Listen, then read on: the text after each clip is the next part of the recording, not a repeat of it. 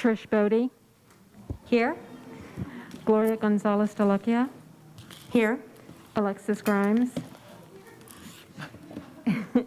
Aaron Johnson. He's back there. He's back there. Can I get a here? No, he's back there. Oh, okay. All right. Jim McKay. Here. Christine Maurer. Here. Anna Smith. Here.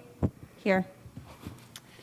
It is 6:16, and with the quorum of the board present, I am calling this meeting of the Leander ISD Board of Trustees to order. I would also like to thank everybody for joining us in the audience and online, and also thank you to everyone who continues to work with us on mask and all of our healthcare protocols. As you know, we will have more agenda discussion later this evening on these topics. For now, we'll move to the next item on our agenda under the opening ceremony, to our Pledge of Allegiance. Before we stand, I'd like to introduce who's going to be presenting tonight virtually. Cadet Petty Officer First Class Mary Graham of the Lone Star Company Navy Junior ROTC at Vista Ridge High School will lead the Pledge of Allegiance and our Texas Pledge. Cadet Graham is a sophomore at Rouse High School and a second-year cadet. She is a member of the Rouse High School wrestling team and the Navy Junior ROTC arm drill and physical fitness teams. Cadet Graham recently earned a promotion to the rank of the Cadet Petty Officer First Class and is working diligently toward her eventual designation as a Cadet Chief Petty Officer. Cadet Graham is active in her church and community as a volunteer and practices mixed martial arts as a hobby. She also serves as the Lone Star Company's Assistant Supply Officer. Cadet Graham leads by example and demonstrates loyalty, reliability, and patriotism in the performance of her duties. Cadet Graham's performance and dedication reflect most favorably on the Lone Star Company Navy Junior ROTC, her school, and the district. Well done, Cadet Graham. And if y'all please stand and join us for the pledge.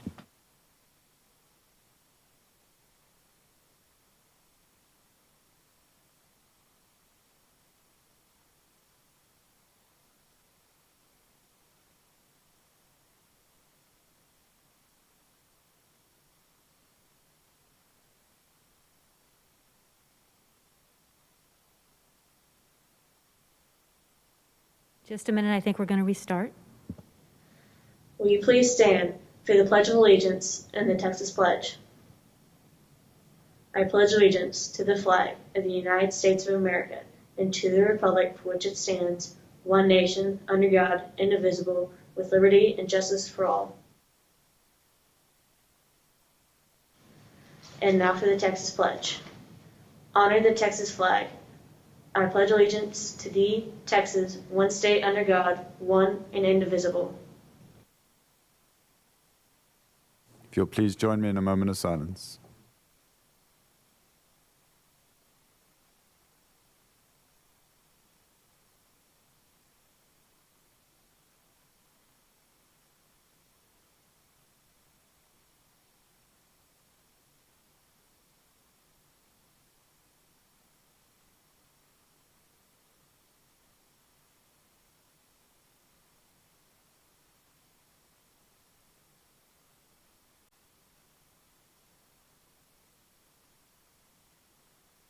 Thank you.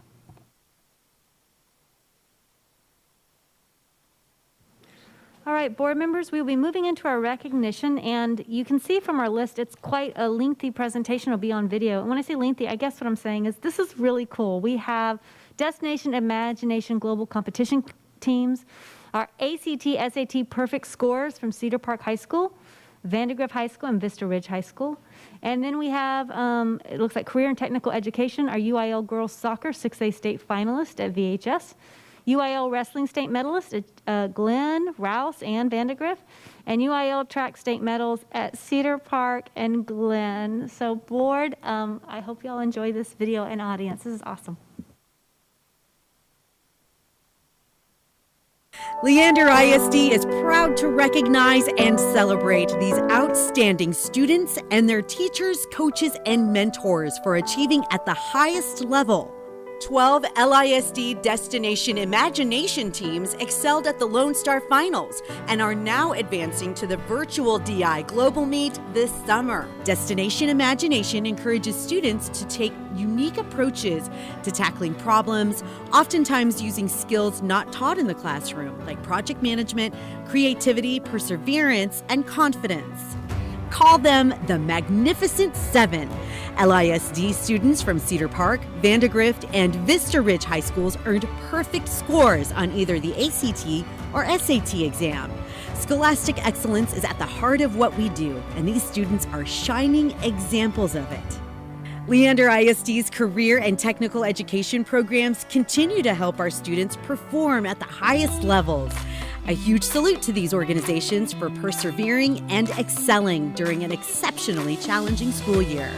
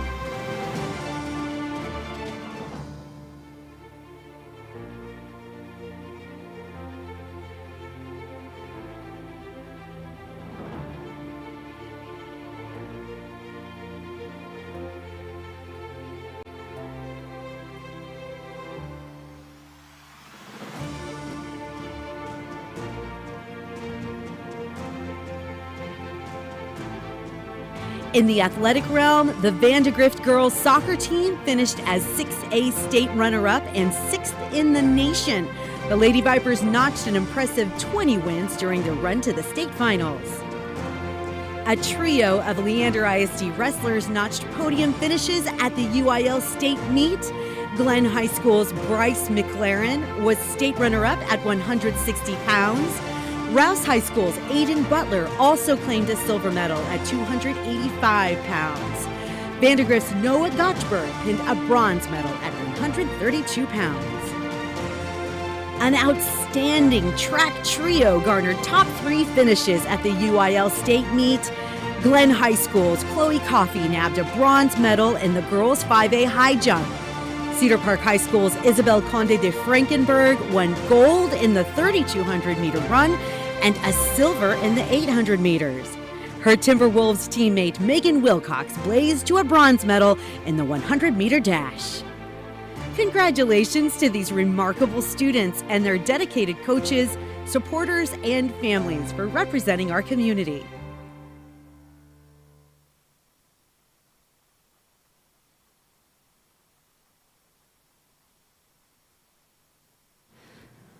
District, we have come a long way since the start of August. A lot has happened and accomplished, and that was just amazing. Congratulations, students, coaches, parents, and community. We'll move on to the next item on our agenda, communications and announcements. Superintendent remarks. Thank you, Madam President. I just have one thing I'd like to add tonight to that outstanding group of students. We have several Ready, Set, Teach programs in our district. And it's really exciting to me that this year we have 17 Ready, Set, Teach alumni who've applied to teach in the district. We've already hired 2, and HR is arranging an alumni day for the rest of them to virtually interview with our principals who have openings. And so that's really a testament to what these programs do for our kids and the fact that we're drawing them back into our LISD family as the next generation of teachers in the district. So really excited about that.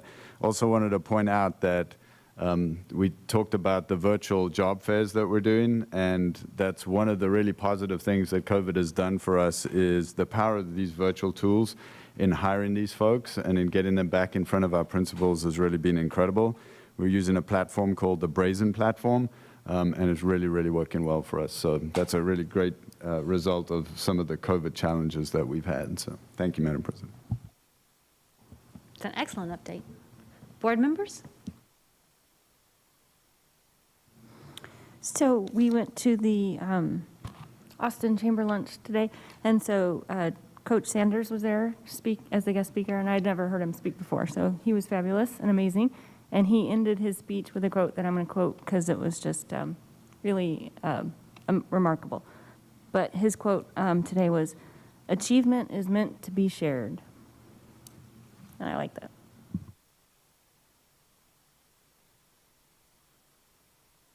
I just wanted to share a brief update with the diversity and equity group.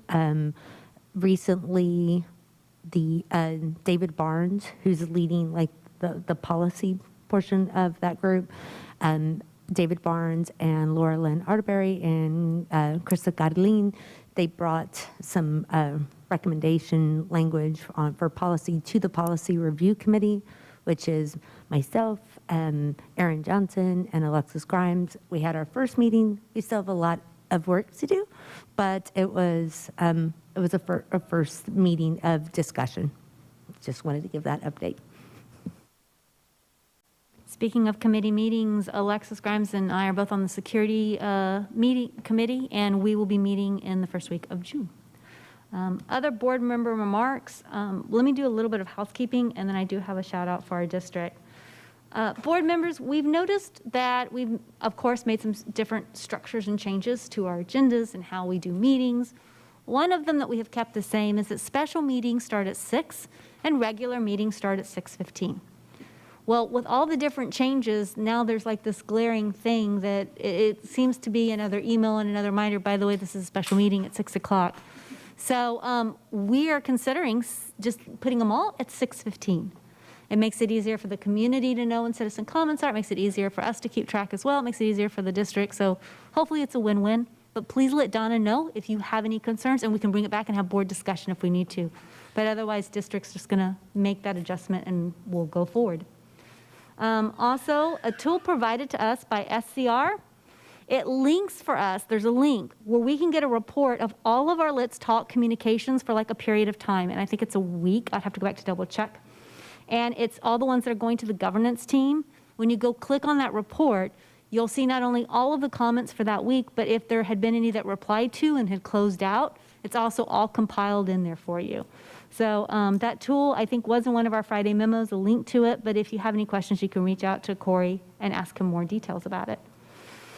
Also, again, board members, we're trying to figure out how to control and help y'all have more tools to control the information that you're getting. There is a lot of homework that I know you all do, dedicating tons of hours before we get actually in here into a board meeting. One of the other tools that's available to you is your Slack channel.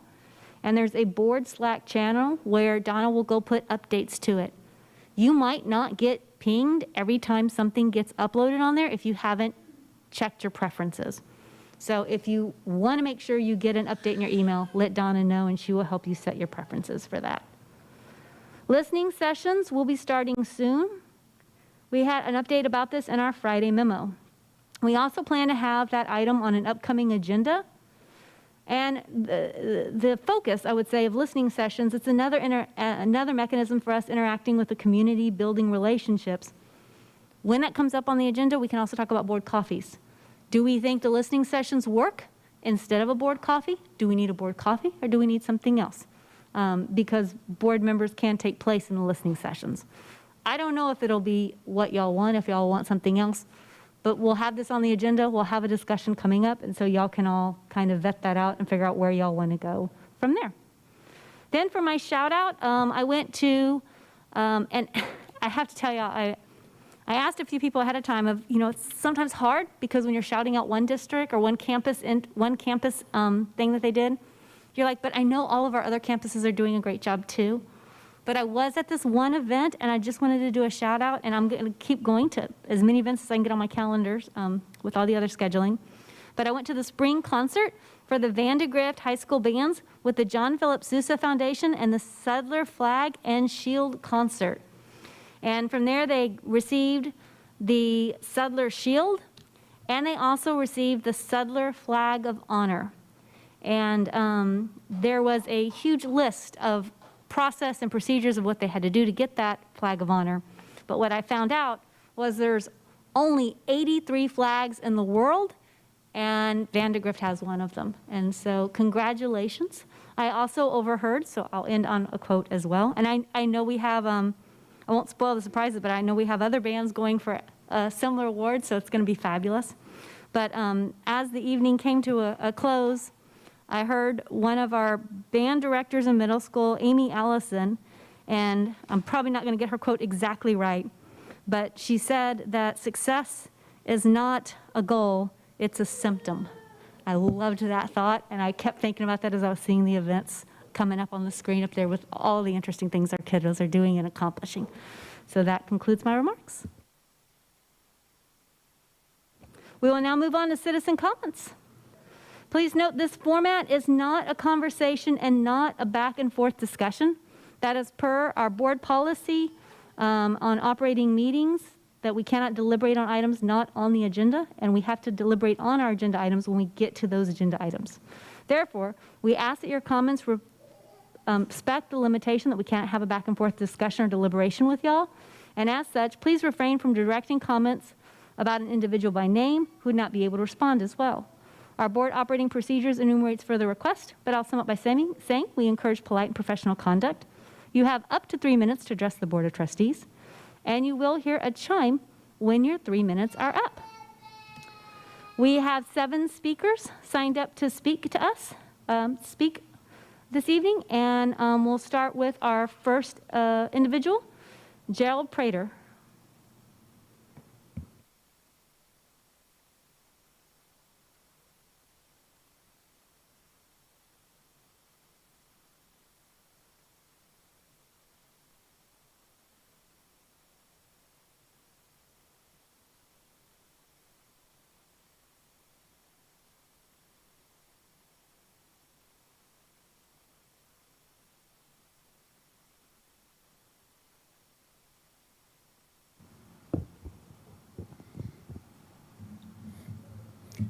Good evening, board members. Tonight, I'm going to present my short presentation on the subject of the Constitution, freedom, and equality. I'm going to simply read 3 short statements from the Constitution and 3 from another famous document about equality. These are going to be the first 3 statements in an important part of the Constitution. You'll recognize when I start. When in the course of human events it becomes necessary for one people to dissolve the political bands which have connected them with another people, and to assume among the powers of the earth the separate and equal station to which the laws of nature's God entitle them, a decent respect to the opinions of mankind requires that they should declare the causes which impel them to the separation. We hold these truths to be self-evident, that all men are created equal, that they are endowed by their Creator with certain unalienable rights, that among these are life, liberty, and the pursuit of happiness. That to secure these rights, governments are instituted among men, deriving their just powers from the consent of the governed, that whenever any form of government becomes destructive of these ends, it is the right of the people to alter or to abolish it, and to institute new government, laying its foundations on such principles and organizing its powers in such form as they seem most likely to affect their safety and happiness. These are the first 3 sentences in the Declaration of Independence. My next 3 statements as I end are 3 short phrases that are taken from a famous speech that, again, you'll recognize when I read it. We must forever conduct our struggle on the high plane of dignity and discipline. We must not allow our creative protest to degenerate into physical violence. Again and again, we must rise to the majestic heights of meeting physical force with soul force. I have a dream that one day this nation will rise up and live out the true meaning of its creed. We hold these truths to be self-evident, that all men are created equal. I have a dream that my 4 little children will one day live in a nation where they will not be judged by the color of their skin, but by the content of their character. I've been here to address you guys many times before, and I keep up with all the meetings, but the basic thing that I want to bring to you tonight is we don't agree. Thank you very much. Gerald, thank you. Whitney, Tetters, Shelley, Poggeson, and Aaron Waltz. Y'all, it's going to be hard for me to call y'all up here to speak. I appreciate you want to celebrate each other when you want to, but let's try to be respectful of the audience and keeping the meeting focused. But y'all can go outside and talk and cheer each other on if you want. As I said, we need Whitney Tetters, Sheila Poggeson, Aaron Waltz. I'm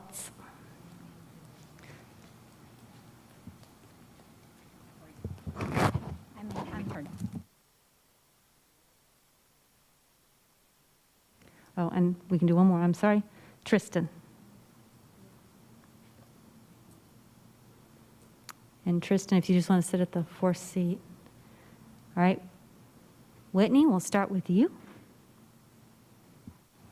Sorry, I've never done this before. I wanted to come tonight to talk about the concerns I have with the district having horrible books in their curriculum that are about graphic things, that are about disturbing things. And I actually heard about it through the Daily Wire, a national news source. It wasn't even from getting emails from the district or news locally. And I have 4 small children that are in elementary and below, and we chose Leander for the school district, and I wanted to feel safe sending all of my kids to the school here in public with people they would be working with later and going to college with later and being able to go down the street and have friends.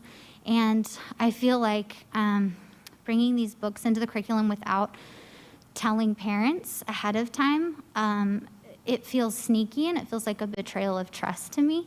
And so even though my kids aren't in middle school yet and aren't reading these books yet and they're not in high school, I wanted to get involved now and just voice that I don't want my children reading books about sexual relationships, about rape and molestation and anything like that. I want to handle that at home.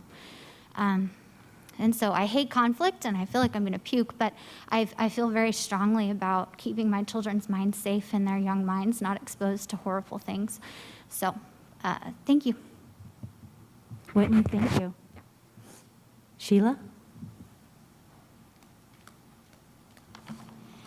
Hello. I really do recognize and appreciate the hard work you do and the sacrifice you make to serve our community. My struggle is with your policies and procedures. It's my hope that you can help me understand the process of communication between you and the community. As I pay close attention to these meetings, I hear a substantial number of questions and a long list of concerns voiced during the citizen comment section. I have watched months of board meetings and do not find where these concerns are addressed.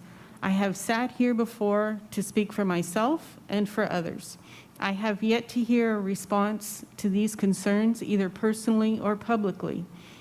I see reports in the community impact circulation that recap the meetings, but still no answers. The simplex form of communication, which means one direction, is starting to feel futile. At the open board meeting on May 13th, 2021, you were asked a number of questions. I have asked around and I'm looking for your response to these questions. If I'm missing something, you have my contact information. Please help me find the medium to the return piece to make this a duplex form of communication. You have a right as well as a duty to respond to your constituents. These are public schools. They belong to the public. We are the stakeholders, and their success or failure falls on our shoulders. This cannot work in a vacuum. In my endeavor to identify the policies and procedures to establish communication with this body, I've been told the only way to get a response is to file a public information request or a grievance. So here's my simple question to you. One question. Is it true? Is filing a PIR for a formal grievance really the only means of obtaining a response from the Leander ISD Board of Trustees? I'll say it again in case you want to write it down. Is it true? Is filing a PIR or a formal grievance really the only means of obtaining a response from the Leander ISD Board of Trustees? Thank you for your time. I look forward to hearing from you in a timely manner. Maybe we can go have coffee together sometime or something like that, but it would be nice to get feedback and some back and forth with our communication, your communication with the public. Thank you.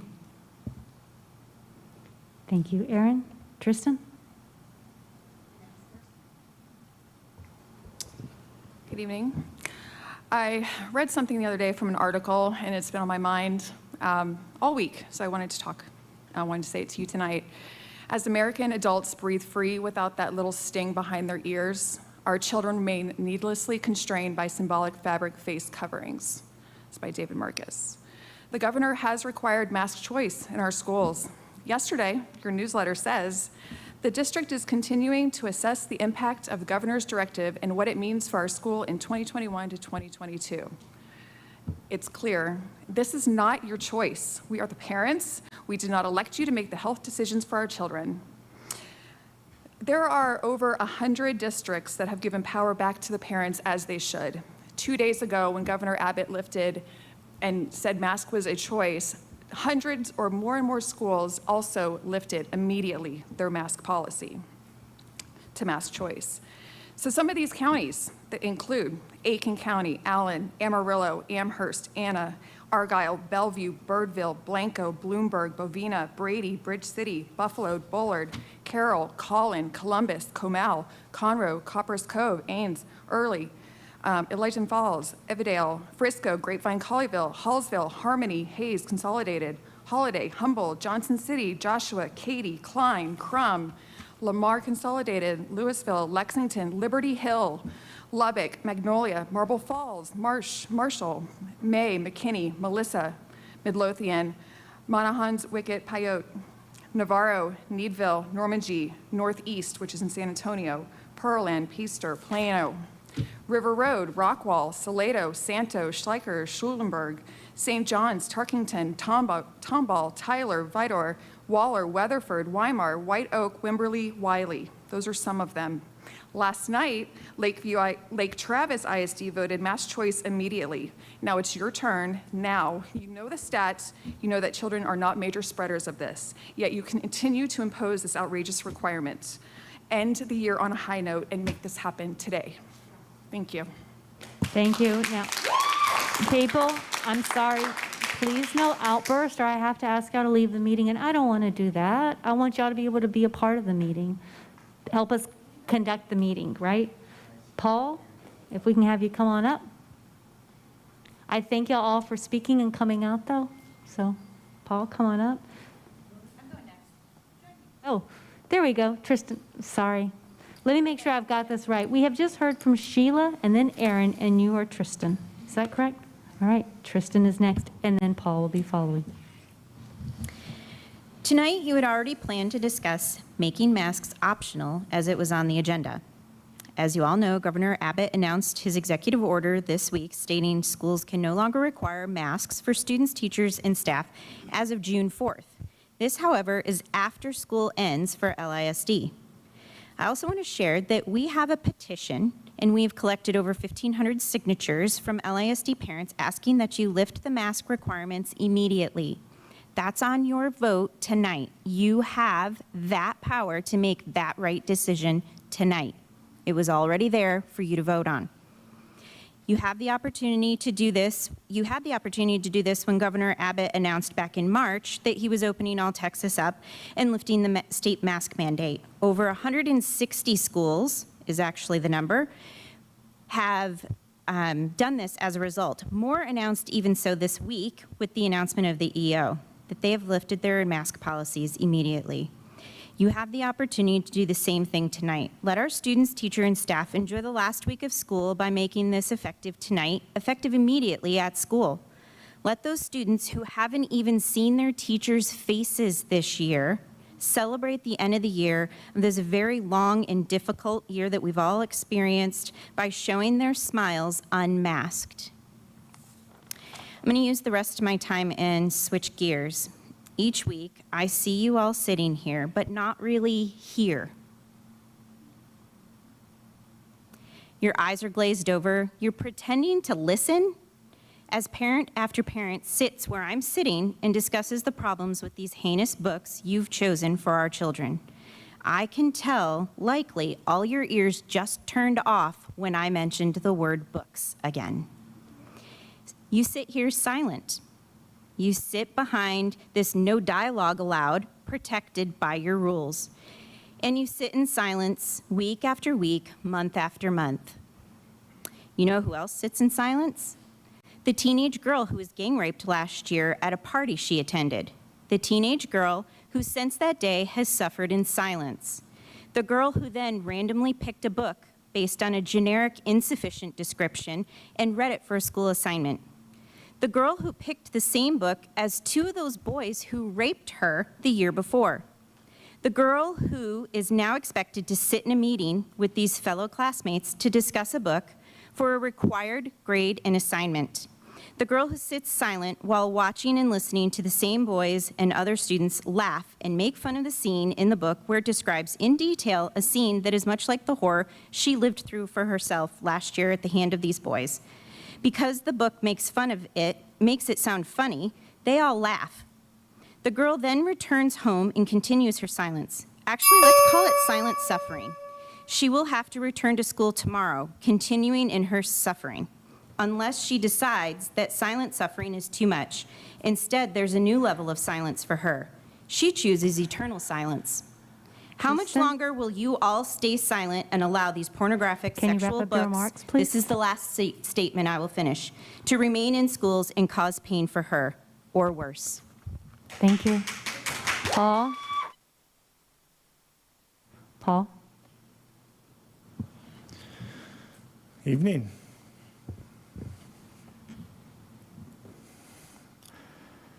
Is the board happy? Is the board happy? Is your school happy? Now, I can understand you want the meetings to go along nicely, but a few people clapping for a few well-placed words, I think that's okay. So it's interesting, even just hearing that, like, wait a minute, you guys are happy. We can't have that. I'm not happy. I know a couple thousand parents that I talk to aren't happy. And they're wondering what to do about next year, and I can tell you what I'm going to do. I am not sending my school to a grade F school system. Leander, ISD. We're grade F. That means fail. That means when you take out a $64 million loan at 14% interest, it makes you wonder, where are we going? The books are terrible. The American Library Association does a review every year. You don't have to set up a whole review process, which you put 150 people with 25 teachers together to figure out which books are appropriate or not. There are organizations, they live for it. I have talked to dozens of librarians about those darn books. And you cannot take them out unless you are over 18 with a library card or you have your parents' permission. The number 2, mom or dad, says you can take them out. Yet here at Leander, you're giving them out to someone as young as 13. Is the board happy? I know the parents aren't happy. And I hope a lot of them join me by not signing up for school next year until there's a big change. From the board, from the superintendent, from the people that have the power to simply make a change by saying what's right and what's wrong. And there is so much wrong here. It's staggering. Every time I turn around, I heard you tabled the parental medical consent forms. Why was that even an option? Pfizer's coming on Saturday, or are they? I heard there might be an injunction that doesn't allow children 12 and older to get it, which are anyone under 20, they've got less than it's like 99.997% chance of fatality. They survive. Children are survivors. This community will survive without this board. And I hope you guys simply step down and let other people take over, because it's clear you're not happy and neither are we. All right, thank you, Paul. I would like to thank the community for coming for citizen comments. And that it's not a dialogue and a back and forth. So to clarify something I had made earlier, because I think somebody was saying, why can't we have a communication? Citizen comments format is not a dialogue back and forth. I will go back and check our Leander ISD website to make sure there are the communication channels available, posted on our site, so you know how to reach out to the board. But the citizen comments portion is a time where anybody for 3 minutes can come talk to the board, and we listen, and that's what we should be doing very well. And also know that our community who comes to speak may have different ideas or beliefs or hopes or dreams, so we just want everybody to feel welcome and encouraged. And so that's why we want to continue to keep the meeting moving. And if you want to celebrate each other, that's absolutely fine. Please just step out into the lobby to do it, so we can respect each other as we get ready to go to our next agenda items or to the next speaker. Thank you all very much for coming out. And we'll now move to the public hearing, the Every Student Succeeds Act overview and public comment portion.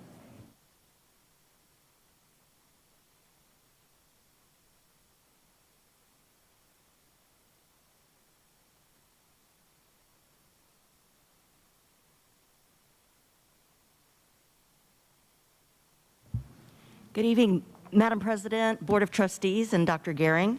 I would like to introduce my colleague sitting next to me, who is kind of the go-to person behind the smoke and mirrors when we talk about federal programs, and that is Lori Trainum, and she is our Title I coordinator.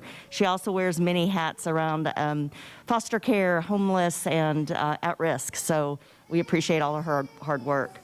So what we're here to do today is to just go over the Every Student Succeeds Act application and information, and allow for the opportunity for our community to have public input.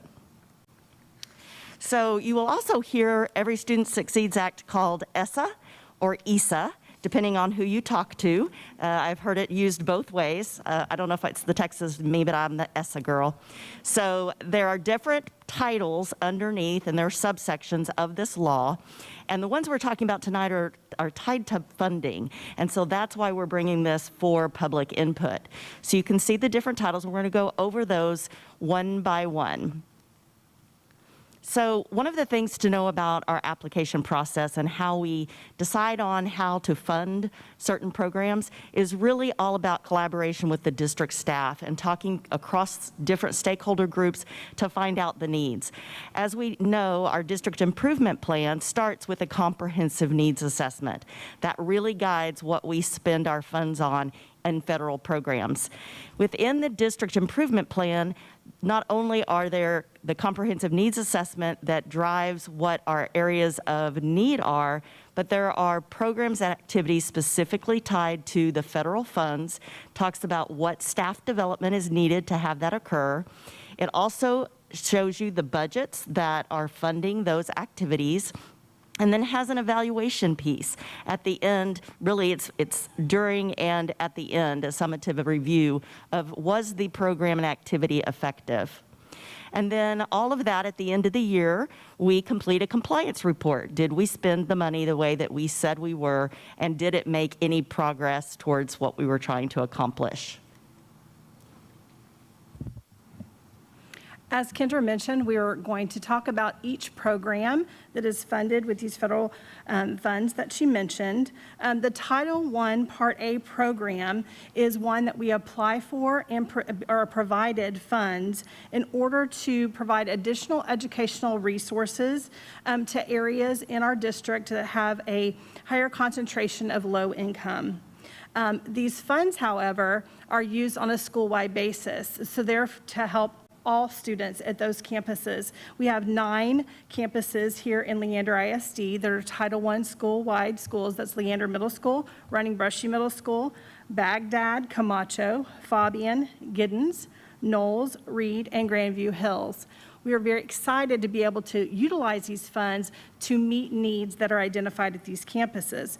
These instructional strategies, as Kendra mentioned, that are identified in the improvement plans include intervention programs, intervention specialists. Last year, we were able to provide pre-K programs, staff at some of our Title I campuses. And also, one of the components of Title I Part A is parent and family engagement activities, including literacy, math nights, science nights, and those include like take-home activities and resources at home to help build capacity at home for parents to help their children. And then also, any additional needs or initiatives at any of these school-wide Title I campuses that need any supplemental resources, including supplies and materials identified by those needs. Okay, so then there's Title I Part C, which are for migratory children, and we have very few of those in our district, and so we are a part of a shared service arrangement, SSA, with Region 13, and they are able to collect the funds from many districts around and really provide a more robust program for students that are migratory. Then Title II Part A is one of those that really is about recruiting and retaining high-quality staff, both teachers and district leaders. So we often refer to this as our professional development fund source, but it also helps our human resource department really recruit and retain high-quality staff. So some of the things that we have spent our funds on over the past few years is professional learning communities, PLCs. We talk a lot about that, and we've supported many campuses on going to trainings and receiving trainings. Dyslexia, professional development conference consultants for our October conference. Many different trainings across the district in core instruction that also are tied to campus. We also spend money in our advanced program training. A lot of those are very specific, high-level trainings that require our teachers of our AP programs to be certified in very specific things. And then also STEAM and STEM training. You'll see a lot of technology training across the district that we support our teachers and staff with Title II funds. Then there's Title III, which really supports our English learners, and there are many ways that we support that program by identifying and providing materials. They have a large parent-family engagement and communication with their families, and so those funds are able to support those endeavors. Title IV is kind of a catch-all. It used to be separated into several different titles, and they put it all together when ESSA came out.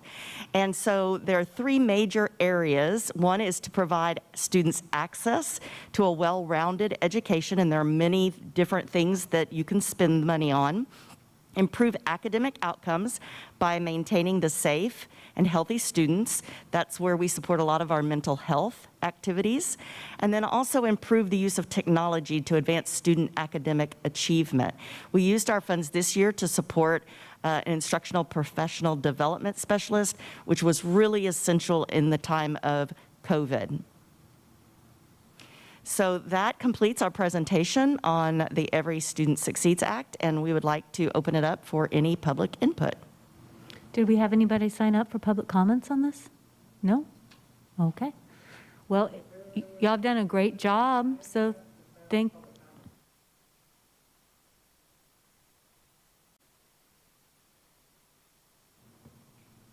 checking records.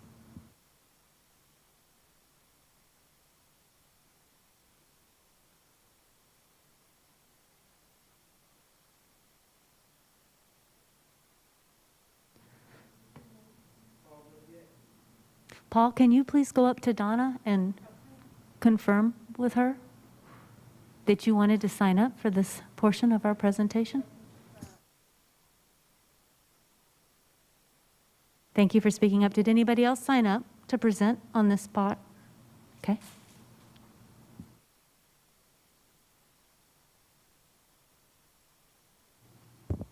I have one question. Do I wait? No, you go ahead and ask while we're... I noticed dyslexia training. Can y'all tell me exactly what program you're using and what that looks like? So our dyslexia programs are not they're not state funded. Mm-hmm. So it really is at the discretion of the coordinator of dyslexia and what needs on each campus. I wouldn't be able to talk to the specific program, but it is something that we could get that information and tell you what trainings they've actually attended. I would really, really appreciate that. Okay. Thank you. Absolutely. I have one question, or actually two. Will there be any additional campuses added to this, to the Title I this year, or when is the reevaluation, I suppose, is a better question. I know we've got a lot of construction and things like that, so I just wondered, are our Title I schools, is there a cap, or do they have to go through a reval situation? Right. So it's all based on low socioeconomic status. And what we do is every year we take the October snapshot and we look at what the average is. Anything that falls under that average can be served through Title I and through Title I funds. However, most of our campuses are very low, and what we've done is through an EdFlex waiver, been able to take that money and serve some of our higher needs campuses. So anyone over 35, 30, I think it's 30, is it 35? 30% is what we are targeting. So that's 9 campuses. So every October with that snapshot, we start looking at that and can adjust one way or the other. We do have the ability to do a transition year, which will allow us to serve, so we don't have to take funds away immediately. We can transition that away. Mm-hmm.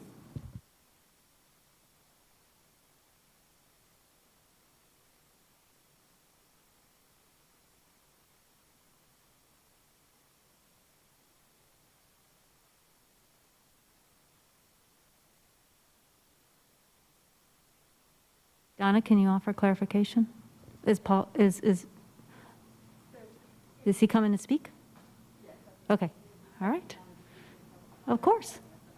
As long as we got it all straightened out, paperwork's done, we're good. Let's bring you up.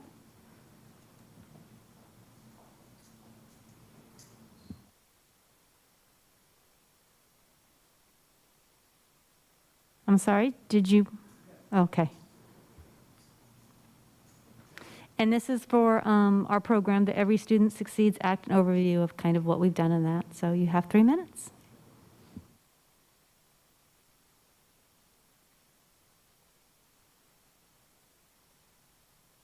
You're right. I want to speak, some of these kids are, they struggle. They struggle and they look for guidance. And, you know, someone with a learning disability like dyslexia or something similar to that, they need leadership to guide them. They need parents that will be there for them. Sometimes they aren't. I mean, parents are very busy. And this is where I think some of the concerns from even earlier, we look to the schools, and sometimes I think they look to the schools too hard, that they're going to solve all of our problems, that we're going to trust in our kids for 8 hours a day, as unfortunately sometimes as a babysitter, and some of these kids need more help. And the more we can help these kids with learning disabilities, the better the community will be overall. I think this is a community problem that can easily be addressed with community-wide support. And the more we get it from you all, the more we can give it back as a community, and I think that's important. Tremendous. Thank you, Paul.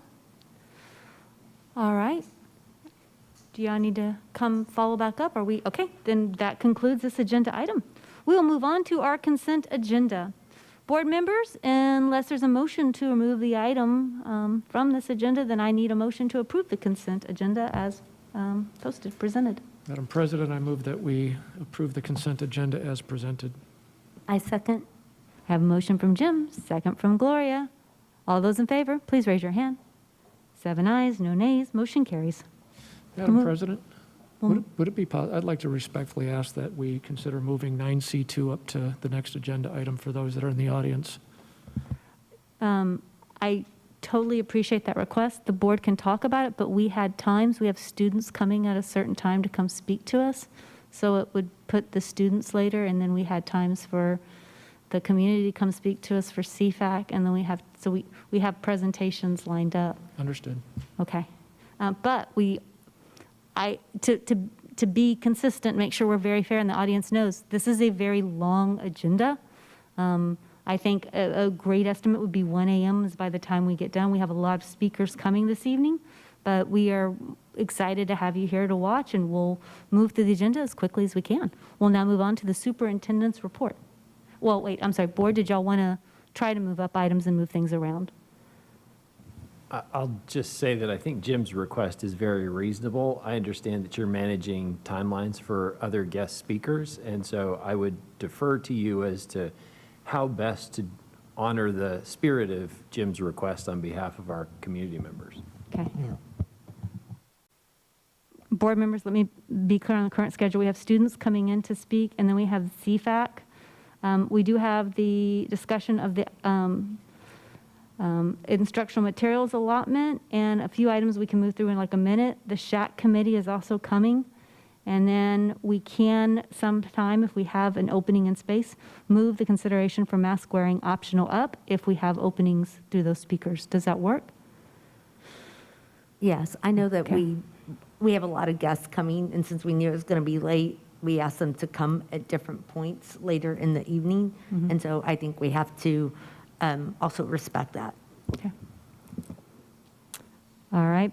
We will now move on to the superintendent's report. Thank you, Madam President. We'll jump right in here. This is the slide that you've seen pretty much all year long and hasn't changed much. So there are no changes actually on this one at all for this time again. Our student enrollment has fallen slightly at the secondary level, and we continue to watch that carefully for this year as we wind down the final weeks of the school year. You can see that students continue to trickle back in person, which is really great for us as we head into the summer months. Dr. Gearing, can I ask a quick follow-up Yes. before we move on? I was a little surprised at that secondary enrollment decline as well.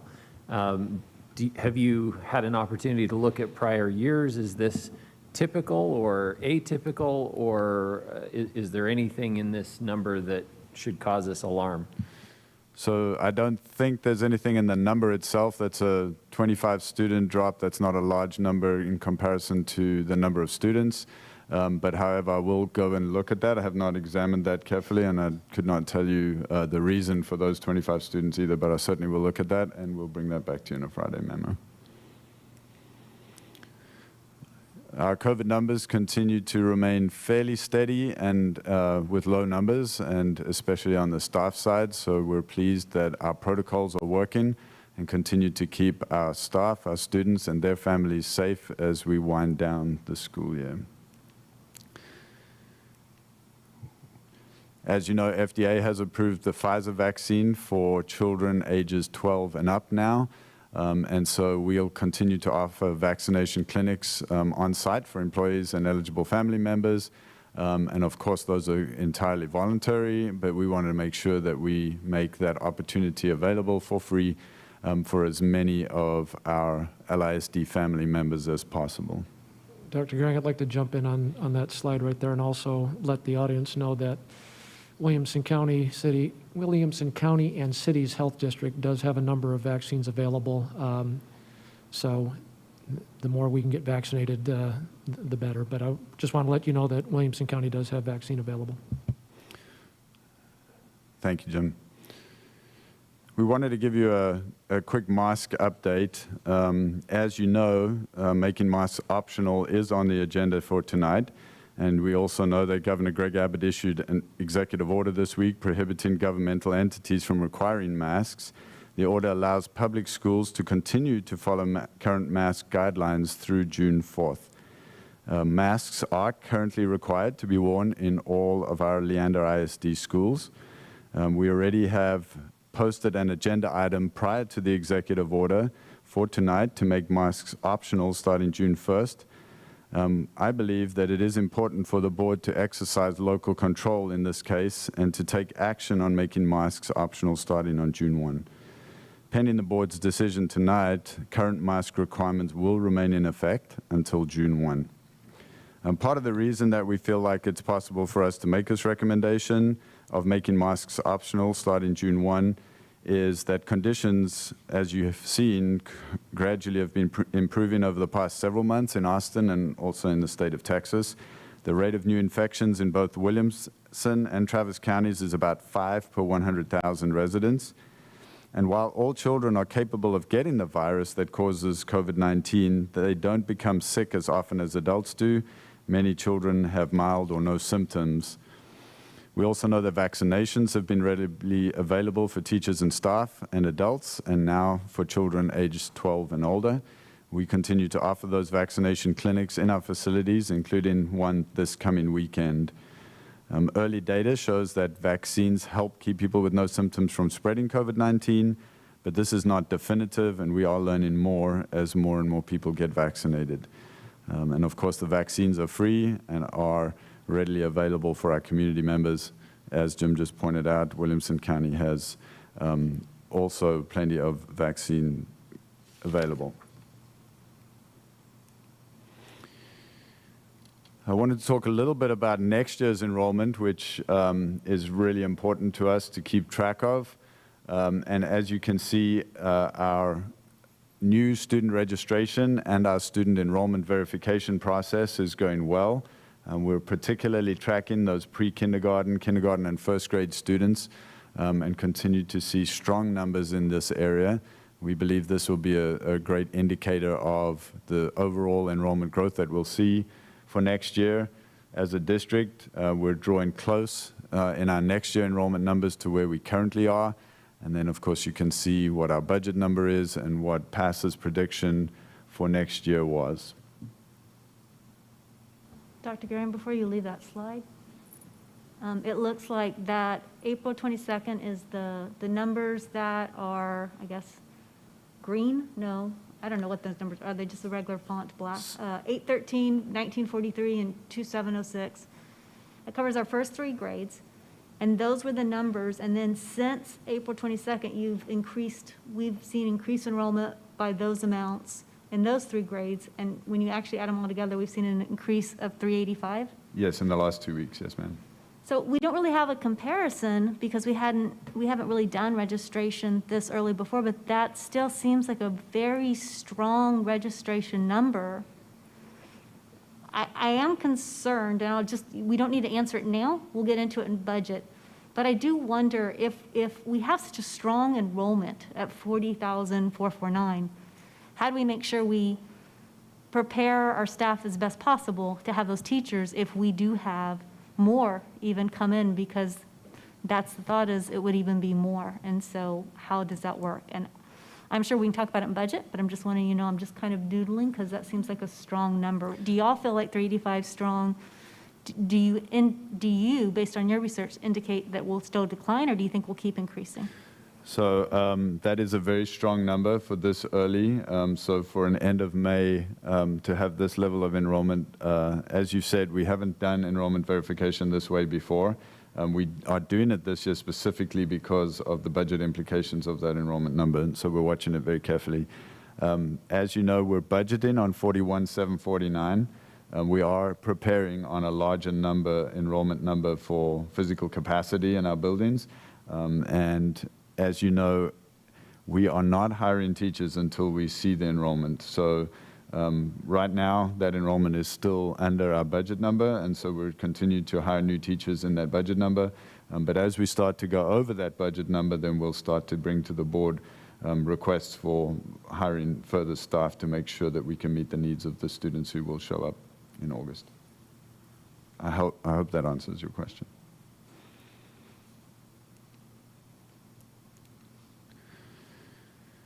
We just want to highlight a couple of upcoming events. Of course, last day of school is May 27th, and our next year's start of school date is August 12th. We will be doing 6 traditional graduation ceremonies outside in beautiful weather at Gupton Stadium next week, and we're really excited about that. On June 2nd, we mentioned this a little earlier, but we are having a listening leaders session. This is an opportunity for our students, our parents, and their guardians, the staff, teachers, and community members to schedule an appointment to visit with a member of or a small group of our leadership team. So there are details out on our website from 11 a.m. to 1 p.m. and 5 p.m. to 7 p.m. on that day. If you sign up, they'll be scheduled into a Zoom room with some of our leadership team. I know board members are welcome to sign up for those events as well to be part of that.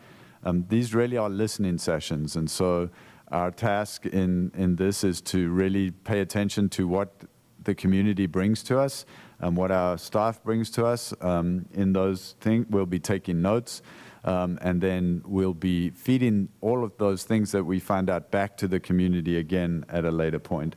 And so we do encourage everybody who wants to take advantage of this opportunity on June 2nd. This is not a one-time thing. We will be starting to do these probably every other month as we progress through 21-22, just to make sure that we have that good two-way communication going with our community. We talked about the virtual job fairs and the success that we're having with those. We have a special education virtual job fair on June 3rd, and then our State of the District on June 9th in partnership with LEAF, the Cedar Park Chamber, the Leander Chamber, and the West Austin Chamber. That will be an in-person event at Vista Ridge High School, but it will also be live streamed. Again, I want to say a huge thank you to all of our faculty and staff for the incredible work that they've done in very challenging times. And one of the things I asked them to reflect about this last week was to think very carefully about what might have happened if it hadn't been for the incredible work and leadership of all of our staff members, from bus drivers and custodians and child nutrition workers who've lifted an extra special burden in COVID times with extra cleaning and extra duties and all kinds of disruptions, to all the way up to our senior administrative staff. There's been incredible work that's happened amazing leadership from all levels of the organization that has avoided what could have been some very serious consequences because of the pandemic. And so I want to say a heartfelt thank you to our teachers, to our students, to our parents, and to all of our staff for the incredible job that we've done together as an LISD family in combating some very challenging times in a global pandemic. I'd be happy to try to answer any questions that you have. Board members, any questions? All right. Thank you, Dr. Gehring. Donna, are our students here? Our students are not here yet, but our SHAC committee would be ready to move forward if you're ready for them. Board members, since y'all have made, since there was a request earlier about moving an agenda item up, if we move an agenda item up, y'all have to estimate time on discussions. That'd be about an hour, and our SHAC committee's here. Are we okay with moving forward with the SHAC committee? I need to know if we're okay with moving forward with that agenda item. Yeah? Yes. Okay. Okay. All right, we will go ahead and hear from the SHAC committee.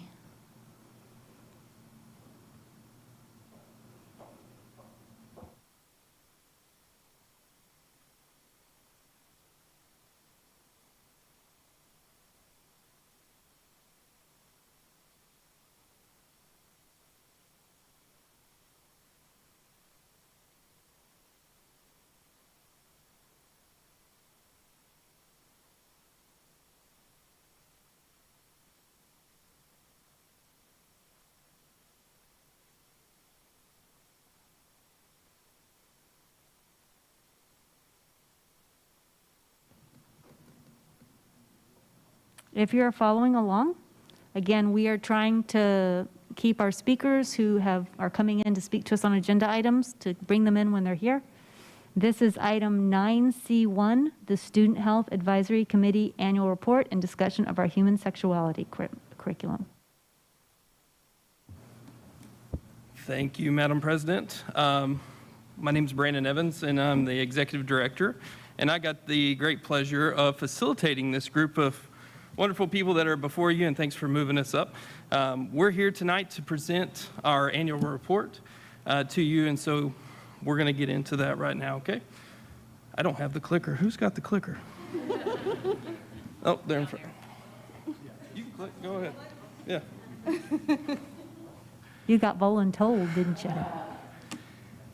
So the purpose for this presentation tonight is just to give you the recommendations and really go over the scope and the sequence of the work that the committee worked on. So one item we worked on is bylaws, and we'll do a presentation on it. We're recommending a human sexuality curriculum resource this evening. And then subcommittee work, when that was for the social emotional well-being and then physical activity and nutrition. And so those two subcommittees will be presenting this evening also. So a couple details.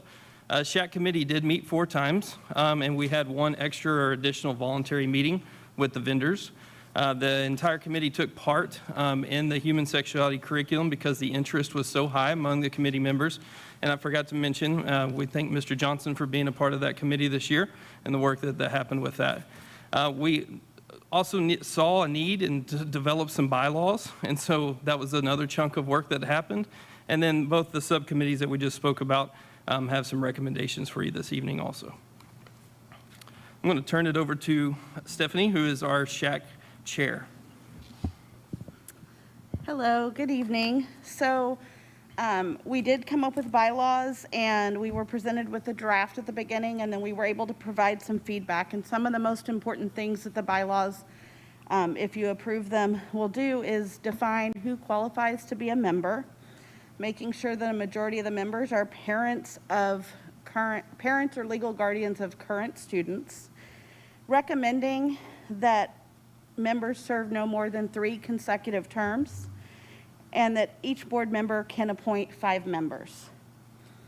We also in the bylaws are striving for a unanimous support, but if necessary, can make recommendations based on majority. All of our recommendations will include information from all points of view. So even if we make a recommendation, if there was a different opinion, y'all will get that information as well. you will, if you go to the next slide, this is the consentagram we did about the bylaws. You will see that almost half of the members were 100% comfortable with the bylaws as presented. The lowest percent of agreement was 70%. And I think that's it. We got it all. All right, so the next topic we're going to talk about is our human sexuality curriculum and the work that happened on SHAC this year to identify our human sexuality curriculum moving forward. I want to be very clear with our Board of Trustees this evening that when we talk about human sexuality curriculum, we're talking about grades 7, 8, and 9 in Leander ISD. In grades 4, 5, and 6, we do have a puberty curriculum, but that is not what we're talking about tonight. Next year in SHAC, we're going to get to focus on grades 4, 5, and 6. This year, we are talking about that 7th, 8th, and 9th grade human sexuality curriculum. As Brandon mentioned earlier, we did have all of our SHAC members participate in this work, which was a very robust conversation. A few bullets just to kind of orient you to the work that we did. So we began by reviewing the new health TEKS, and we identified potential gaps in our current 7th through 9th grade process and that resource. And then we gathered information from our surrounding districts and requested samples from 4 different vendors. We wanted to know what other districts were using, and we wanted to take a look at what their resources were. From there, we got some feedback from teachers, we got feedback from our SHAC committee members, and we prioritized our vendor presentations based on the resources that provided vendor presentations or scripted lessons. So from the 4, 2 of them provided resources for teachers to use, and they would have to come up with their lessons on their own. One of them provided a very scripted lesson for teachers, and the other actually provide facilitators to come into the classroom to teach the curriculum. And so we provided the 2 that either provided a script or provided facilitators to come in. So then we listened to those 2 vendor demonstrations and identified strengths and areas where we still had questions or concerns. And so we have Ms. Cooper and Stephanie as well going to talk to us a little bit more about this process. Thank you. So as she said, we spoke with 2 different vendors, and we're going to show you some pie charts that show our initial thoughts about the vendors when we just had their first presentation. After the first presentation, we were all given a chance to provide feedback and present questions we wanted to ask them. Those of us that were available did attend a second meeting where we had a chance to question the vendors and get a little bit more of a feeling for their information. So the priorities that we came up to for sex ed was inclusivity, medically accurate information, and that it aligned with our TEKS, which means it is abstinence focused. So we talked through those. We had a chance to look at all of the questions that were asked by everyone in SHAC, and our smaller group were able to prioritize the ones that fit our agenda. The vendors were given a chance to see the questions early, and so some of the ones we weren't able to ask, they were able to provide information for.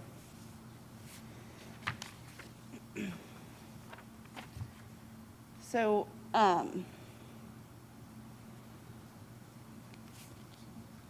after we had talked with them again, the smaller group did do a consensogram and came to the determination that lifeguard was the best fit for us to recommend to the larger SHAC group. And so, much like the conversation I'm having with you now, we had that conversation with the larger group, and then the whole group voted and did agree on the majority with the consensogram that you see to go ahead and recommend lifeguard as our vendor. Some of the concerns that we are hoping that lifeguard will be able to adjust in coming years would be to focus more heavily on communications refusal skills and assertiveness, and to provide us more data with their long-term performance of their program, because they give a lot of from beginning to end, but not necessarily longer term. And then we were hoping for more engaging activities, and I'm gonna hand it over to Jessica to give a little bit of a teacher. Okay. Yeah, so prior to getting the vendor presentations, there was a survey put out to teachers in the district, science teachers, because that's where the lessons go through, to get feedback from teachers on how they felt about our current vendor, which is Lifeguard, and whether they thought what might be best, teacher-led or outside presenters. And overwhelmingly, it was preferred to have outside presenters based upon the fact that they are doing it every day. They have the background and knowledge and are keeping up to date on all the new changes and things like that. And as well as just not requiring teachers to have to prep lessons on their own or attend any extra trainings. And from my point of view, I've been a science teacher for 8 years now. And so I've seen the presentations. I see them over and over again with every single class for years now. And they do a really good job of covering the required TEKS and giving unbiased information. And so I feel comfortable going forward with Lifeguard again. We did also ask our SHAC participants not only to do a consensogram, but to give us their first choice on which vendor, and you'll see there the percentage that we had a very high percentage that did choose Lifeguard as their preferred choice. We do have a copy of our Lifeguard curriculum over here on a table, so you can either take a folder with some information, or if you're interested on the computer, you can actually log in and see a lot of additional information. So that is here if anybody's interested in taking a look at that this evening. I should have asked y'all this, so I'm sorry I was remiss. Are you wanting us to save all questions to the end, or are we supposed to be asking questions as you conclude each? Because I don't see a question slide, but you're getting ready to leave the SHAC portion. So just want to be on level with where y'all were thinking. There is a discussion at the end, but because of this format, whatever suits the board is fine also. Board members, any thoughts? Okay. We'll keep going. We may have questions still at the end, but. So for the social and emotional well-being committee, we did primarily assist with the human sexuality curriculum, but we did have an opportunity to meet a couple of times. And our discussions centered around supporting our students' mental health, removing the stigma of seeking help, and prevention of youth suicide. And so just a couple of celebrations that we recognize this year are an 8% decrease in non-counseling duties for our elementary counselors, and that's a result of board-approved positions for 504 instruction, or 504 personnel at the elementary level. And so that was a big decrease, and that was a celebration. We also celebrated our partnership with LEAF, where we were able to hire a part-time mental health position, and that is, we're hoping to make that a full-time position next year. And then we have signed a memorandum of understanding with our TCHAT, which is the Dell Children's Texas Childhood Health Access Through Telemedicine, TCHAT, much easier. And our student and family and support team has been making referrals to them as well. And so those were 3 of our celebrations. And as far as our recommendations, I'll turn over to Desiree Granzel to go over the recommendations. Thank you. So the recommendations that the subcommittee came up with, you see them up there, but I'm going to read them really quickly and go through them because I'm actually really proud of the work that our subcommittee did. I just want to add in here quickly because, you know, I always talk about equity and making sure that we're looking out for every child. The subcommittee did that. We came from a lot of different backgrounds and a lot of different realities and represent a lot of different segments. But bottom line is we all want to make sure that every single child, we're protecting that social, emotional, and well-being. So the 6 recommendations we had were first, to increase elementary counselor staffing with the intent to provide similar staffing ratios between elementary and secondary campuses, which is really, really critical to make sure that we have control of those ratios. The second is to increase access to free or low-cost mental health support for students and families.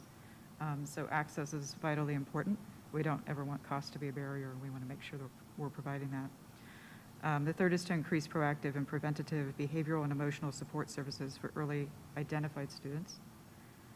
And then increase efforts to engage students and community members around efforts to prevent youth suicide. We had a lot of robust conversations about this, and the next one goes hand in hand with that, which is to increase the frequency of staff training around warning signs and risk factors for youth suicide. So those are vitally important. And then the last, we had a lot of conversation about because this year has been so different. And then re-entering school next year is going to be a big transition for all of our students. So we want to make sure we're providing opportunities for families and staff to prepare for the reopening of full-time in-person school and take care with that. And so we ended our final committee with recommendations for topics to discuss for next year. And while we only had 3 submissions, they center around similar topics, which is to continue to find ways to support our students as they re-enter school next year, suicide prevention, and then working to help our students with self-confidence and resiliency. So may I ask a question regarding this section? It's my understanding that at the elementary campuses, counselors are expected to be the STAR testing coordinator. Am I correct in that assumption or not? So it depends on the campus. At some campuses, it does happen to be the counselor. In some campuses, it's an assistant principal. In some campuses, it's the principal. It just depends on the particular campus. Okay, I'd be very, very interested in having that be a standard across our district so that those counselors can do this important work that they're going to need to be able to do. Thank you. As we get information on that, can we also find out, I mean, when we do something district-wide, how are we impacting autonomy? And we might need to impact autonomy. I just want us to be aware of if we are, how we are, just so we can make, like, what we're saying, be clear on what we're saying. I'm curious, what are we looking for in regards to ratio for students to counselor ratio? Because, I mean, the standard is one counselor for 250 students, and I know a lot of our campuses are not under that. So tell me what y'all are looking at that. Like, what does that look like? So ASCA, the American School Counselor Association, has a recommendation of 1 to 250. We know that's a very lofty goal. The state of Texas does not have a recommendation, although TEA does reference 2 organizations. I'm forgetting the actual ones, but I think it's the Texas Counseling Association and the Principals Association. I can't remember the exact acronym, but their recommendation is 350 to 1. So our secondary counselor ratio, if you want to know that, our secondary counselor ratio last year was about 1 to 400. I can't find that in my paperwork. So our elementary counseling staffing ratio at the end of last year was 1 to 592. With the addition of a couple of new positions this year, as of March 22nd, our elementary ratios were 1 to 517. And then looking ahead, if we were to use the ratios for staffing, the budget ratios, which is 41,000 something, or if we have no new positions, our ratio would be 1 to 525. If we use the higher ratio, the PASTA, there would be 1 to 587 with no new positions. So when we see these recommendations, I'm curious, what are the next steps? Does that mean, all right, we're going to increase the elementary counselor staffing? You've already worked out with budget, we're going to see it. What does that look like as far as next steps once these recommendations happen? And how are we going to track them to be able to go, oh yeah, this was the SHAC recommendation, we're seeing it happen here? So I do have kind of a 5-year plan that I started last year, and part of the first step in that 5-year plan was removing the 504 duties from elementary counselors. That was the first step. And so we were our counselors, at the end of our meeting, I guess that was 2 years ago, I asked them, do we want more counselor positions or do we want 504 taken off of you? And they overwhelmingly voted, get 504 off of us. So that's the first step. Then, the budget happened, and so we know that getting new positions will be a struggle, especially this year. And so we hope that in years to come, we'll be able to slowly stair-step those ratios down as the budget allows. So we are realistic that it will take a little bit of time to get those ratios down.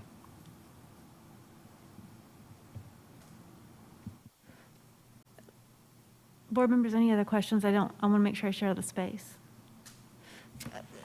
So I'm focusing on the first bullet, but I actually mean for all of these bullet points, does this mean that since this is a SHAC recommendation, these are now things you're adopting and trying to figure out how to implement? Is that, it's a done deal and now you've got to figure out how to implement? Is that what happens?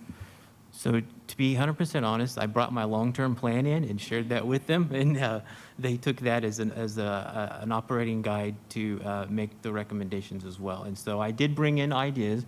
The last one was a bullet where we need to think about our reopening for next year. That was an addition, so it wasn't just me bringing all these, and they liked my suggestions, but they also said we need to be thinking about next year. So we do have some plans in place to increase our free and low cost, and part of that is our LEAF grant, and so we're hoping that we can use we have some things we're working on to maybe make that person more permanent as opposed to a grant-funded position. So yeah, there are some steps that we're bringing in to make these reality. I think it would be good for us to be able to see as these things start coming into the board discussions, or we're voting on them to approve, if we can mark or track or go, this was that SHAC recommendation. This is it now coming to life. So we can see the good work our committee's doing, or how that kind of comes out and comes up into our board level discussions. And you've already seen some questions on counselors. I think it's a great question. So you said you've gotten 504. Curious, I imagine your long-term plan might even have some of the things in it that Trustee Maurer asked about. So maybe we need to revisit and get an update on, maybe that would be a next step for the boards, to get an update on your implementation overall, your long-term plan. I always love to talk about counseling, so. All right, but not tonight, but thank you.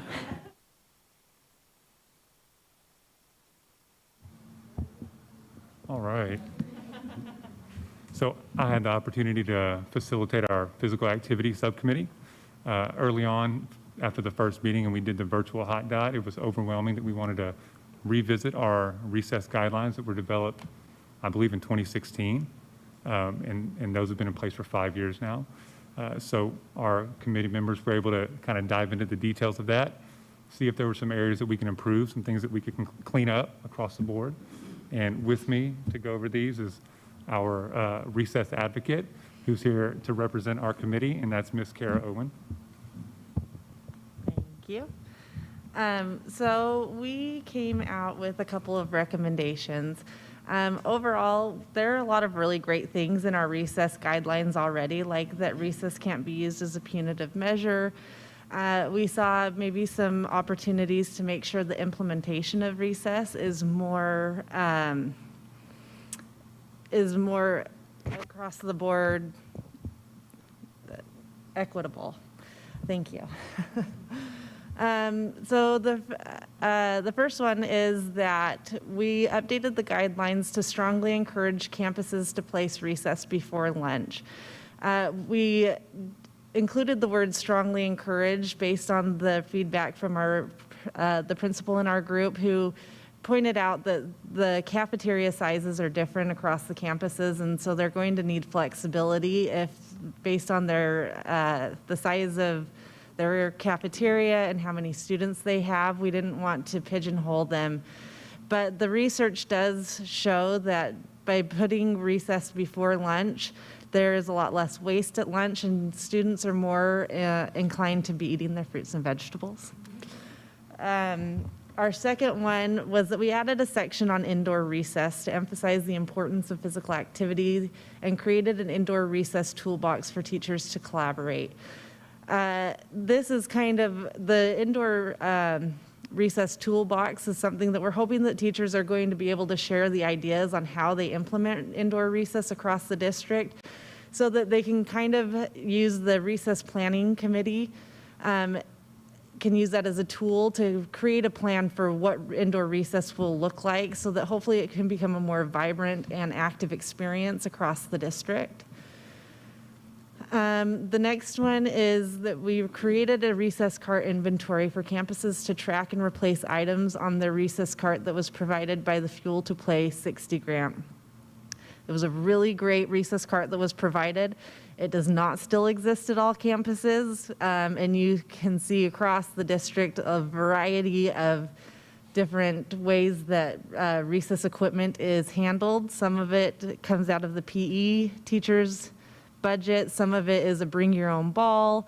Some of them may have some of those tools for recess still there, but we wanted it to be more across the board, to have the tools that kids need for recess, like balls and jump ropes and that kind of thing available to them. And so we have the inventory, and we are asking the recess planning committee to kind of take ownership of that, and that will be led hopefully by the administration of each campus, so that we can make sure that when the kids go out to the playgrounds, they have the tools that they need to really get what they can out of recess. And then the next one was to update the guidelines to clarify the training of the recess guidelines to streamline informations to teachers.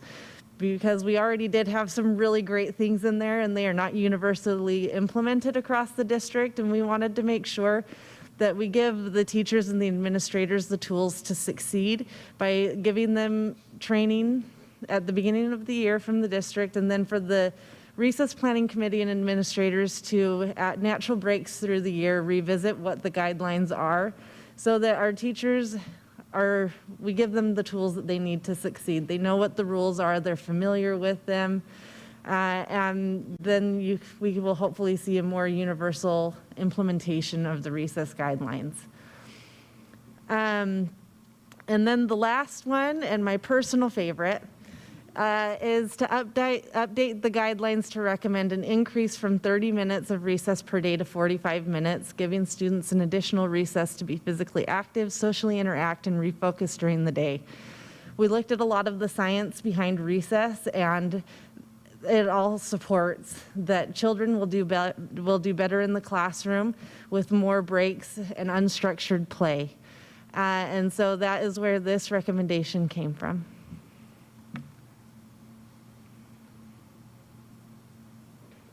Board members, any questions? So I absolutely agree with Kara. There's not a study anywhere that says that, no, we're giving the kiddos too much recess. It just that research does not exist.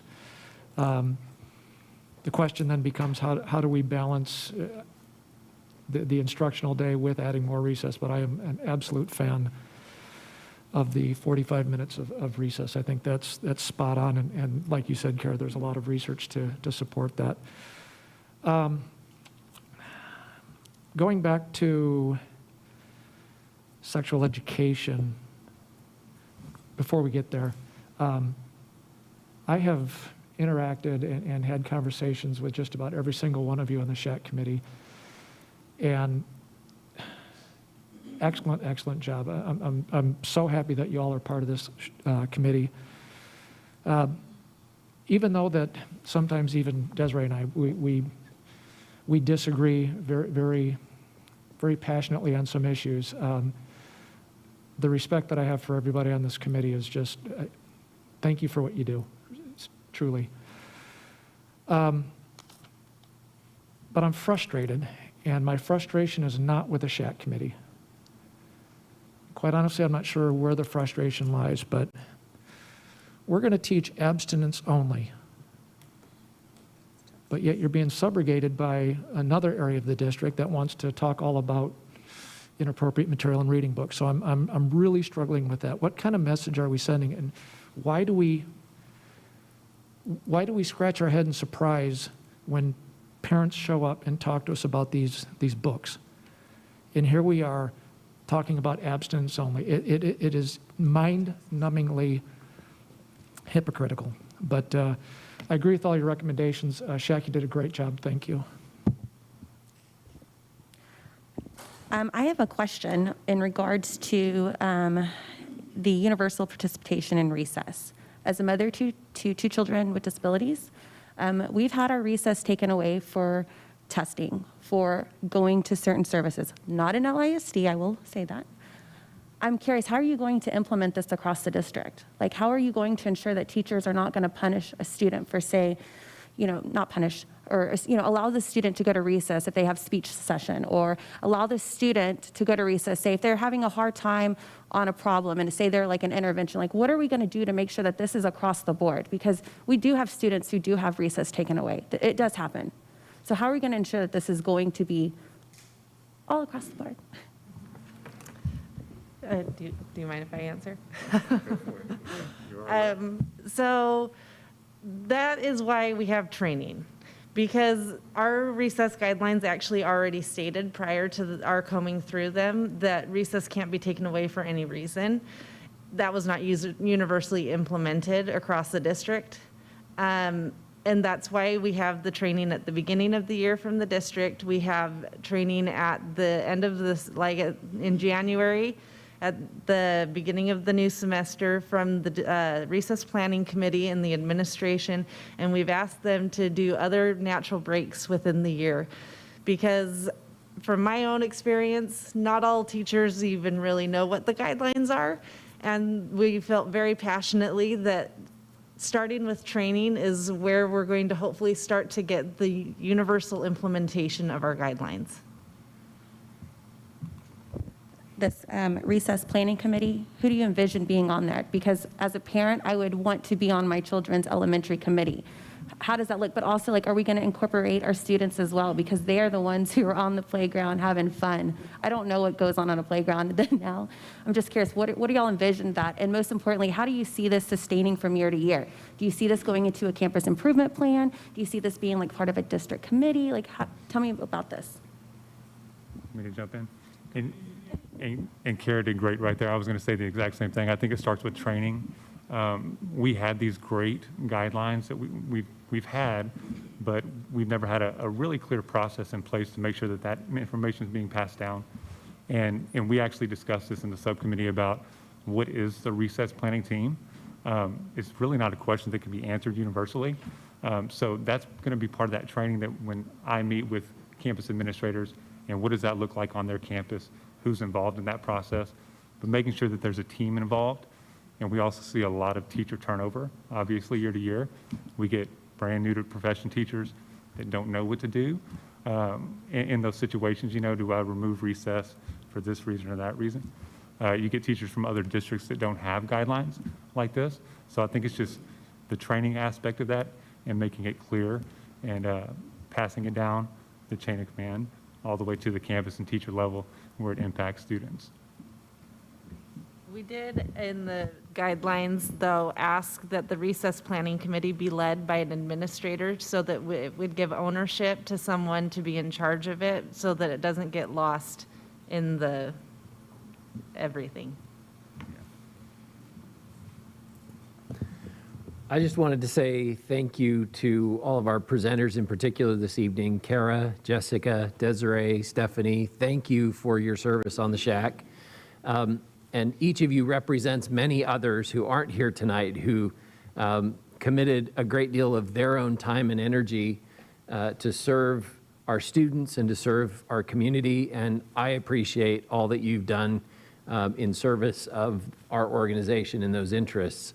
It's a unique committee in the committees that are assembled under the LISD banner, in that it is a parent-led community, or committee rather. And so uniquely, this is a community-led organization. There are many members of our community who've contributed significantly to this work. So thank you to you and to all of them. Aaron, I was going to ask you, as our board representative on there, can you give us just insight? Granted, you might want to do this again when it comes up, but in case there are other board members, can you give us insight into what it was like and what you found beneficial in Shack? I'll say that this was kind of a pivotal year for our Shack, I think, in many ways. The discussion of bylaws and the way that our Shack is structured and operates will change a little bit, I think, thanks to the service of our current year Shack members and their contributions to the bylaws. I think there may be some material in those bylaws that we as a board want to review and discuss, and there might be a few tweaks, but there's a lot of really good work that's gone in there to assemble those bylaws so that they reflect the statute that is really at the heart of shacks statewide. So I think there's maybe a little bit of additional board level work there, but I think this has been a pivotal year for Shack and Leander ISD in that regard. Yeah, thank y'all. That is tremendous. For our recess, physical activity and nutrition subcommittee, same comment goes. I'm not going to let y'all off the hook either. I would love to hear an update because I think based on board questions, where are we seeing Shack recommendations and implementation? So if you'll come back sometime before the board. And again, if we can continue to mark the items that we are voting on or things that are doing that had that Shack input so that we know, like, look, this is it coming back up here for board action. That would be tremendous. I do have one question about the sexuality instruction that we're talking about. Now, this is for 7th, 7th, 8th, and 9th. So we've got those 3 grades. So not 10th, 11th, or 12th, it's 7th, 8th, and 9th. Okay. And then in regards to this, at one point, I remember community parents were trying to access the materials, and they had challenges and barriers. I'm hoping that's something either the Shacks decided has resolved or has ensured this is not going to be an issue for parents to be able to continue with how we're doing our current format. Nothing there's changing, and they can get the material if they need it. Yeah, so the way that they've done it in the past is they've made it available to go and view at the library of the school, or they've done presentations for parents. And this past year, because of COVID, they actually did multiple online sort of meetings with parents and still had the stuff available. In the past, they have not basically put that out on websites or things like that because it was considered copyright material. But I did ask them about that because I know there is actually a bill in the state legislature right now to make sure that that is available, and they are following that. Lifeguard, when I asked them about that, and they actually said that they feel like they should just make it available, that was sort of the previous person who headed them up had said that they was the person who was kind of holding it back, and the current leadership now feels it's totally fine to just put that all out on the website and things like that. So I think it's going to be a lot more transparent going forward. And are we opt-in or opt-out? Opt-out, that is according to legal definitions and stuff, that's the way that we would operate. Thank you. I just want for a point of clarity. Okay. Thank y'all. Thank you. Thank you. I think you've been thanked several times, but really, y'all did amazing. Thank you so much. Wonderful job. Tremendous. Thank you so much. Do we have our students here? Okay, then we will go to, okay, then we will go to our students. Board members, we're going to try to get through our speakers. If you need to get up and take a small break, just do so, but we want to make sure we keep the meeting moving. Obviously, there are tons of agenda items here that has community interest and impact to our students, so we want to try to move through the items as quickly as we can. We will move to the Superintendent Student Advisory Council Student Empowerment Report. So if we want to go ahead and get the students in.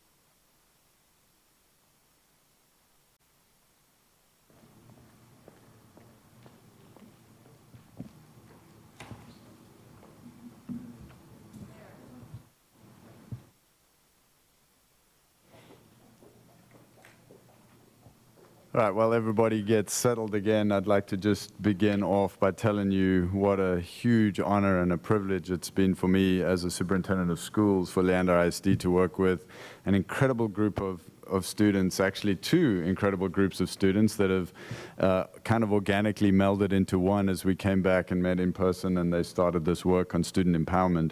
And I'd like to, before I recognize the 4 students who are here to present, I'd like to actually recognize the rest of them too, who've done a lot of incredible work on this particular piece that you'll hear about tonight, but also just have provided incredible feedback to me and to the team about the student experience and about what things are like on our campuses. And so this 2 groups that we have is an 11th grade group and a 12th grade group.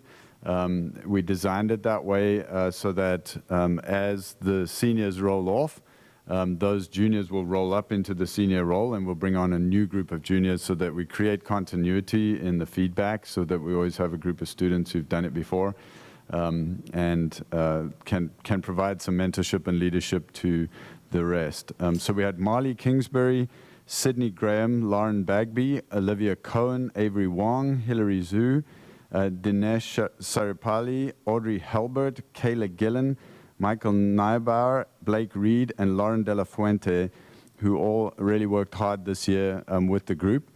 And it has truly been a humbling experience for me to watch them take on a continuous improvement process cycle, a PDSA cycle. They've been really well led by Dr. Sarah Martinez and April Chavette in this process. And here tonight, without any further ado, I'm going to turn it over to Emma Prelup, Ramya Nambala, and Jonathan Abreu, who are going to be giving you the presentation. And joining them up here is Kali Amankaria, who's also going to be participating in the panel and answering questions and perhaps asking board members some challenging questions. And so without any further ado, I'll turn it over to the students.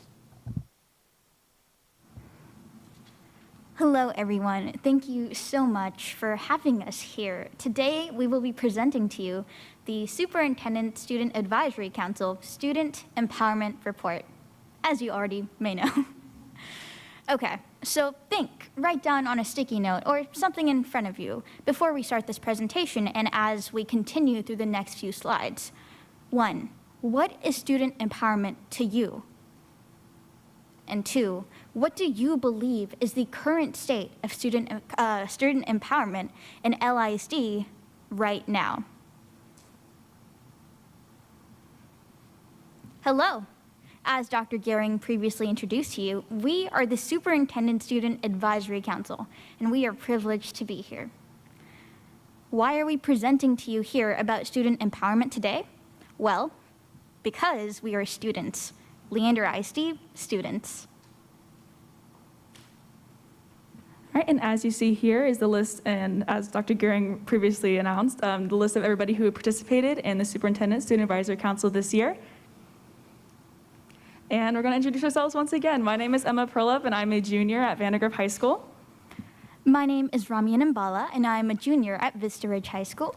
And I'm Jonathan Abreu, and I'm a junior at Vista Ridge High School. So the quote you're going to see on the slide is basically what encompasses what we've been trying to find throughout the past school year. And it says, we must remember that our students are innately creative, innovative, and collaborative, and that we unknowingly suppress these things with our control. Empowerment is the key that will unlock them.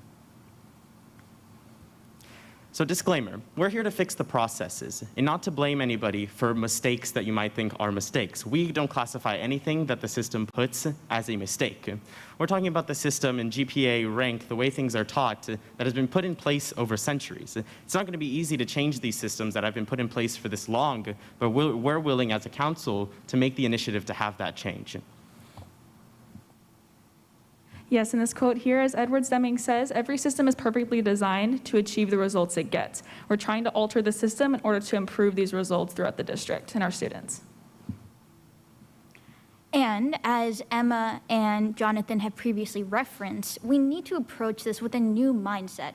This is a paradigm-shifting process. We're not thinking about revising anything that we have right now. We're thinking about how to transform our education system. And we have to think out of the box. Again, like we previously talked about, this is not easy, and even now, we are still in the process of discovering what exactly it means to implement all the ideas we are about to present to you. So here's an overview of what we've been doing in the past year and what we're going to talk about throughout this slideshow and presentation. First is our definition of student empowerment. As a council, we came up with 4 definitions of what we think student empowerment are, and you'll see those in the upcoming slides. Then we talk about the current and desired states of empowerment throughout Leander ISD, from what we find that's going on now and what we wish would happen. We have drivers, what's going well, what's pushing us to have the maximum empowerment, and barriers, what's holding us back from having that level of empowerment we want to have. Then we go through findings, which we have from sending out surveys to peers, talking about it as a council, and then finally, recommendations and logical next steps to increase the empowerment of our students. As you can see at the picture and the slideshow, this was a process that took place over a year. It was not rushed. We have met several times. We really tried to dig deep and answer these questions. Those are just cute pictures of us as we go through this process. So the big question why we're here today is, what is student empowerment? And so we're going to talk about some definitions.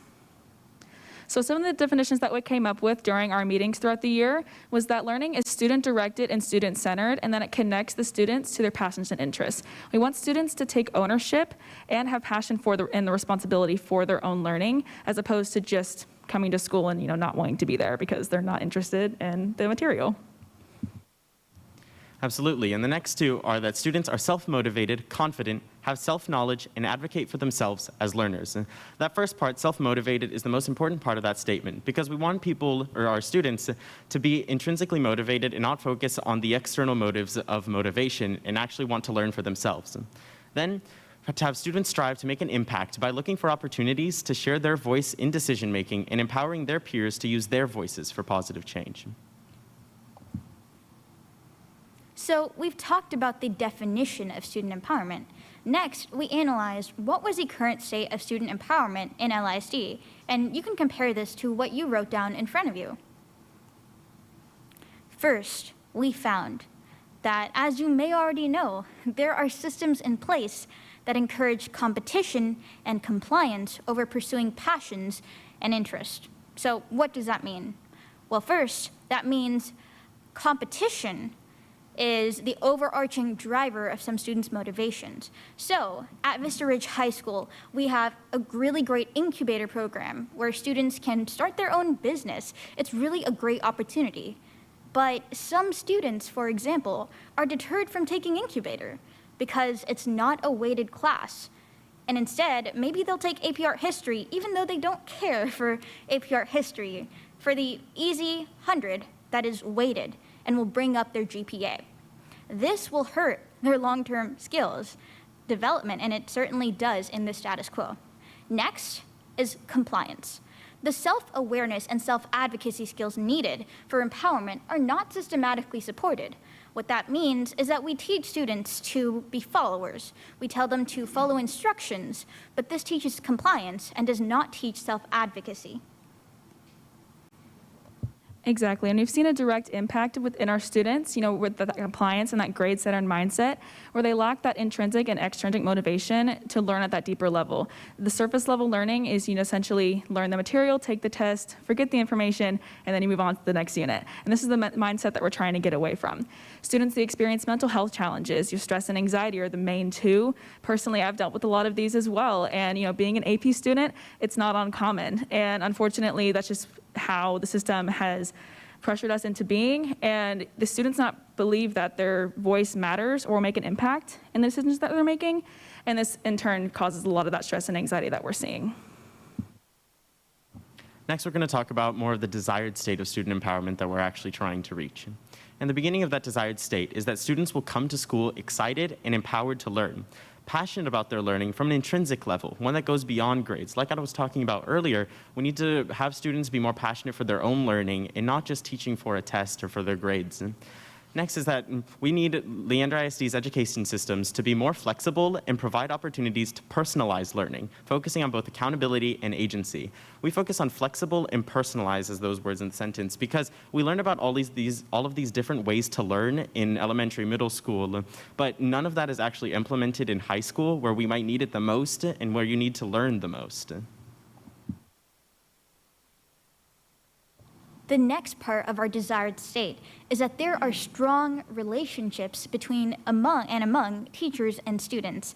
This does not mean that we don't necessarily have strong relationships between students and teachers. We just want to make sure it's more common that everyone has a strong connection between their students and all their teachers. Next, we want to make sure the individual needs of students are supported and they are encouraged to meet their goals. What this alludes to is what Jonathan was referring to. So we need to make sure that we don't just have standardized methods of learning. We need to make sure no student is left behind. And just because they don't learn from the teacher talking and them taking notes doesn't mean they are dumb. It just means we are not catering to individual learning needs, which is what we hope to do in the desired state. Next, we want to make sure students believe their voice matters and that it impacts decisions at all levels. We believe this has already started happening with, for example, this presentation, the Superintendent Student Advisory Council. And for that, thank you again. And so we're going to talk about some drivers here. What are we doing well now, and what is currently boosting the success in our students? So some examples of these is, for example, quality people. Leander ISD has made a very great effort of hiring some of the best and most qualified individuals to teach their students. I really believe that's true. I haven't had one bad teacher, believe me. District culture, students are empowered. The district is very positive and really does care about the needs of their students. Access to resources. The students were supplied with laptops. MLISD was a really big movement in the past couple years, and the district really doesn't limit any expense to making sure that we have access to the resources that we need to be successful. Choice variety, the electives, they're there. On campuses, there are a lot of different classes to choose from. It's just a matter of getting students involved in those choices. Opportunities for student voice. This council, for example, as well as student government and individual principal advisory committees per campus. The opportunities are there. It's again a matter of getting students to get involved in these things. The new GPA system that was recently announced, that's another great driver. I think that's going to make a lot of change and really impact the lives of our students. And then lastly, the facilities and the structures. I've been in multiple school districts growing up, and I can definitely say without a shadow of a doubt that Leander ISD has some of the best facilities and some of the best opportunities for students and the safest places to learn. Next, we're going to talk about what our barriers are. And again, these aren't mistakes. These are things that we might need to overcome to reach that maximum level of empowerment that we're looking for. So the first barrier that we're going to talk about is an over-reliance on traditional teacher-led learning. And what we're talking about here is what Rami and I were talking about how the teaching system is always the teacher talks and you take notes, and then you're teaching to the test, and then you forget that information by the end of the test, and you don't really recall it again. And what we're trying to lean forward to, and what we talked about in our committees, is more of an individual style learning and self-taught learning, something where student inquiry is what teaches them the subject, and when they go home and they understand what they're talking about because they taught themselves. And then assessments are about GPA and not learning. It's what Emma was talking about, how students are teaching to the test and are learning to the test, and then this encourages more academic dishonesty, more cheating, in which no one actually learns anything. Then a lack of strong peer-to-peer support. While this is present in friend groups within each other, this year was especially difficult with everything being online. If you were in a class with somebody and nobody you knew was in the class, you were kind of on your own because it was really hard to reach out to those people in your class. And if you were confused about something, either you asked a teacher or you asked no one at all. And it was very difficult. Then students don't know all the opportunities available to them. When we talk about this, we say that, yes, when you ask your counselor, what can I take? They'll give you this huge book full of opportunities, and you're like, wow, okay. But you don't really know how to digest that all, and you're told that when you ask. You don't really know what classes you can take before you go in, and some of those classes you want to take freshman year, and it creates kind of an issue. Then finally is a lack of strong positive relationships between teacher and students. Like we were talking about, it's not that these aren't present, it's that these should be more commonplace around the classroom because students and teachers would both benefit from this relationship as the teacher would teach more strongly and the students would actually understand the topic from somebody they enjoy. Mike, sorry. Yes, we really wanted to emphasize that students don't know all the great opportunities available to them. The reason this is a major problem is because one of our drivers was the variety of choice. We invest so much in these amazing programs, yet when I was part of the CFACT high school subcommittee this year, and when we were touring different high schools, I heard teachers and parents going, wow, I didn't know my campus had all these opportunities. I saw myself at Vista Ridge High School touring, and I was like, whoa, I did not know some of these opportunities existed. So that is definitely something we need to ensure all students know about. What are some other barriers? Next is a lack of creativity and flexibility in teaching requirements. We've already touched on this quite a few times, but it's just so important to impress upon because we need to make sure that we're not imagining the classroom as it has been for the past centuries. We need to really think outside the box here. Next, students are afraid of the repercussions of failing.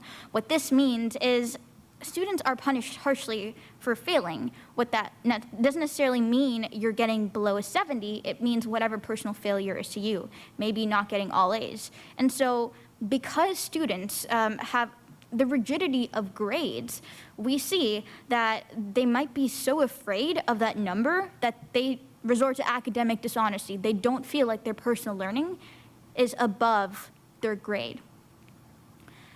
Lastly, system pressure and personal pressure. Emma is going to touch on in a moment. And there's also tracking students starting at early levels and the rigidity of moving through levels.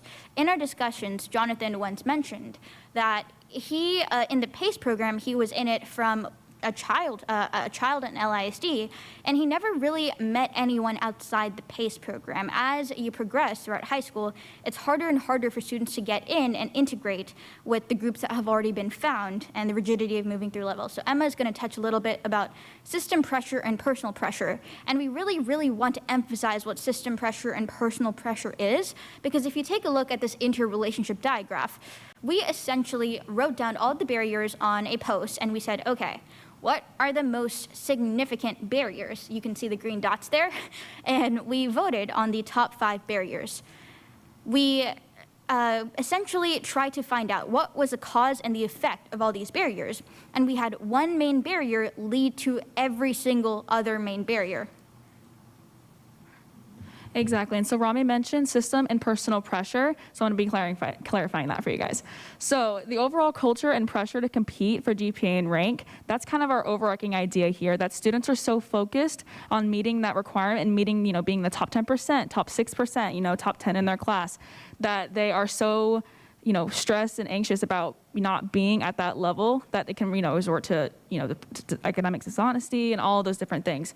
And it's really that personal pressure to be the best, and that's the culture that Leander ISD does create to be a very competitive environment, which is creating this pressure within our students. Again, sacrificing the ability to pursue their passions, electives, because they're playing the GPA game. It really is a game, like Rami mentioned a couple minutes ago about, taking AP Art History for the Easy 100 because you're trying to get, that GPA. It's all about the numbers, and we're trying to shift away from that mindset, and that's that pressure within our students that is causing them to choose these different courses. And as we mentioned previously, teaching to the test, again, taking the test, baseline with that very surface level information that we really aren't absorbing, and in turn is not actually creating any growth academically. Next, we'll talk about what we found in our findings, then the recommendations and logical next steps. So first is our findings. And our main finding that we had is that grades, ranks, and scores are valued over learning in our students, and that just equals an unimaginable amount of stress. And this is mostly because education is test-focused. We're taught until the test, and then that makes the grades more important, and then that makes our ranks super important, and the scores are what we feel like defines us over our learning. So our learning, we kind of just forget about that, and we're just like, okay, what can I memorize to be able to get really good at this test? It's more beat the test than understand the subject. And as we go on, Students go from elementary school to high school, and engagement and empowerment declines, which is interesting because in high school you have a lot more freedom and a lot more opportunities. Yet in our council meetings, we found that engagement and empowerment, we had more of that in elementary and middle school. Then an overwhelming student fear due to penalization. Like I was talking about earlier, this just incentivizes cheating. This is just so hard for these students to actually go over, because if you're so scared of failing, you'll never want to succeed. You just won't want to fail. And it's difficult because if you ask anybody in the real world, one of the most important things they'll say is learn how to fail forward. And really what we're taught now is just to not do that and just not fail. And it's very difficult. Then, restrictions on teaching methods lead to aversion to learning. And finally, there needs to be a transition from traditional teaching methods to a more flexible system that maximizes the success of all students, like Ramya and Emma and I have talked about before. Talking about personalizing and making a more flexible learning system so all students can benefit and learn the way they are more successful at learning from. Yes, and next is our recommendation. So we've talked to you a lot about what we want. What are recommendations to receive that? First, we want to expand opportunities for student voice, i.e. create principal advisory councils around campuses, because not every campus has that. And what this also means is the Superintendent Student Advisory Council generally has a very specific type of student, right? Probably a leader, probably someone who's very motivated. We need to make sure that we're diversifying the voices we hear from our students, and we need to make sure we hear from all sorts of students and get feedback on district. Next, we need to make sure we cultivate friendly, personalized learning environments. We found that the students who have the best connections between teachers and students are the classrooms that are the least rigid, with the best relationships between the two. And a way to do that is consider changes to seating, i.e. adding bean bags, investing in some snacks to give to your students. Most definitely don't refuse the request to go to the bathroom. Next, consider changing the grading and ranking system. Now, this one is controversial. Even in our own council, we are still working on what exactly this looks like. But one thing we do agree with, for example, is there only should be a certain cutoff to when people are ranked. For example, only ranking the top 25%. Lastly, researching and encouraging more flexible systems that empower student learning, and more. This is a work in progress. We have barely scratched the tip of the iceberg, and over the summer, over the next year, over the next few years, we are still going to be working on this. And so moving forward, some potential next steps are foreseeable is providing more opportunities for different types of students to meet with staff. Not just the Superintendent Student Advisory Council, which we've had, much gratitude towards y'all for actually creating this, but other opportunities, as Rami mentioned, the Principal Advisory Committees, campus to campus. We have one at Vandergrift High School, and it's actually made a huge difference on our campus for sure. And then lastly, continue the Superintendent Student Advisory Council and have students lead all parts of the process. We were very fortunate to be this involved in the process this year, but let us do more. With the ideation, revisions, reflection, get us more involved. We really want to be more a part of this process and hopefully create more change within the district. Lastly, we just want to say thank you so much for this amazing opportunity. Everything we talk about is not unique to Leander ISD whatsoever. In fact, we'd go as far as to say it affects every single district. Thank you so much for having us. And we really do think Leander ISD is pioneering these new systems and change in our education systems that will benefit us for far into the future. And with that, I would like to really quickly introduce one of our amazing speakers here, Callie Moncarrier. Let her introduce herself, and she's going to ask her first question to the board. Hey guys, I'm not just the pretty face in the corner. My name is Callie Moncarrier, and our first question for you today is, as we move forward, what topics would you like to hear from the Student Advisory Council to discuss and present on? So board members, they've got questions for us. In case you're wondering, we can just answer popcorn around and until they move us on to the next question. So there you go. Thank y'all, by the way. Excellent job. Better than TED Talks. You're fabulous. Are we going to go around or, yeah? Start? Yeah, Okay, please. whatever. I guess what topics I'd like to see, we heard it today, the beat the test. I have a sophomore. And we do play the GPA game. I would love to see more about that because I got to see it firsthand how it is affecting our life. And it is, I really was not aware of it until we started this year. And I commend you guys for bringing this up because we're seeing it firsthand and we're trying to deal with that. And just, I'd love to hear more about that. Like, especially from a parent, like, how can I support my child?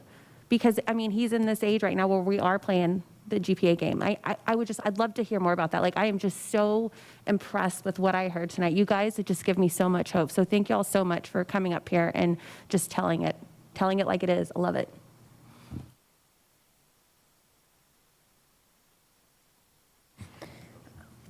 Both. So it's funny, I'm jumping ahead, but I wrote down students engaged in deeper learning and participating in activities that showcase their passions. So I really love that your theme kind of ran throughout that, where, you know, we're really engaging learners and thinking outside the box with our facilities and magnet STEM or charter or schools of choice is the word we're going with, but to know those passions and those interests that your generation really wants to lead our future into.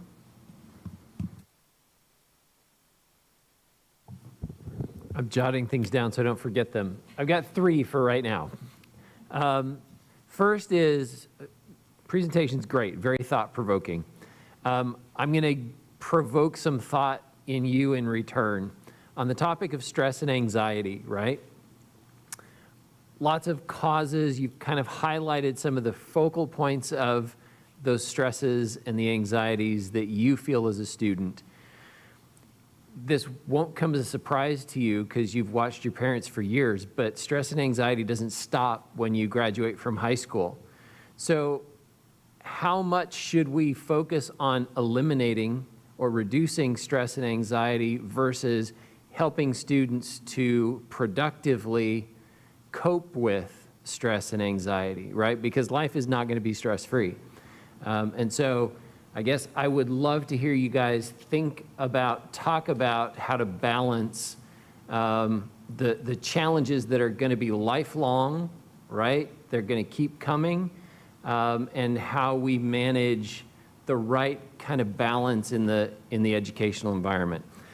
Second for me was, not all of your peers are as self-motivated as you are. How does a self-guided or student-empowered environment work if a student doesn't take the prompt, doesn't engage? Then what do we do, or how do we get to those students? And I don't remember what the third was. I didn't write it down. I'll have to come back to it later. And we might need a couple of rounds. So in effort to share the airspace, I'm going to only do 2. One is I would like to hear more about stress and anxiety. This is something that we have talked about at a board level. Aaron has a great question, is the goal to eliminate. One question that I've asked, and you might have, if you've seen any of our board meetings when we talked about mission and how to, some of the things we think we should focus on, I am under the impression, based on studies and readings and things, that our youth has a unique stress and unique anxiety than I've seen before, right? There's unique things going on, whether it's social media use, coming out of a COVID environment. There's a lot of uniqueness in these stressors. So I would like to hear y'all elaborate more on these stress and anxiety factors, and is there something that we could actually do at a district level that would be transformational to help with learning for you guys. And then my second one is that as the board continues to make decisions, our votes, our discussions, sometimes, well, I'll give you an example. What got me engaged, wanting to be on the board and serve, was I would watch lawmakers talk, and as it passed a bill out of the House or passed a bill out of the Senate, they'd say, here's what it's going to do in the school, and here's how it's going to work. And I'd be like, my kids in that class or my kids on that campus, that's not how it worked. What are you thinking? There was a disconnect, and I wanted to know more. And so that's why I got involved in serving, and I'm here on the board. I would like to know more. Is there a disconnect? Are the things we're doing improving? Are they improving as well as they are? Are they making the changes we think they're making? And I would like to know later, if there's some decisions you're seeing that we're making that maybe we're saying intent, but it's not doing what we said it was, or it is doing it and it could do it better. So those are my 2 thoughts.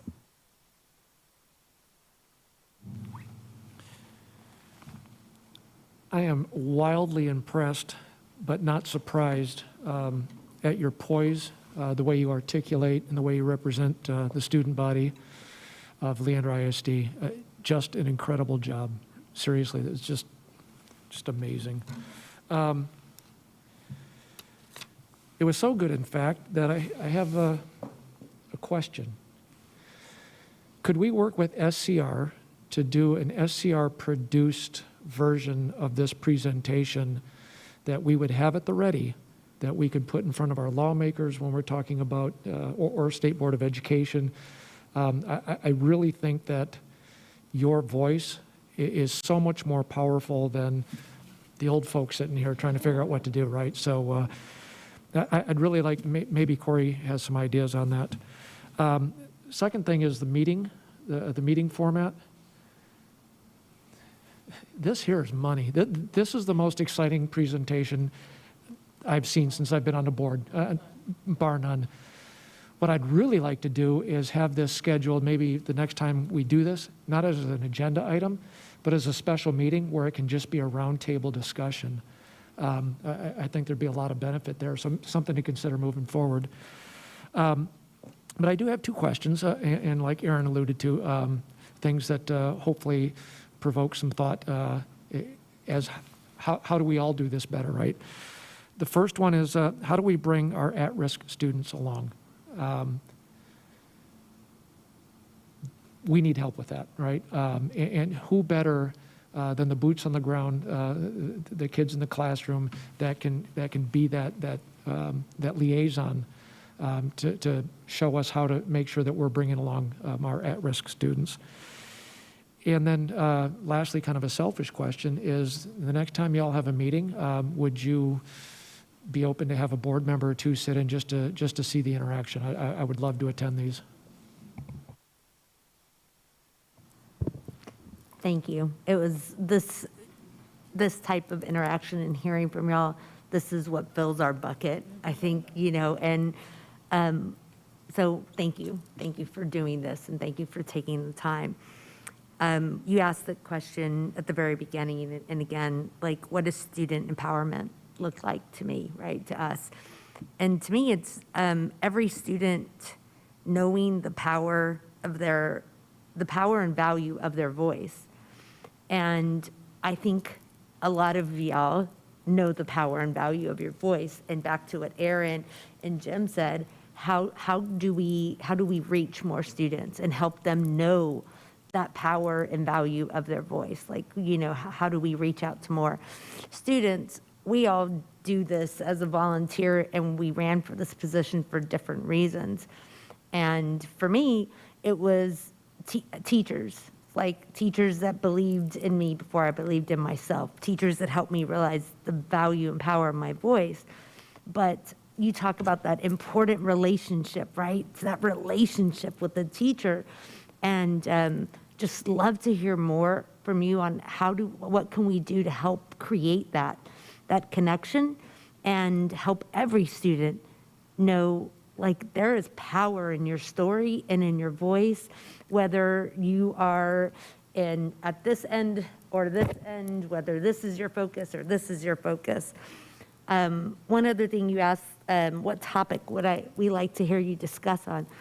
I want to know what topic you think is most relevant. What are you hearing on your campus? What is most important to you, to your peers? What's most useful and relevant? I think you need to tell us the topics. So thank you again. So I'll echo my fellow board members. I'm last, so you get to hear it again. But thank you all so much for doing all that you do for your campus, for our district, for your teachers, because I know they're all very proud. So one thing, you did ask us, about the empowerment piece, and for me, I wrote down students having a voice in their own education, and that's a wide gambit of things, right? It starts at a very young age and say, I would prefer to answer orally. I would prefer to, you know, things like that. I mean, having that ability and feeling of empowerment to be able to say that without fear. So that's what it is to me. I think I agree with Gloria. I would love to hear what you're hearing rumblings on campuses. And I know that this year's been a little different because, of course, we are rumbling on Zoom. And so my hope is that in the future, when we can get back in person and get back together, and especially in the fall when things are, you know, back in person and we're transitioning back into that environment, what is the best way we can support you? One thing you mentioned, Ramya, was kids not knowing what programs are available, things like that. So in our Equity and Diversity Committee, we discussed, I was in the community partners subcommittee, and we talked a lot about the listening sessions that we had and things like that. But I think that, you know, once buildings are open and we can do things in person, how great would it be to be able to have a community tour of Vista Ridge, of Vandegrift, and say, hey, come out and see what's available. And that goes for the whole community, not just necessarily students that are going to be on that campus. Maybe it's elementary student and parents that are interested. I've never seen the high school before. What does it look like inside? I mean, all they see is the outside, right? They don't see what happens in the building and inside. And I think just having that open dialogue and conversation. But thank you all so much. This is, like she said, the bucket filling stuff. This is the good stuff right here. So thank you. Can I go again? I remember what I forgot, and I added one more. So you guys talked about the traditional learning model, right? We've talked previously here in board meetings, and I've talked at length with Dr. Bentz about a mastery learning model. And just so you understand the difference, in the traditional model, the content, the sequence, and the pace are all fixed, and you sit through it every day, and you hear it given to you, right? And then there's a test, and the variable in this system is your grade, how much of it you captured while you sat through that process, right? In this other mastery model, we have flexible content. The sequence can be variable. The pace can be variable. Even the mode of instruction can vary. There still has to be a test because you have to prove that you've achieved mastery of the material. But in this environment, the variable is how much you do, right? How much you can accomplish in a fixed amount of time, because everybody's going to have the same amount of time. And so the variable there is what you can check off your list in that time, right? I would love to hear your thoughts about how that model might work, how that might support student-empowered learning, and what challenges you might see in terms of implementing it. And then the fourth question for me, we all know that part of progressing beyond high school includes things like the SAT and the ACT and the LSAT and the MCAT and the GMAT and the GRE and on and on and on, right? We want to make sure that you're well prepared to be very successful in those events as well, because we know that those have a gating influence on what you can do after you take those tests. So we want to make sure that all of this environment also prepares you for those settings. I would love to hear your thoughts about how we ensure that a student-empowered learning environment is also ensuring alignment to success in those events, those testing events. That's all I have for now. Cool. No problem. I did, Donna, when I saw the agenda, I thought we might be having a 3 a.m. meeting. I called Donna and we tried to streamline conversations, how we're flowing in people. We think maybe if we're lucky, we can get it down to a 1 a.m., 2 a.m. meeting. But here's the thing. I told Donna this portion was going to fill our bucket. And don't plan on this being a 30-minute agenda topic, because we're all going to want to talk to y'all. So just know we're so excited to see you. It's like, students, oh my goodness. Thank y'all. But it's also bringing us information that we find very helpful. So thank y'all for that. Do you want to keep going down your questions, or do you want board members to ask questions of you? How do y'all want to proceed?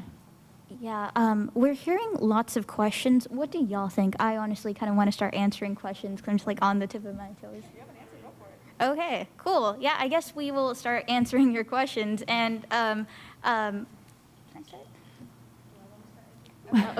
Well, and let me also tell y'all, we don't have to answer them all tonight.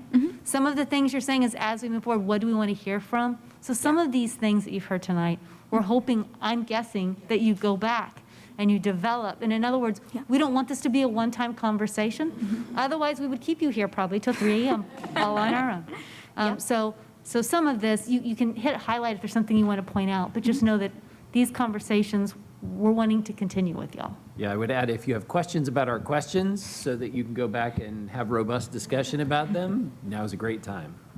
And when you are thinking about the questions that we have, I was focused on what other topics we want to hear about. I also would like to say, I did hear a little bit of your discussion on our vision statement. And now that you've seen our vision and our core beliefs and our mission, if y'all have any like immediate thoughts now, but otherwise, I would love to hear more on that later. What is hashtag one LISD? Does that mean like one as together, or like is that a social media thing? We were a little bit confused on that when we were discussing earlier this year. We're hip, don't you get it? It's both of those things.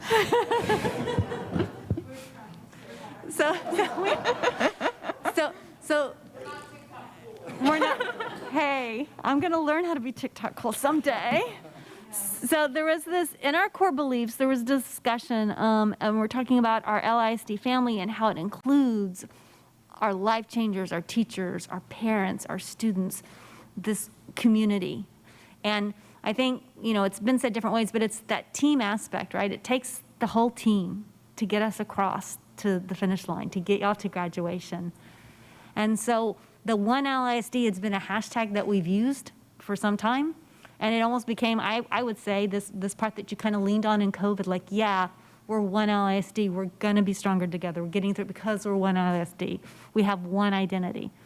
And so the hashtag one LISD is, I guess, in a way, I would say an identification way that we're identified on Twitter or other things. But it's also, for us, I think based on discussions, it's somewhat of an identity as well.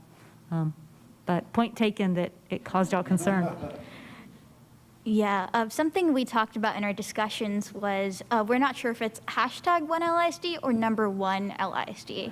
So this is very nitpicky, but maybe like hashtag ONELISD just because it clarifies it. Yeah. With the explanation, though, it totally makes sense, and it like completely checks out. But when we were talking about it, we were just like, so does this, we were really confused about it, but with the explanation, it completely makes sense, and I support it now. But It's a big foam number one, right? We appreciate the clarification. Thank you, guys. I am concerned that we have to clarify that, so thank you. Well, at least now we have ambassadors that will go spread the word. Yeah, let's go ahead and answer some questions. So first, I'll go to the latest question I heard asked. Would you be able to ask it one more time? So sorry. Yeah, so it was about preparing you for the tests that are in your future, right? For many of our students, SAT, and ACT are a reality, and for many others, the graduate tests are down the road, right? And so we want to make sure that a student-empowered, student-led experience is also aligned with success in those environments. Yeah, so personally, what I would say is under that question, I think it's a great question, is the underlying assumption that grades prepare us more for the SAT.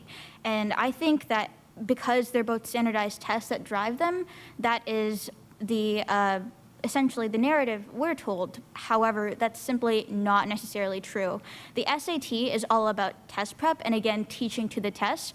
In fact, maybe having SAT prep classes in those classes would be more helpful than even having standardized tests per se with a grade attached to it, because the way the SAT tests you, it doesn't necessarily, as someone going through the process, I know, it doesn't necessarily test you on the concepts. It tests you in very specific ways. What will really boost your grade is training for the test and getting more exposure to it from an early age.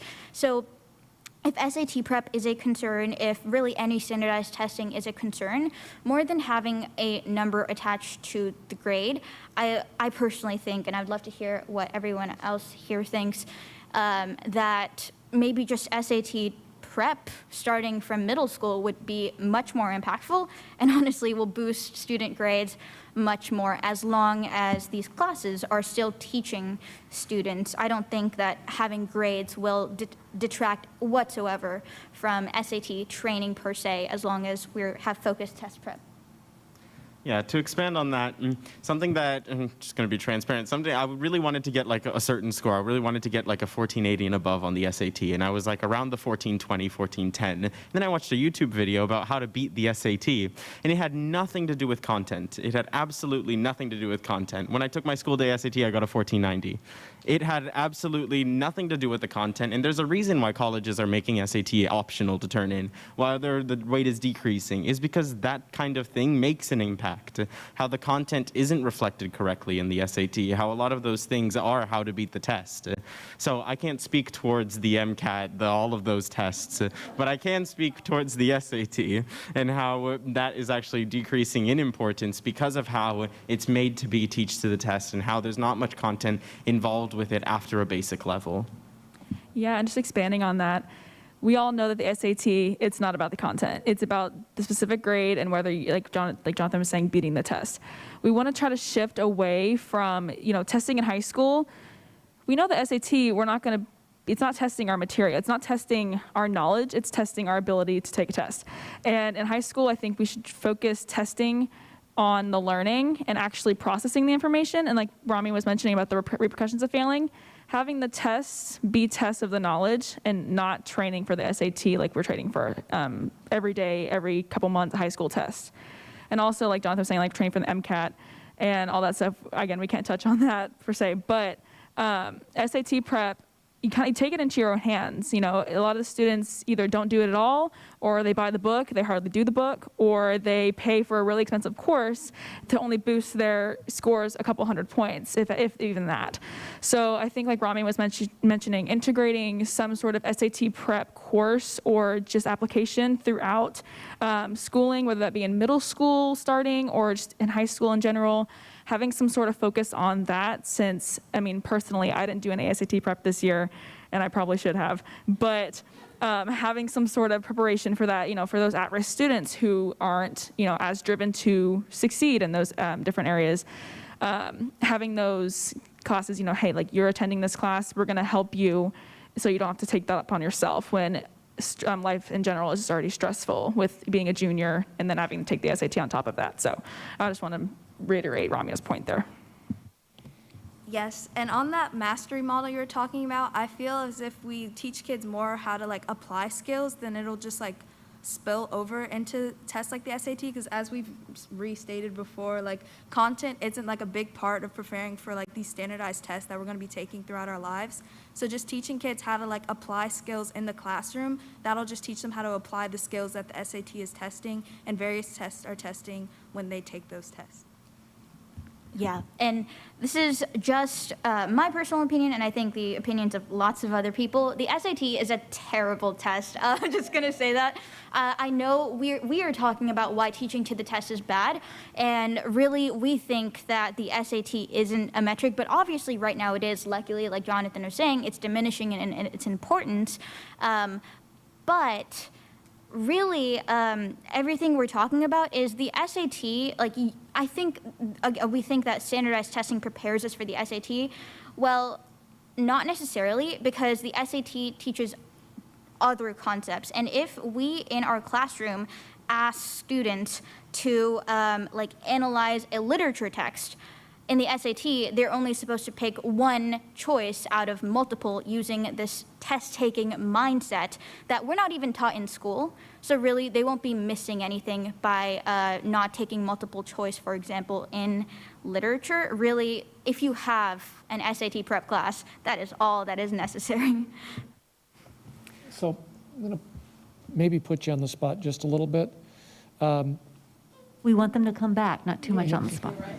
Well, we are talking a lot about being prepared for college and SATs and ACTs. It leads me into the discussion about career and technical education. And there are some views in various communities that if you're going what the boomers used to call VOTEC or vocational ed, that was kind of a consolation prize. Can you speak to your views of your peers that want to go into welding or want to go into construction? Is that not also an equally valuable and viable? Is there a stigma attached to that? Yeah, I really think that's a really great question because on our campus, it's all about preparing for college and they don't really highlight, or at least in general, trade schools and other options, because not everybody's, gonna go to college. It's not for everybody. And we've always heard, college isn't for everybody. But really expanding those options for those students who, want to go into those different career fields might be a great idea to start integrating some of our curriculum. And, at some campuses, you do have welding classes. You have other curriculum and activities that you can participate in that prepare you for those things.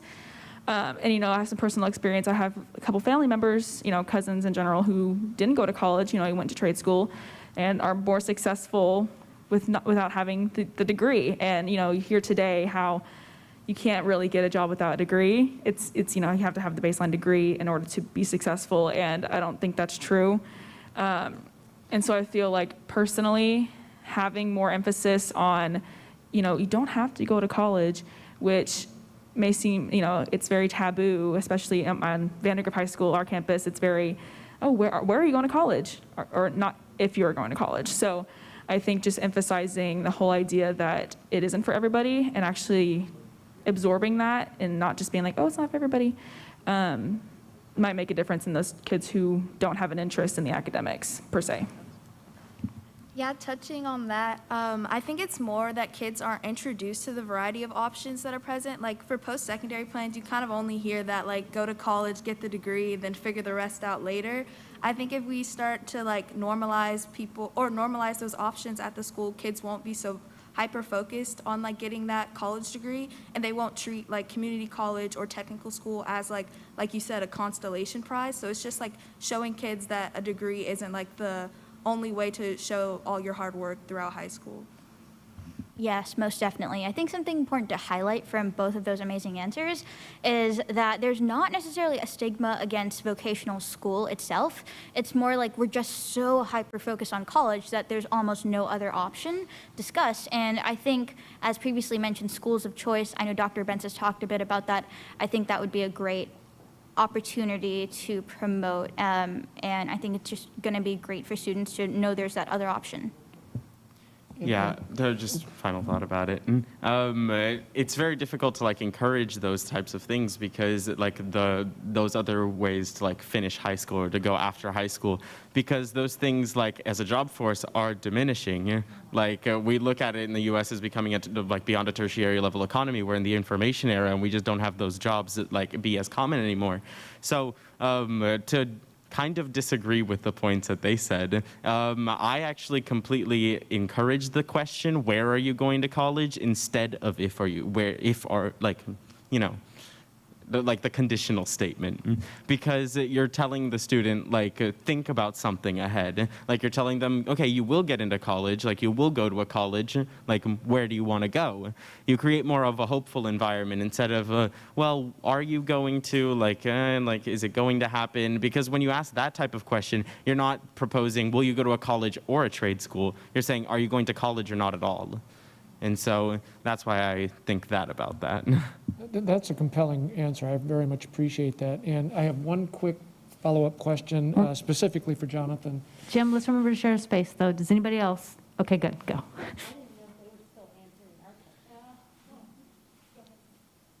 can I ask? Okay. You had mentioned about the opportunity to fail and failing forward, which is something I wholeheartedly agree with. Can you go a little deeper into what that would look like? Yeah, well, my dad is like really into like business books and everything. So as a result, I've read a lot of business books and like I'm into a lot of that.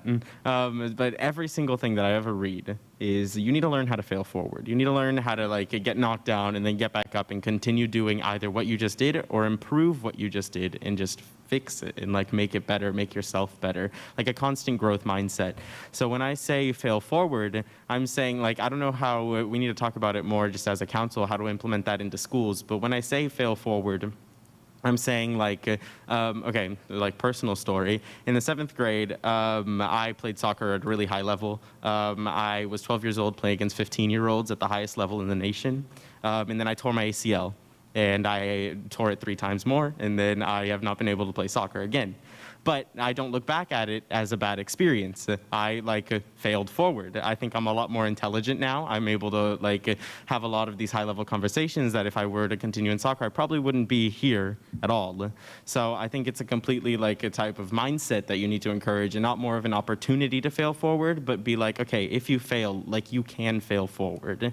It's not like you're pushing them down and saying, hey, fail forward. It's like you need to encourage the mindset of it from a young age.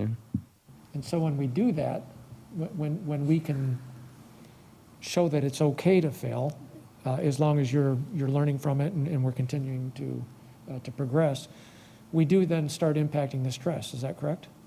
We reduce the stress. Yep, and just to add on to that, whenever we discuss failing forward as a committee, we have lots of different thoughts on what exactly that means in implementation, but one concept everyone in our Superintendent Student Advisory Council has agreed on in terms of how to fail forward is allowing continuous improvement in everything. So what that means is there's for certain tests, if you get below 70, you might be able to retake it or get corrections. But for other students, they are not encouraged to relearn that knowledge and go back and understand it at a deeper level because there's no incentive. You don't get a higher grade for doing that. And so continuous improvement is really key. For certain assignments, there's no continuous improvement. It just stops after that assignment. And so what that prevents is it's like there's one time there's one opportunity, you can't do anything more than that. So that's kind of what we're talking about in a school setting, the mindset of failing forward. And beyond that, it really is about grades and almost punishment students feel at certain times, even if maybe they're working hard. I've seen some of my friends, I know you mentioned at-risk students, and this especially affects them. I think a great way to combat this, and we as a committee are still having these discussions, but a great way to combat that is really to have a mentor, because I know a few students who really just need encouragement. They're brilliant, but it doesn't show on their transcript, and it's quite sad. I really think they need encouragement from a mentor who is older and considered successful in our system, and I think that will really help. Yeah, and just one more quick thought on that. Implementing this in our schools, being, freshman year, I took pre-AP biology, and there was always the difference between pre-AP and on-level, where in pre-AP, if you had one opportunity each semester, not 6 weeks, a semester, to have one opportunity to retake a failed test. In on-level, you could retake every test once. There was not a limited amount per semester. And I think with that whole idea of failing forward and having those opportunities to retake those tests, because that's how you learn the information, is by seeing what you did wrong, fixing, learning what the mistake was, and then reevaluating and then retesting from there. Having more opportunities and just saying, no, you have one, use it wisely. If you fail, okay, if I'm going to fail 2 tests, well, the one that I fail worse, I'm going to retake that one, you know what I mean? So having those opportunities for students to have that continuous improvement more than once will actually really, I feel, will encourage them to learn the information at a deeper level, instead of just having that, I need to learn this so I can get a good grade on this test the one time I'm allowed to do it. So, board members, other questions? This is fascinating. Thank you so much. Yeah. We could go to 3 a.m. We could. Board members, this is our our Superintendent Student Advisory Council. And so think about how this model continues, how we want to coordinate, or what else we need. Reach out to Bruce, let him know. I'm sure he would love your feedback.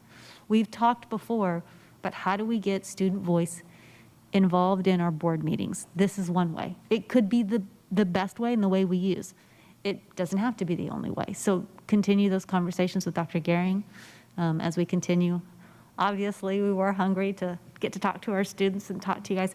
I do have a question before y'all leave. Is this y'all's work? And is that right? Is that y'all's work? Can somebody just tell us if you put it up there, just give us a brief highlight before we leave, so we know what it is, so we can go see later when we have a break, which might be midnight, y'all. Yeah, so this was all the work that we did at our April meeting. We went to Vista Ridge High School in person. We have these monthly meetings, and our April one, we actually went in person, which was really cool. We got to see everybody. And as you saw during the presentation, we had those pictures of us at tables. Well, this is the stuff that we were working on and revising a lot of these things. You know, it was like, I think the bone diagram was one of them that we tried to do. And then like the vision statement for Leander ISD, that's when we discussed what the hashtag was. And then and then other things here. But this is all of us writing things down. I think I even see something that I wrote down. But yeah, we put these all together. We had like a 4-hour meeting one day, and it was just discussing all these ideas. So that's some of the stuff that we had there. Where would you direct our attention? So when we get up and we go over there, is there somewhere special you think would be really insightful for a board member to look at? The whole thing? Everything. I mean, we could probably tell you like a summary, but I don't think any of us can make out exactly what page is which. Well, I see from here. I see our barrier diagram Well, with the the hot diagram dots. is there the hot because dots. it's different than everything else. But, Yeah, well, the hot dotted diagram is the one with the green dots and our barriers. Yeah. Looking at those would be really cool because those are the things, we discussed them in our presentation, things that are preventing us from being successful. We highlighted only a couple of those. There are many more on there. So it's just going to be that thing there. Yeah, the picture on the right that has all those dots on the right-hand side. Yeah, it's all of the barriers that we talked about in our meeting, and then what we just presented to you were the ones with the most dots. So yeah. Yeah, really, almost everything printed out you see is something we've kind of touched on. It would be interesting to look at what's written on there. I can't quite make up what it is, but I think those are our notes potentially. And if there are our notes, if there's anything with like our handwriting, I highly recommend checking it out because it didn't make it to this overview. And I'm curious, I imagine y'all put goals, like what you would have liked to accomplish tonight with this meeting. Did you feel like you met your goals? Personally, yes. We were met with such great enthusiasm, and something Emma was talking about in our presentation is that we want to get even more involved with the process, and I think we've already discussed doing that. So thank you for this opportunity, and I really do feel like we've kind of given everyone here an overview of everything we've been talking about over the past few months, and you have in turn given us questions to ponder that we will definitely be answering in the next couple months. To just expand on what Ramya said, like we talked about, and our objective here, like as our first time, like coming to the board, was just to be heard, was just to like present whatever we have here and whatever we've had in the past year, because we've been working on this for quite a while, and be able to present it to the people who can enact the change on a higher level, because we can enact it in our campuses individually, but you guys are the people in charge of actually diffusing it to everyone. And so our prospects were to actually come here and present it and be heard by you guys. So I think we definitely did achieve that. Exactly, and y'all said this is probably one of the most interesting meetings you said you've had because you were hearing from us, and you said y'all don't really get to see students, but I think that whole idea of that y'all just getting to see us personally, and like I think you mentioned, boots on the ground. We're on campuses, we're seeing this firsthand, and I think being here just really does help with that and gets y'all that really firsthand knowledge of what's really going on in the district. Personally, I didn't have any expectation. The only thing I've seen similar to this is like Parks and Rec and those like town hall meetings. But yes, I'm very glad that we got to like present in front of you guys, and thank you so much for the opportunity. And hearing how much you guys like heard our feedback and actually reflected on and came up with questions, that filled our buckets too. So thank you so much for showing that our hard work throughout this year really meant something. So thank you. Thank you so much. Dr. Gehring, do you have any parting words before we send them off? No, I'll leave you with their words, Madam President. They're brilliant. When is the next meeting? Community, I know we have an agenda, I know we have things to take up, but we're here for students. This is what it's all about. So we're going to take a 5-minute break so we can go thank our students, and then we'll get back right on the agenda. It might be a little more than 5 minutes, depends on how long it takes us to thank them.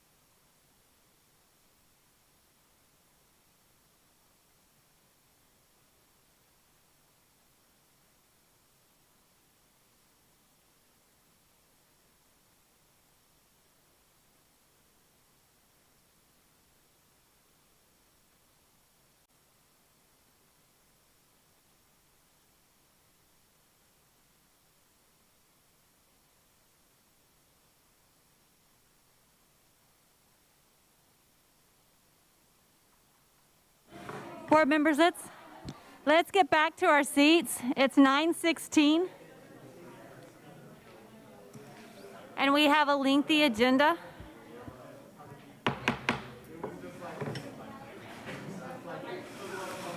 I know. Board members, audience members, let's get back to our seats. I know we got so excited students.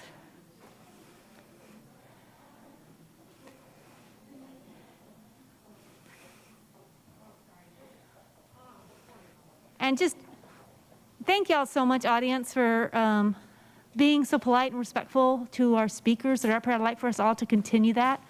I don't know if we're aware of it or not. Sometimes if you're back there, you don't realize the way this echo is, you can hear voices from the back if you are doing a conversation.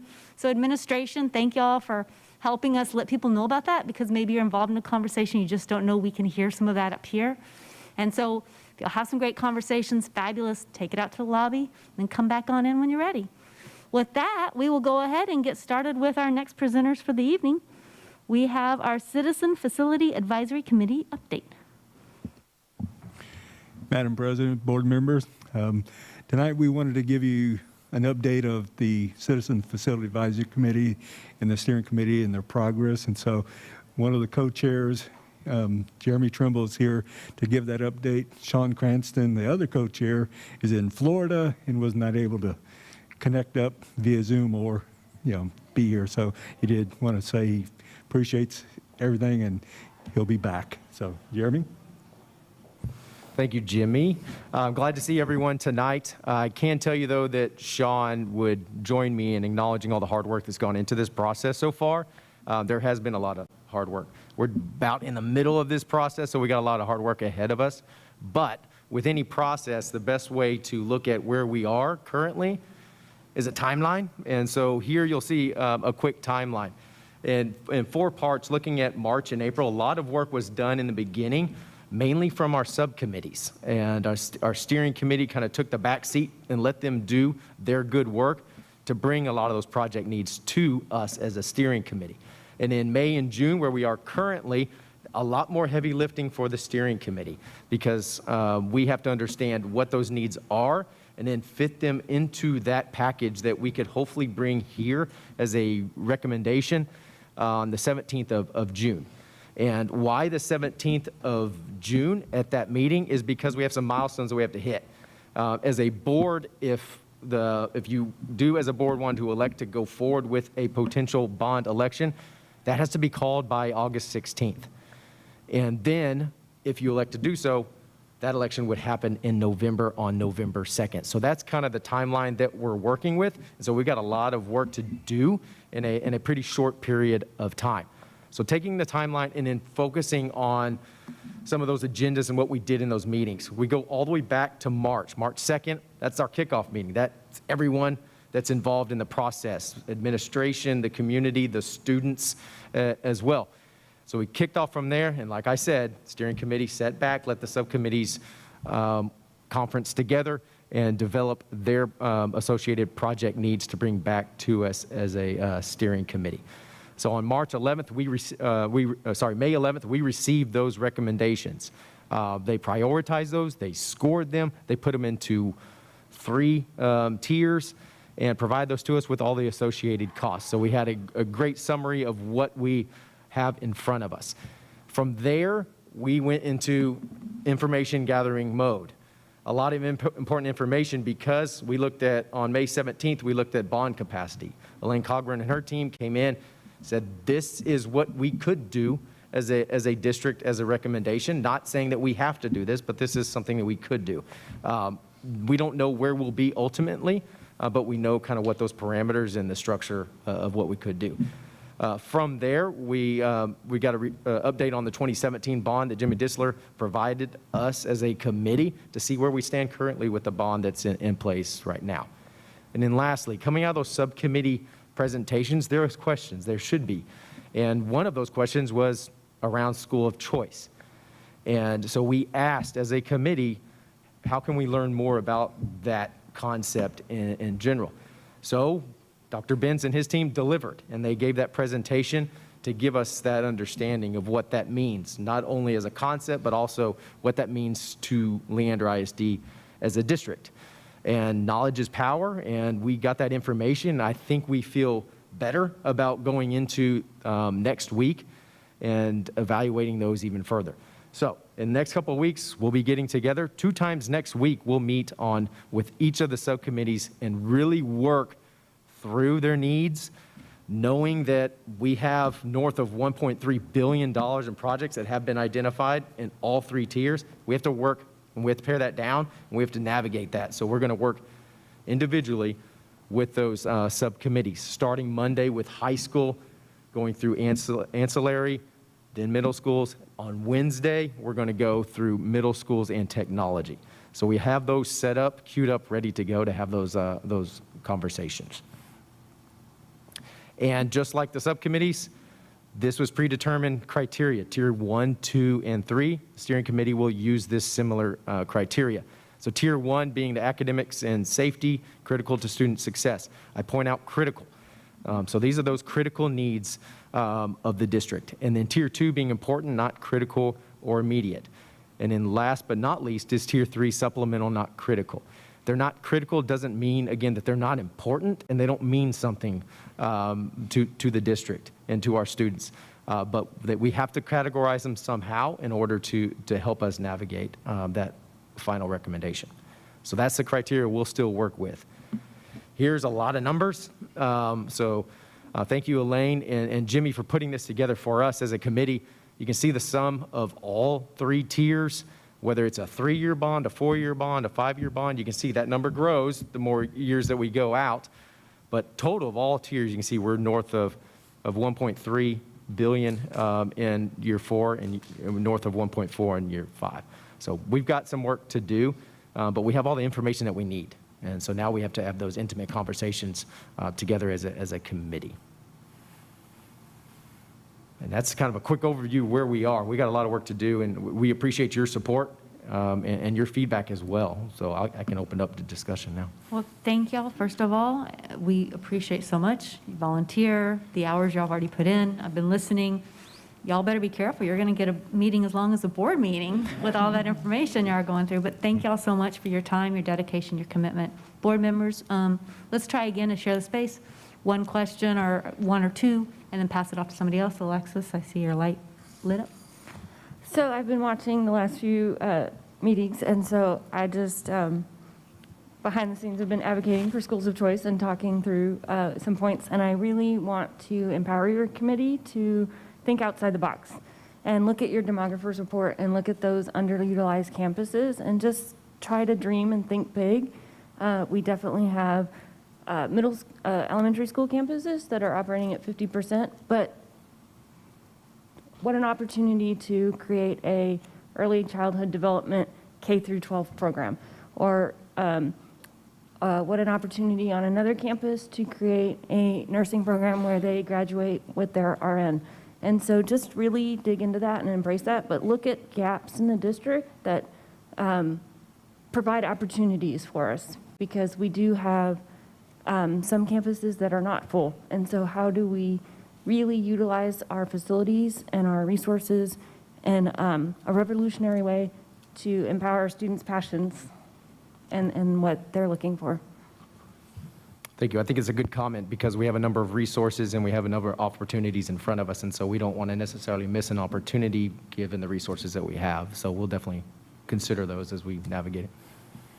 I'd just like to say, again, to echo Alexis, thank you so much for all the hard work. I know this is a lot, and it's a lot of numbers and figuring stuff out, and I appreciate all of that. And I don't envy you on that arena. However, I know that looking at this slide, and I just want to make sure that these numbers are, we know they are big. This is just a preliminary poll, right? This isn't by any means any kind of decision or, I see the word recommendations, and so I know that that might cause some concern in the community, and I just want to make sure that this is all preliminary stuff. You guys this isn't final kind of thing. Yeah, I think that's a great point because these are recommendations from subcommittees on just projects in each tier. So we have to evaluate these individually, right? And come up with that ultimate recommendation of the projected needs of the district, and be good stewards of all this. We don't. Yeah.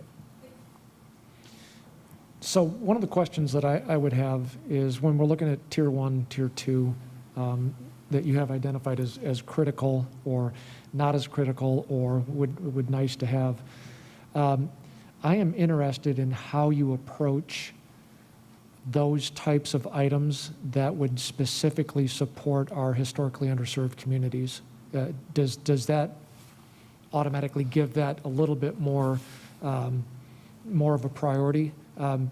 Because as we move forward, if we don't have connectivity in all areas of the district, right, we're necessarily leaving some students behind. So can you talk me through how we look at economically disadvantaged students as it applies to priority? Yeah, I think that's some of that criteria outside of a tier 1, a tier 2, or tier 3, right? There are some other criteria that we need to evaluate and filter these through. And those are the conversations, because it's tier 1, 2, and 3, we want to respect the work that the subcommittees did. But we also, within our own steering committee, want to evaluate them as well. Does a tier 1, is that still tier 1? Or do we need to possibly look at tier 2s moving up because of certain situations? And those are again, those intimate conversations that we can have. And we can have the subcommittee in the room at the same time and see if that justification makes sense, and we can walk through that, because we're still, again, bringing knowledge into that conversation. So I think that those will have to happen. So we're going to go kind of a layer deeper when we do have these additional subcommittee, because we have to dig deep. It's going to be hard because we are looking at tier 1, tier 2 is hard because you can see the numbers. It's going to be difficult. And if individuals have an idea of a project that they feel is important, we're going to allow them to voice that, and we're going to allow them to put it on what we call our parking lot. So we can come back to that and discuss it as a committee, so we don't lose those priorities. So I think I'm confident that those conversations will happen because of the importance of things, just like you said. Great. I appreciate your answer. Thank you. You bet.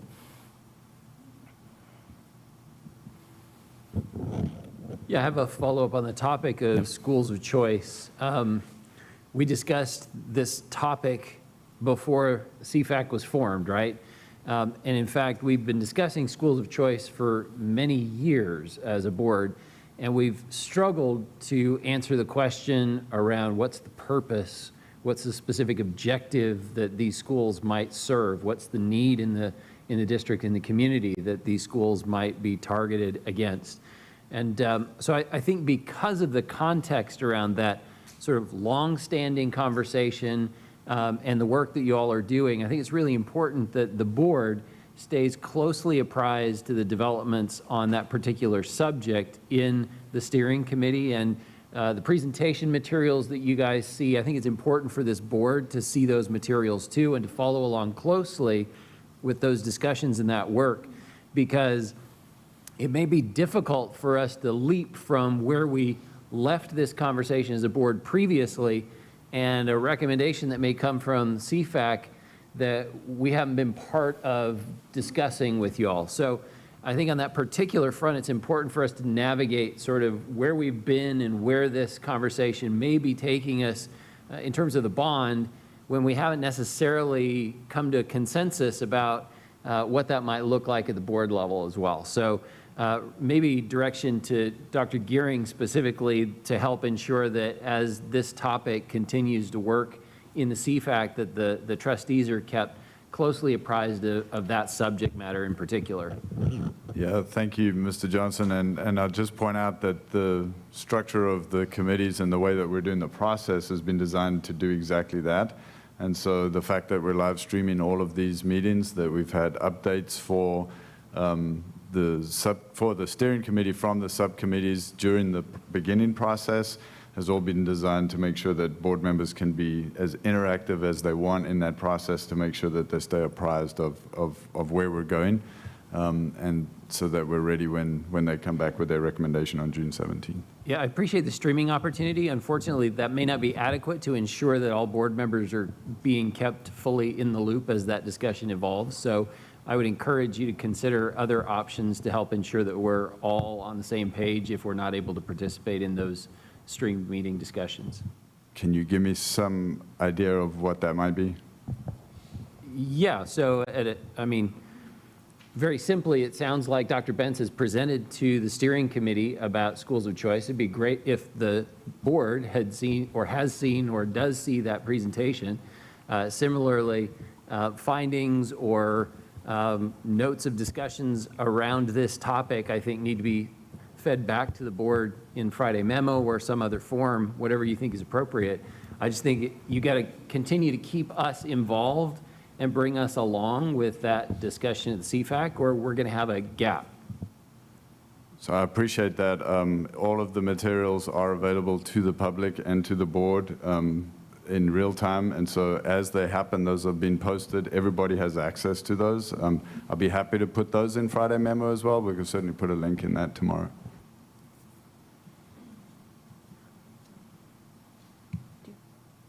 Yeah, your turn. So I just want to, I served on the steering committee in 2017, and so some of your questions are really good because we went through this same exercise and we didn't have this kind of pulse check-in with the board at this point in this stage. And so the subcommittees, work in a silo, and so they're focused on high school and they're focused on middle school or whatever committee they are. And so now the steering committee gets to see it holistically, right? Like, what is the impact of this overall? And so they do have a big job in front of them. But they do the exercise based on the criteria and weed out or prioritize or kind of reevaluate what is a need and a must to put into the bond package and what our community will support, because we want the best possible outcome. But also, I just still want to encourage, those robust conversations. Dr. Bentz didn't present a single idea of school of choice, like a theme or anything like that. So I still really want this critical feedback on what our steering committee sees as opportunities, because I think that's what we've been hungry for in these conversations that we've had all along, is what is our community seeking in a school of choice? Because I have a lot of great ideas. I could do 3 right now. So, and Dr. Benz knows, because I've attacked him about it, like, let's go. And so, and my sales pitch is any business or community that wants to come along and be a partner of us. If you'd like Apple on the side of your building, I would love to be the Apple Technical High School of Cedar Park or whatever. And so, but the community partnerships are so important here, but we want your eyes and your relationships and to expound on those and give us like what you're seeing, like that a community really is looking for their students' passions and growth opportunities also. I can say that I still sometimes have a challenge, and I've talked to some of our trustees. I've got the governance core book, and we talk about, where's governance role versus what does it mean to be an admin role? Those can sometimes seem like they're merging. And I hear your committee asking similar questions. Now, I haven't listened to every single minute of it, full disclosure, but I have listened to some of it. But questions like, well, how will this program work, and how do you select the students? That can come up to here, and we can work that out. And to Aaron's point, that's when we have those critical discussions. When I heard Matt's presentation, it was the one that we've already heard about school of choice. And so to echo Alexis's comments, and I do agree, you're at that stage where you can say, okay, what does our community want in these buildings? These are tax dollars. What does our community want to see happen with our learners? And I would encourage y'all, and I'm sure Jimmy can get y'all the access to it if you have not yet already seen the Program Advisory Committee. They looked at different school of choice and the discussions that were in there. We also had, when we did the listening sessions with the community started talking about different programs, so they can get you that data point as well. We did have our student discussion tonight, our core beliefs, our mission, and our vision, so that can help as well. We've done discussions on deeper learning, and those things still continue to develop on what that might look like. And then whatever numbers or data you need as far as what you see going on in our campuses to help you identify if y'all see a need. But also to Alexis's point, I mean, y'all are in a great place where y'all can be like, you know what? We heard that this college campus wants to partner with us with an early college high school. That's something, you know, that we want to put funding towards, or that's something we think needs to be our tier 1 or in there. So just whatever y'all can do to get through some of those discussions. It is this hard part because it's kind of like we've all got to coordinate together. Administration and learning, they're going to do the how-tos. We're going to do the visioning here, and y'all are going to tell us what the community wants based on listening feedback and the steering committee, and you're pulling it all together, and you're trying to put this package together. So I feel for you, and I would also like to take a page from the students' books talking about failing forward. We might make a couple false starts. I don't know if we'll make the November deadline. Let's try, but let's make sure we get it right. What I don't want to see is that y'all feel so far focused on a timeline that you give us a bond package that maintains kind of what we're doing, but doesn't help us build for a future. So that's my biggest concern. Yeah, I think I can commit and promise to you that that's not what we're going to do. I think we have a good enough group that is really going to challenge ourselves. And just so thank you for some of those words, all of y'all, and providing additional guidance. It is guidance to help us and give us possibly some freedoms to think outside that box. And we'll have those conversations. And it may be a long meeting, but that doesn't really matter at this point. Thank you. We have long meetings too, so we appreciate all your hard work and your willingness to tackle this. And but we really, the handcuffs have been removed, and so think big, dream big. It's for our future. Thank you. I would also like to see or ask you a question, because I know y'all had a presentation on previous bond dollars and we're looking at that. Just to close the loop, as y'all are doing this discussion, I'm curious, and I'll be asking, so I'm just giving you a heads up later, I'm going to want to know. In our last bond, there was a road over in the 4 Points area that we haven't spent bond funds on. And I'm curious, did our community realize that was mainly for an emergency access road that needs to go? Or did they think that was for traffic? And if our community wants a bond for the traffic, if that's something, is that something you'll have to revisit? And maybe not, but I'm worried there's a confusion, and there might be a confusion on our part. So as you are doing, I just would like to make sure you kind of close the loop on that one. Also on tier 1, it says academics and safety. Does that mean that the item has to be academically safe, or is it like it can be academics and the other topic can be safety? That's not like tied together, right? Like I'm probably trying to make this too complicated. Correct. It's not tied together. Okay. I mean, it probably should be and/or safety. Okay. And then also wait, I need to share the space. Board. I heard y'all ask about in-person meetings.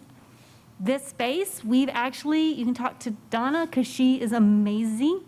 And she actually set up where when we had a bond oversight committee, I think we could have fit, was it 18 people? I don't know, but she had the seats all arranged and whatever for videotaping. And so if you need those services, please let her know if that's something your committee ends up thinking they need. Thank you. Okay. Any questions for us now that we've talked your ear off? Nope, we'll go to work. Okay. Thank you. You guys are amazing. Yeah. Thank you.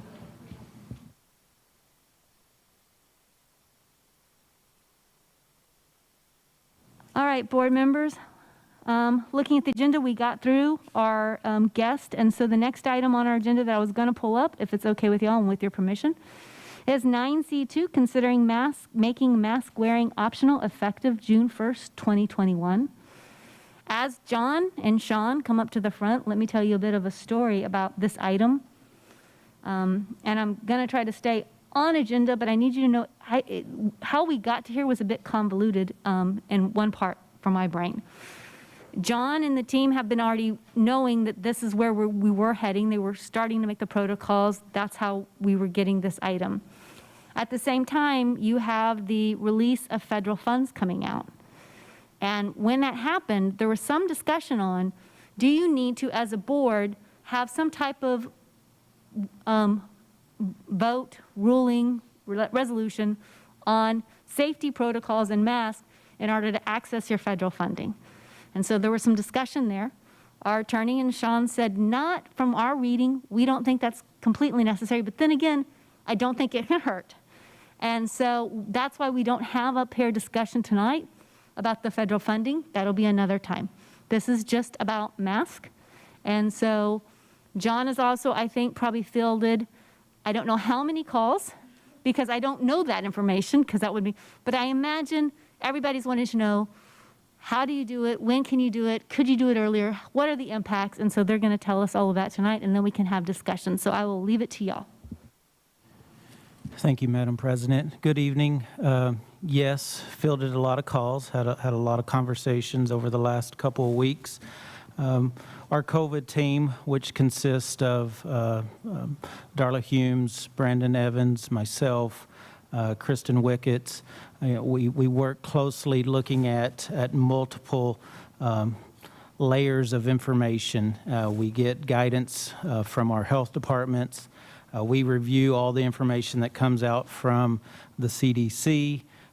We look at data across the district, and we have been looking and really monitoring how things have been going in the district. And so we have seen improvements.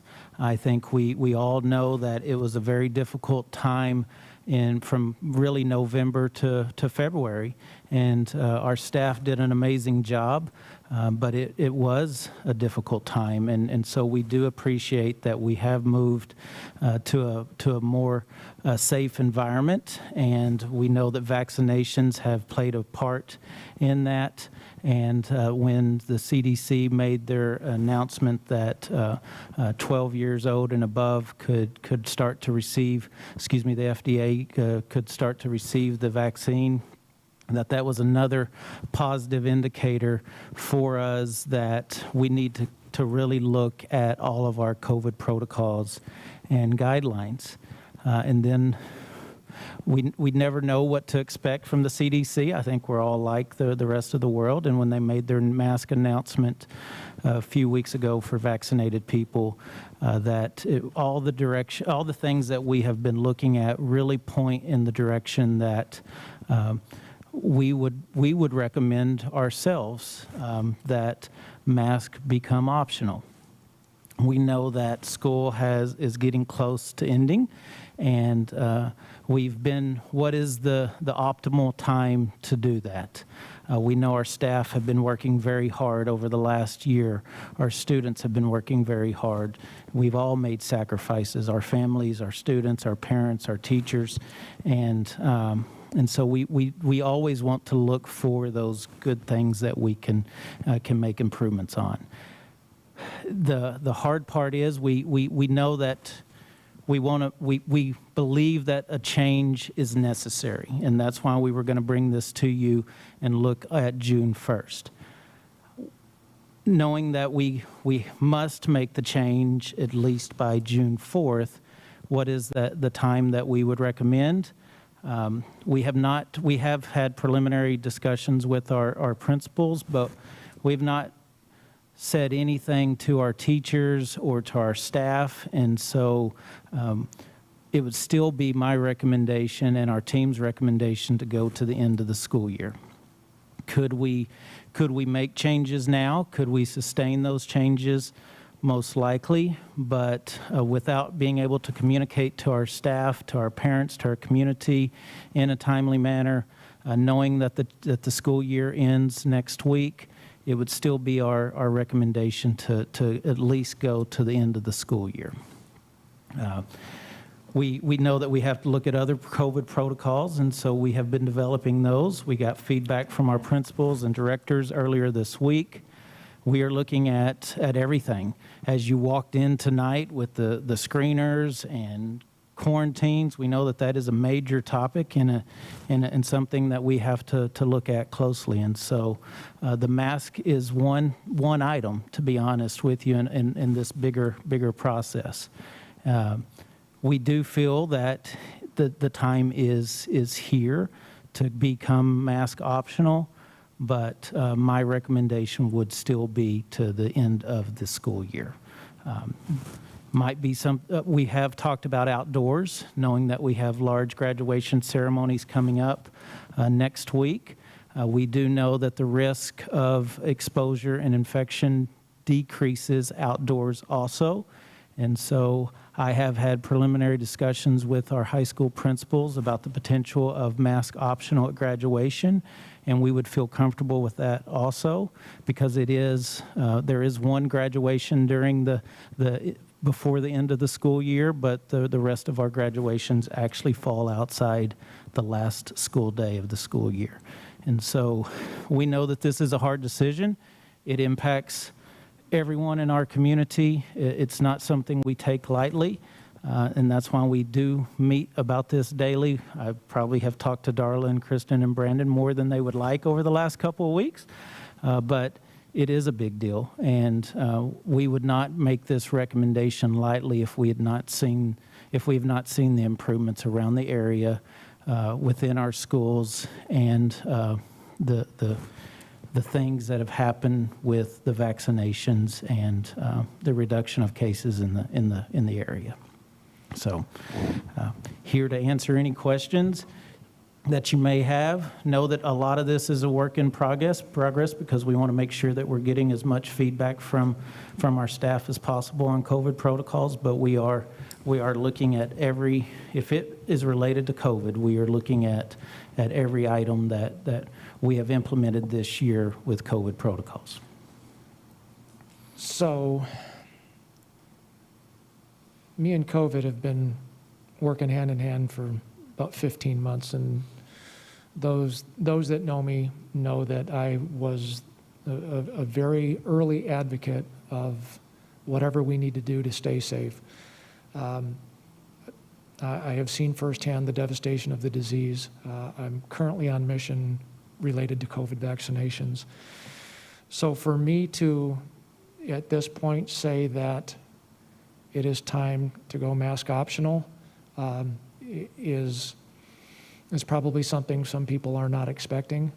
I have been having conversations throughout the Texas Military Department, with nurses, with doctors, with everybody that I know that is intimately involved with COVID. June 1st is an easy, it's one of those, it's the first day of the month. It's a real nice, neat start point.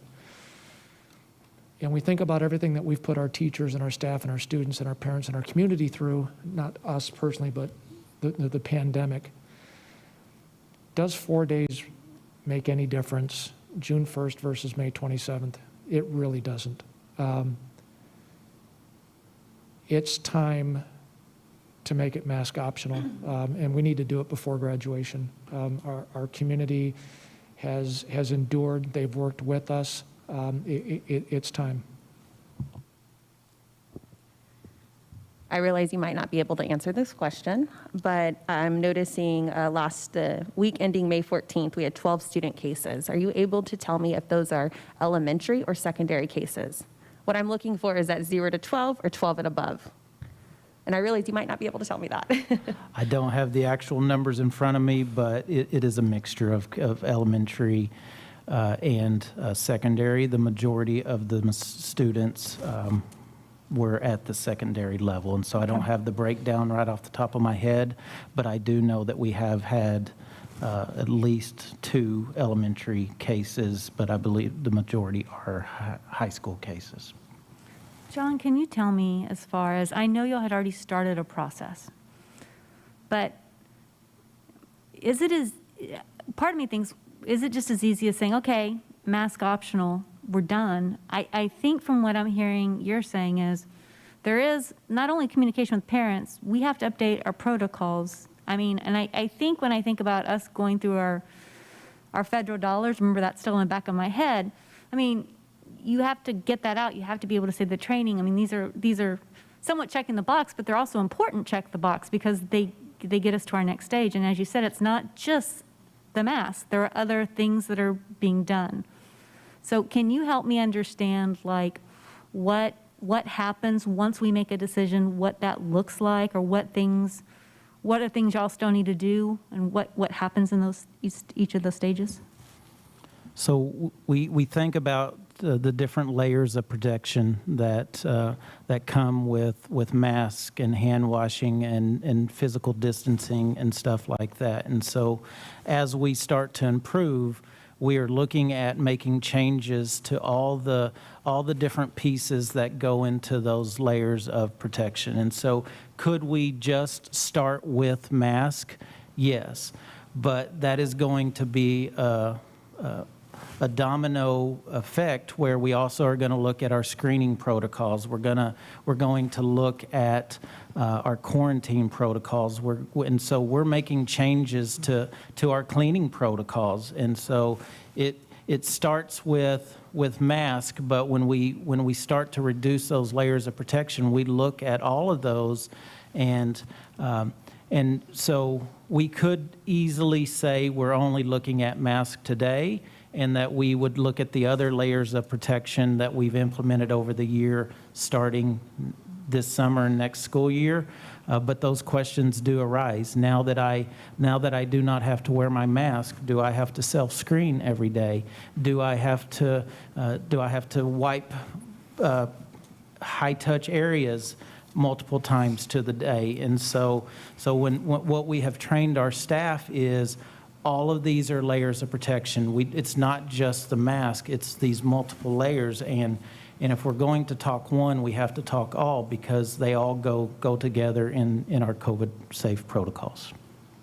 I appreciate that response, because what I was thinking, if we said no mask right now and we're not addressing the quarantine, what happens when a senior is exposed and they have graduation 2 days later or 1 day later, and they were exposed without a mask?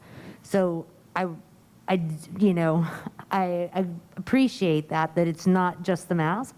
I also do appreciate having a kid that graduated last year, and all our graduation pictures are, you could have been like any kid standing next to me in that picture. And since it is outside, being able to give that flexibility outside to our families to wear a mask in that outdoor space, right? We're limiting the number of people, it's outdoor. I really appreciate us thinking about that.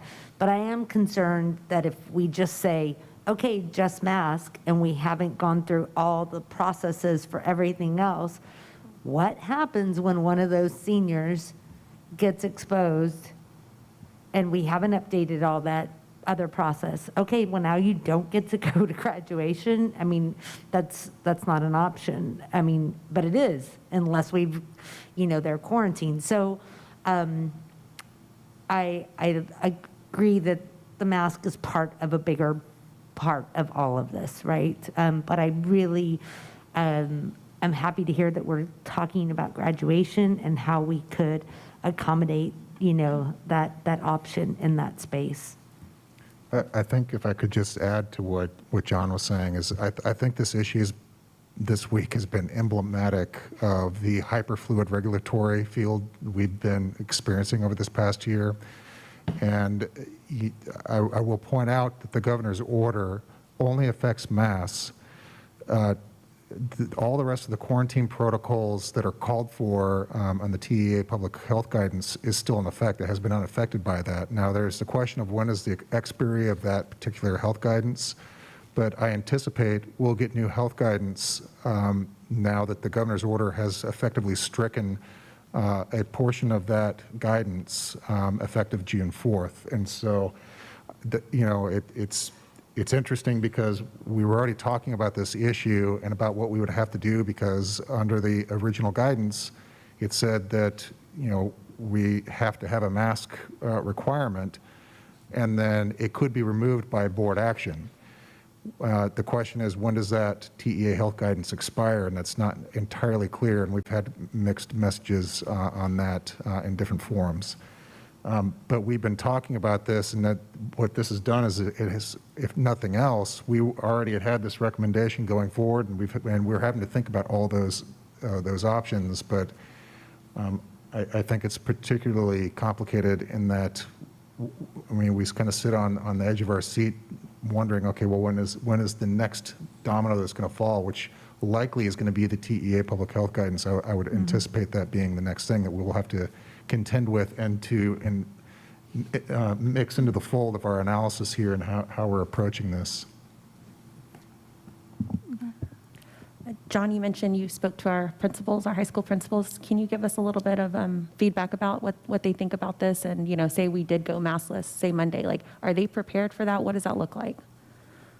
So they are prepared. I think with anything that we've done this year, there is always that what if, as we talk about seniors, and I know I've talked to all 6, 7 of our principals that work with our seniors, and that has been their biggest concern is what if a senior is infected and has to quarantine and misses their graduation ceremony. And so that's why you have seen a lot of their activities that they have completed with their seniors has been within that 10 to 14 day time frame. So if a student does become infected or exposed, that they would still have that opportunity to still participate. But not one of them said that they disagree with mask optional at graduation. They want the best ceremony for their students. We know that they've earned it. We know that their families have earned it.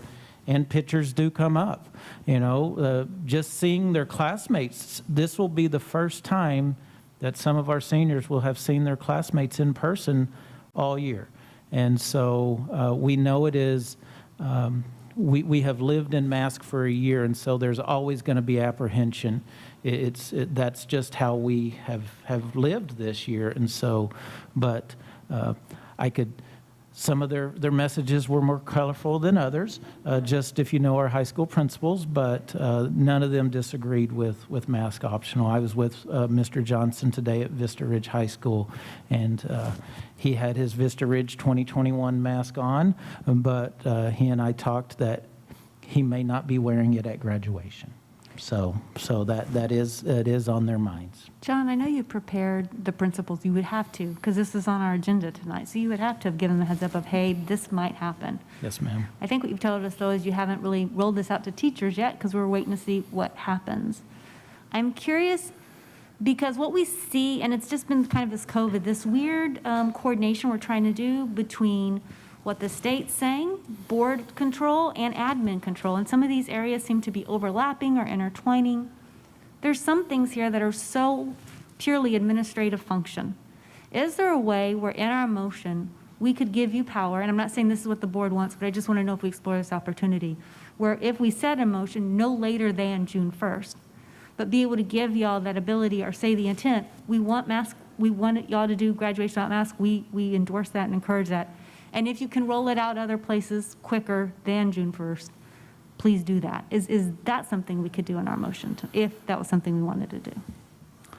I'm always someone that likes flexibility. And so having opportunities to look at each campus and the different communities does speak to me as someone that's a former principal, because I don't know what exactly each community believes. I know that Rouse was different than Vandergrift in some of our beliefs sometimes, and so I do like that flexibility with our campuses, and that would give us an opportunity for the principals and their staffs to have conversation, and if that's something they agree, I could see that being beneficial, but we currently do not have any meetings set up with our principals to have these conversations because it is the end of the school year and we try not to bother them the last week of school.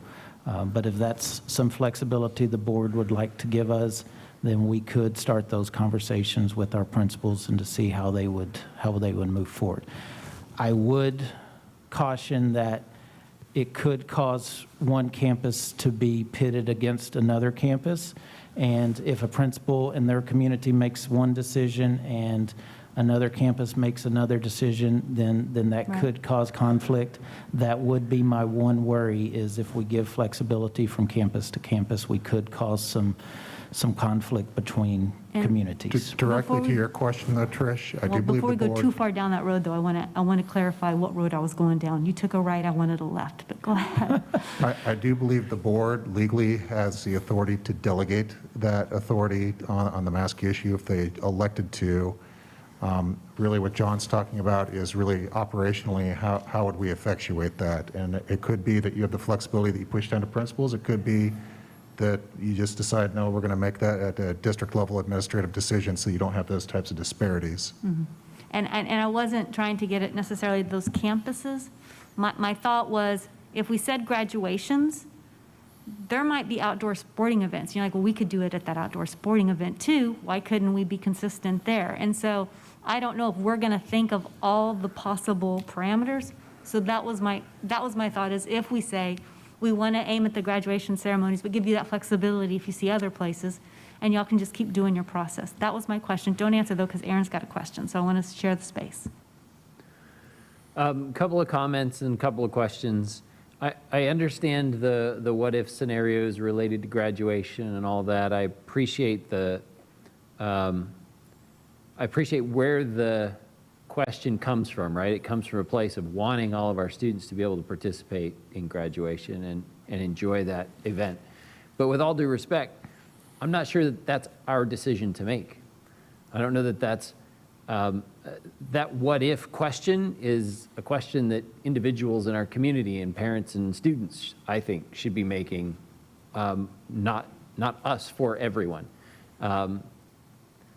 The question for me about graduation, as others have said, I think is kind of a no-brainer, particularly our outdoor graduations. I don't see how we could justify requiring masks in that context, given that we've already arranged to have those graduation ceremonies outdoors. So I think that is a no-brainer.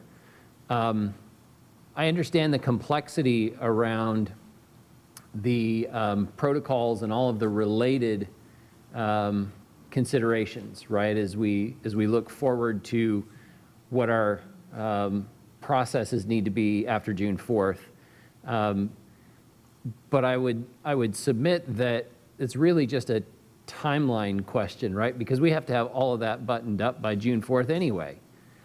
And we're going to have students on campuses again June 9th, right, for summer school and whatnot. So, and faculty, staff will stay on campus from today through the summer, many of them, for our summer session. So it seems to me like we're just talking about days anyway. So if we have to solve the question of the protocols, I guess my question to you, John, is how much time do we need to effectively do that? Because once we've done that, then I think we're ready to go forward and execute those. So we have been working on the protocols for the last couple of weeks. We have been receiving feedback. We presented some preliminary drafts to the principals and directors on Tuesday. What conversations we have had is we have summer school. We have other students that will be on our campuses for camps and extended school year, and of course professional learning that will take place. And so in our conversations in cabinet and teaching and learning, and after tonight, we knew we would have most likely a decision and a direction. Next week would be our opportunity to finalize all those plans and be ready to implement those June 1st is what we was hoping. That would give us enough time to communicate with all the different stakeholders, allow our teaching and learning, our professional learning staff to make sure that their protocols are in place for professional learning, our summer school principals, be able to meet with them and make sure that they understand that. And so we were looking at the timeline of possible decision tonight and the communication and finalizing of those processes to be ready by June 1st. Okay. Just a final comment on the flexibility question, the campus flexibility question. We didn't delegate that kind of authority previously during any of this. I don't see why we would do that at this late date. That doesn't make a lot of sense to me. My recommendation is that we ought to make mask optional our policy as soon as your team is ready to finalize the revised protocols. If that's June 1st, if that's the earliest we can do that, then that should be the date. But I also think graduation needs different treatment, and some of the other related events that may occur in that time frame, right, may need additional consideration. And Aaron, to clarify, I don't think John was saying we should do campus by campus, and I wasn't. I think he thought I was saying that with flexibility. So we just had a miscommunication. But that is my question: is if we set it for June 1st or earlier, like you're saying about, can you do it earlier? But yeah, I was focusing on graduations and other outdoor arenas. So I'd like to take a stab at this and see where it goes. But again, as somebody that has lived intimately in the COVID environment for the last 15 months, I'm comfortable making this motion. Madam President, I move that the district make mask wearing optional with an effective date of May 24th, which is Monday.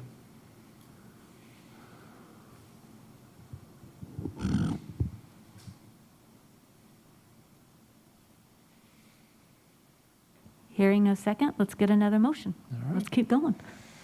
Madam President, I move that the district make mask wearing optional effective June 1st with consideration being given for graduation ceremonies. Mask optional for graduation ceremonies. Second. A motion from Jim, second from Aaron. Let's have discussion. Yeah, quick question. The motion as presented talks specifically about graduation. My question is going to be around non-graduation activities that might also be occurring in the same time frame. Which is why I wanted to go with a Monday, the 24th, and let our community be responsible enough to act accordingly, and then we don't have to get into micromanaging each and every activity across an entire district. Yeah, we might come back to your motion again. We're just talking. Yep. I think that's my concern as well. If we're going to give no masks for graduation, I want, across the board for our elementary recess. There's a lot of outdoor activities. I went to a Mother's Day tea. We were very much spaced, let me tell you. So yeah, I kind of would like that as well. Outdoor activities for our students to be maskless as well. Well, and let's find out, is there a difference between campus, does that mean like when they're doing field day on campus outside versus in, that might be a different thing versus, I don't know, a basketball sporting event. So John, when you hear our intent of saying graduations we want to be maskless, and if we say and other events similar, what are you thinking of? And how do we do this in light of some of the things that you have coming up? So help us understand what you're thinking. So we know at the end of the year, our campuses like to celebrate students in many different ways, and a lot of those ways are outdoors, like field days. Some of our campuses have, at our elementary level that have fifth grade graduations, have planned those outside also. And so what it could look like is if we go past the last day of school, that it could be all outside events are mask optional within our district. And I could see that would be beneficial to all of our campuses that are holding events outside. And a lot of our campuses have moved to an outside format for most of their events. So can I make an amendment? Yeah. Please. I'd like to make an amendment to include all outdoor activities for all students at all grade levels. Does that work, John? Is that what you're saying? Yes, ma'am, that would work for us. We would feel comfortable with that. So is that all outdoor activities beginning when, Anna? I'd like it to be beginning tomorrow if it's possible. I mean, again, y'all are the experts. We have to wait till Monday. I'm okay with Monday. Whatever the board, if y'all think tomorrow, Monday, I'm okay with. I would just like that amendment. So let's clean this up. First, let me withdraw my motion, and then you read your motion as because No, I'm horrible that at way this. it's nice and clean, right? But I think the Monday date that gives John and his team a chance to. Let me pull it up. Okay. So I've been writing some language, but you're going to have to make the motion, so type and then tweak as you want. I move that the district make mask wearing optional effective June 1st and optional for all outside events effective and whatever that Monday is. 24th. All right, let's Yep. see how Can this goes. Can I suggest that we wait on the motion for just a little additional discussion? Sure. So I'll keep tweaking as y'all talk. I haven't. My haven't motion has been as- withdrawn, though. Your motion has been withdrawn, so we have no motion at the moment, but we'll get to one soon. My follow-up question relates to graduation-related district-sponsored activities, which may or may not be outdoors. I don't know what plans have been made, and I don't know whether mask optional is appropriate in those venues, but it seems to me like maybe it should be. So just want to understand what other indoor activities we might consider excluding from our mask policy at this stage. So my recommendation would not have mask optional for any indoor activities until the end of the school year. There are activities that some of our campuses are still having, like that some of them are having graduations indoors.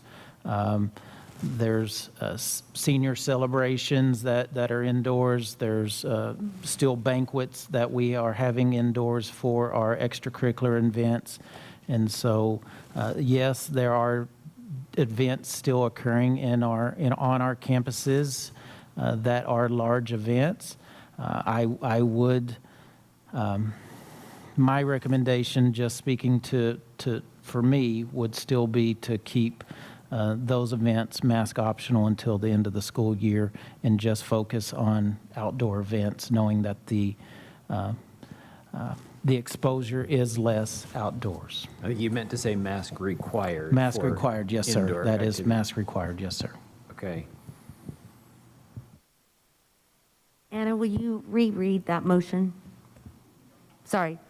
And I think we might need to switch it. I was thinking of the order. So if we're going to move to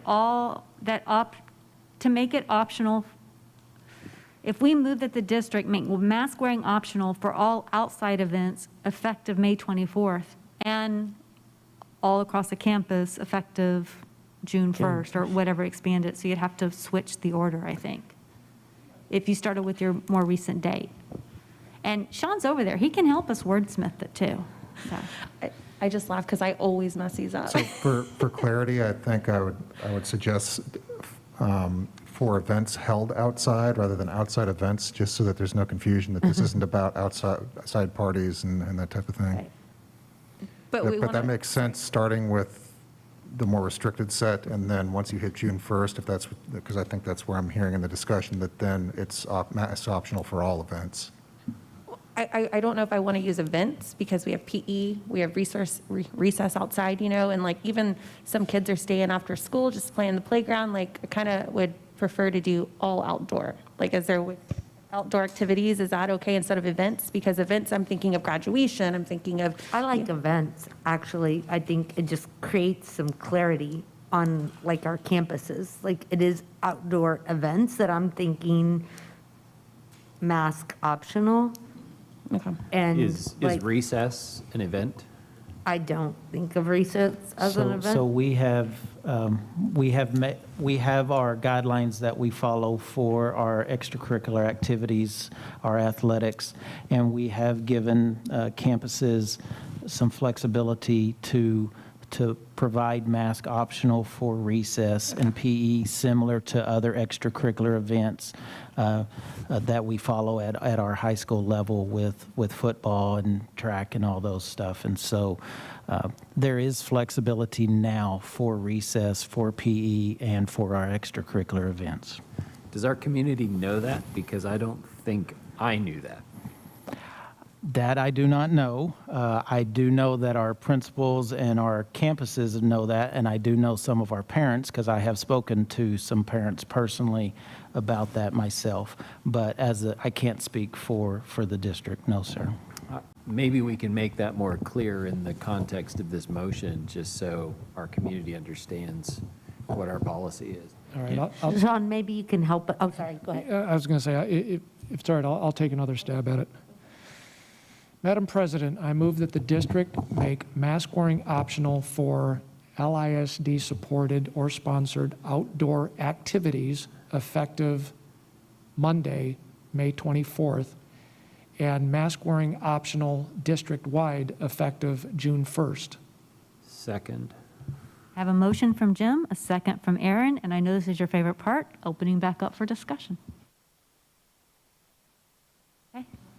I just want to say thank you to my fellow board members for having a very nice discussion about this. So thank you.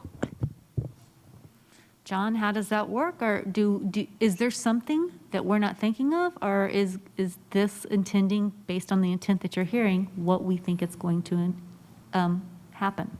Yes, ma'am. I think it is a good step forward for our district as we move forward with mask optional. Board members, any other discussion? I'm getting ready to call for a vote. That was a great discussion, a lot of good input. I love the questions and the input. Thank you, John and Sean. Without further ado, all those in favor, please raise your hand. 7 ayes, no nays, motion carries. Board members, we're getting ready to get some wind in the sails on the next few agenda items. It's going to go quick, so hold on to your hats.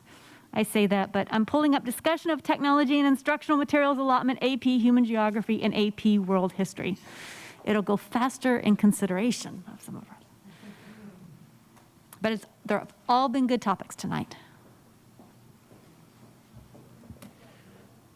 Good evening again. Happy to be back. All right, we are excited to bring to you some recommendations regarding technology and instructional materials allotment.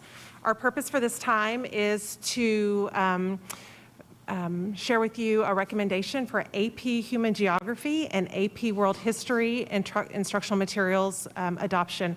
I do want to recognize Kip Harmon is in our audience today. He is our Senior Coordinator for Secondary Social Studies, and he is the brains behind all of this work that has been happening, and he is also my phone a friend. So if you ask a question that I can't answer about the process or where we are, he is ready to hop up and help answer any questions.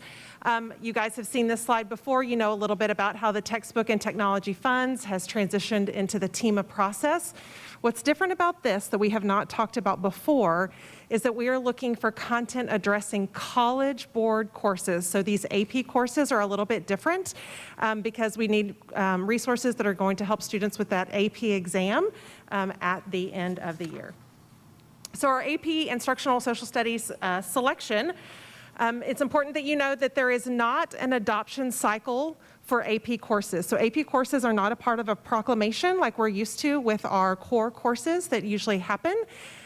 We started our AP Human Geography course and our AP World History course 8 years ago. The materials that we adopted were on an 8-year adoption cycle. Those have expired. We still have hard copies of the textbooks, but all online access and online teacher resources will be going away at the end of this school year. So that's why we're coming to you today looking for a refresh. These resources are used for students who are in those World Geography and World History courses. They do receive the World Geography and World History credit, as well as potential for college course credit, depending on how they do on those AP exams. The stakeholder involvement has been a little bit different with this process because the numbers of students who take these courses and the numbers of teachers who teach these courses is lower than in a typical core course. We were able to have every teacher who teaches both of these courses involved in every step of the process. So that has been a little bit different, and we're very excited to have that level of involvement.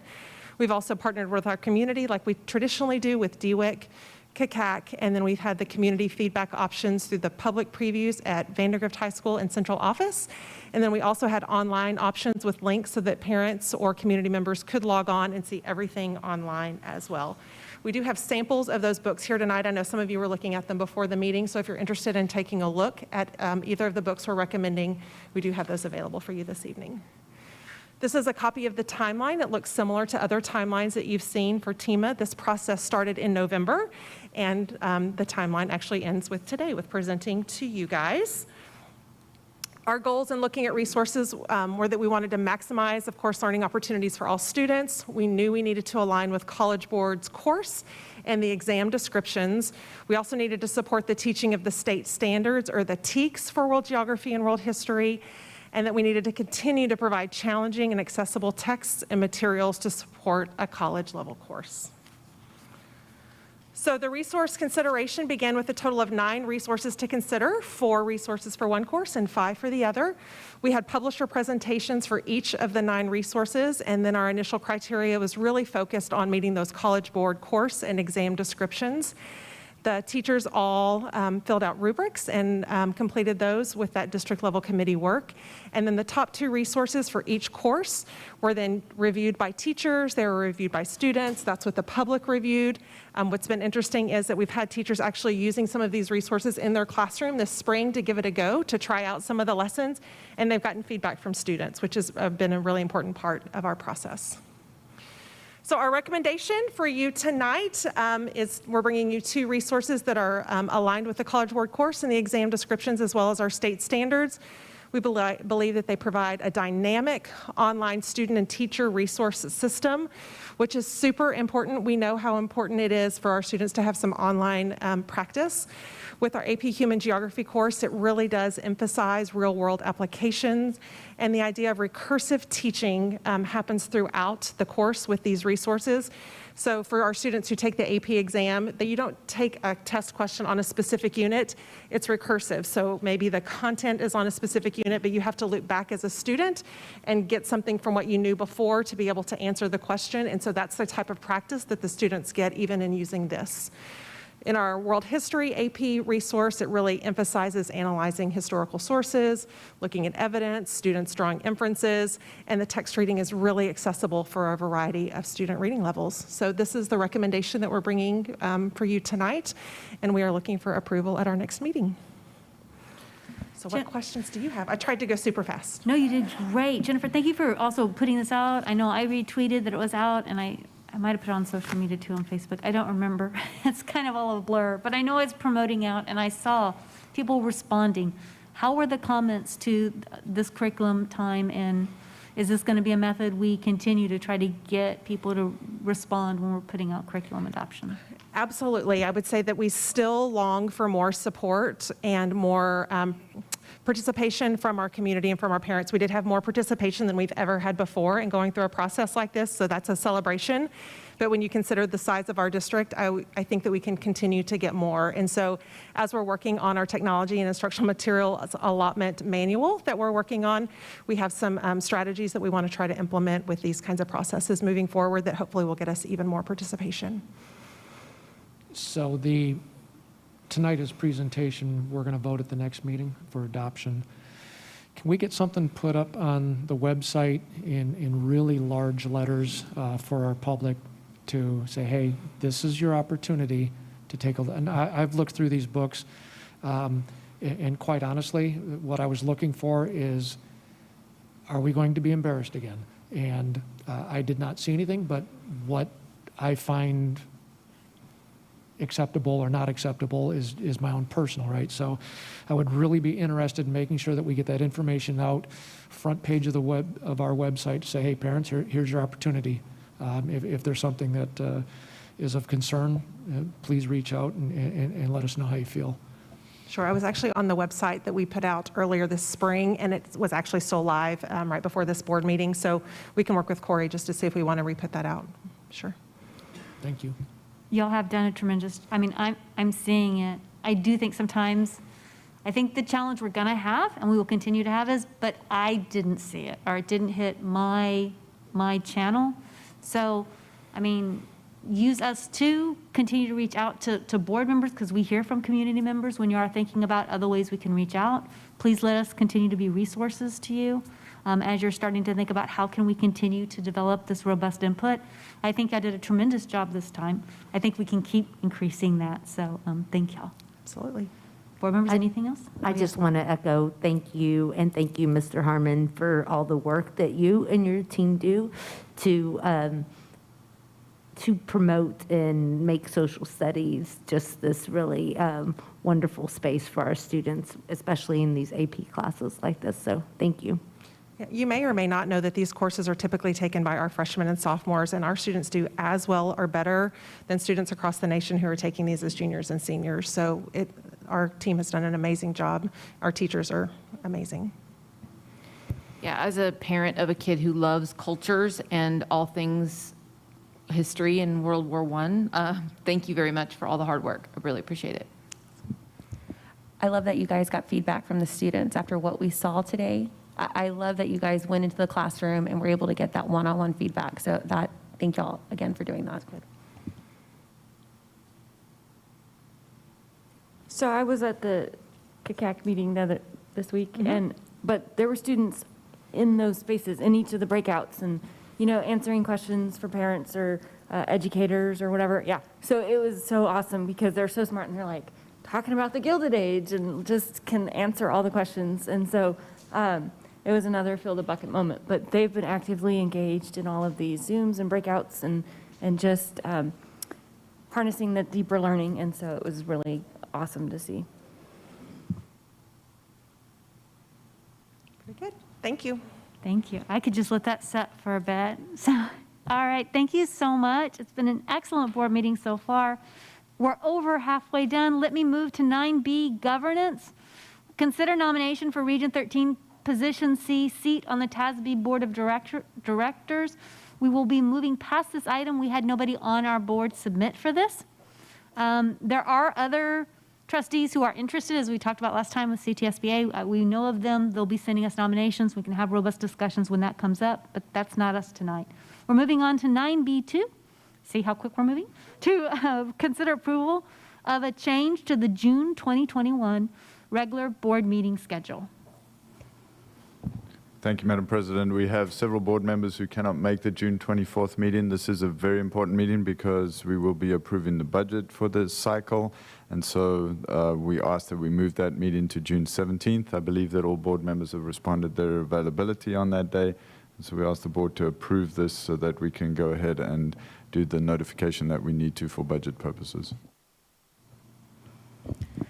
I move the board revise the June 2021 meeting schedule to move the second regular meeting from June 24th to June 17th, 2021.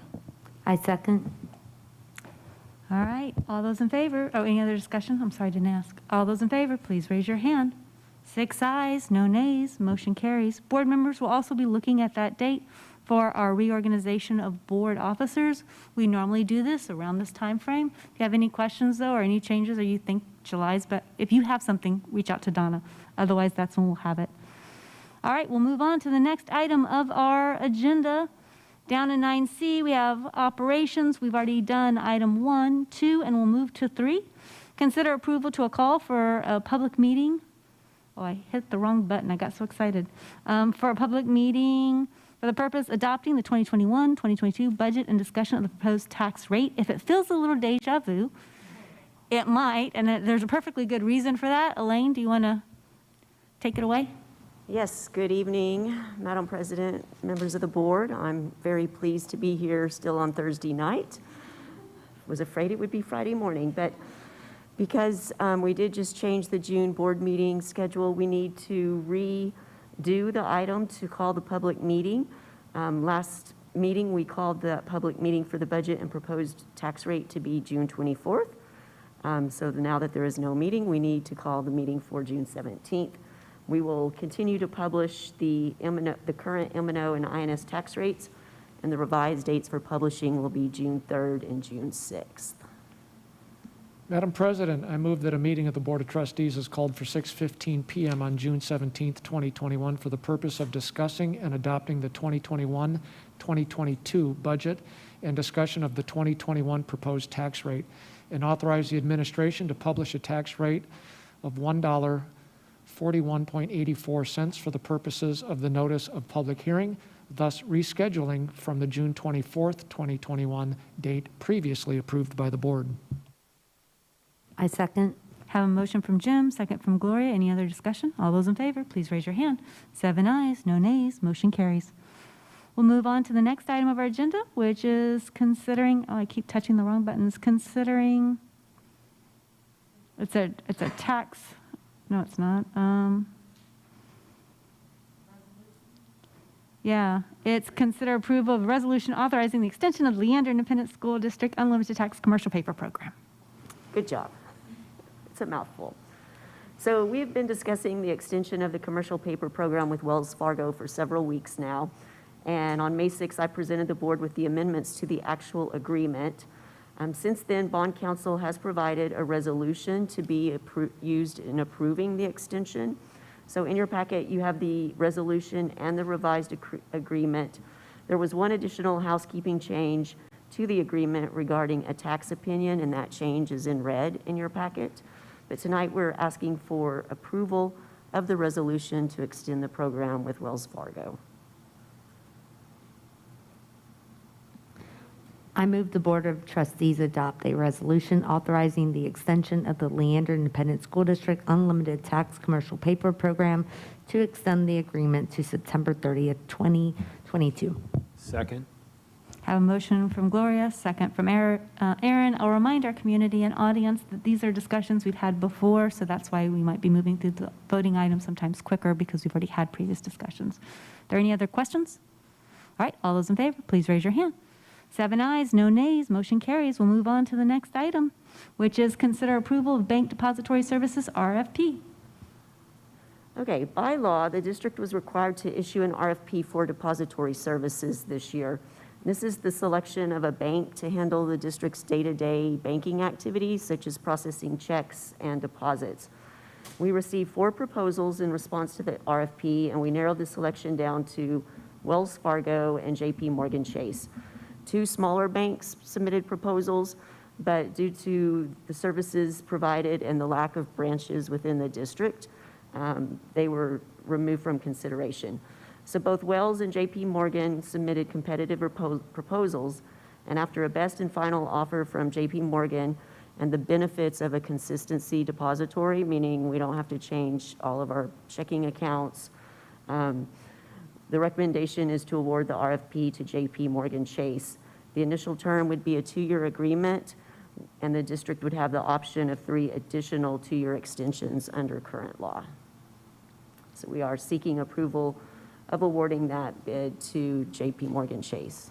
Madam President, I move the Board of Trustees award RFP number 21027S27 for depository services to JP Morgan Chase.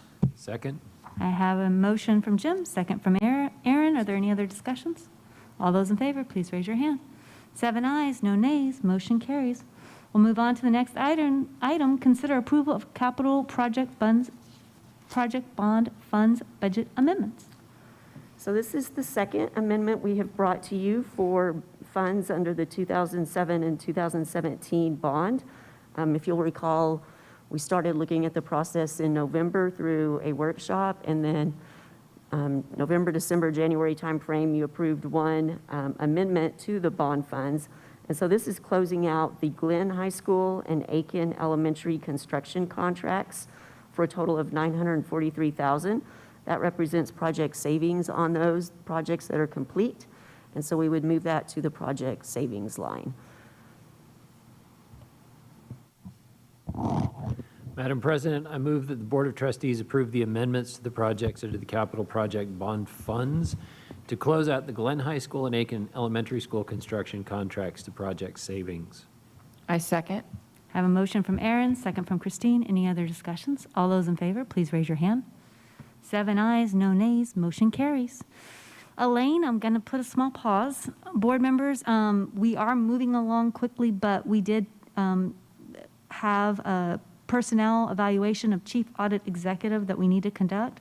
So if you are okay, we're going to move to go into close so we can conduct that, and then we'll come back out and finish going through our agenda.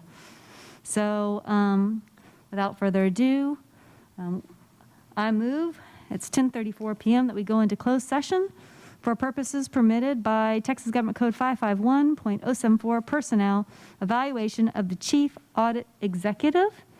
No action will be taken in closed. We will come back out into open for further discussions. and starting with our budget things.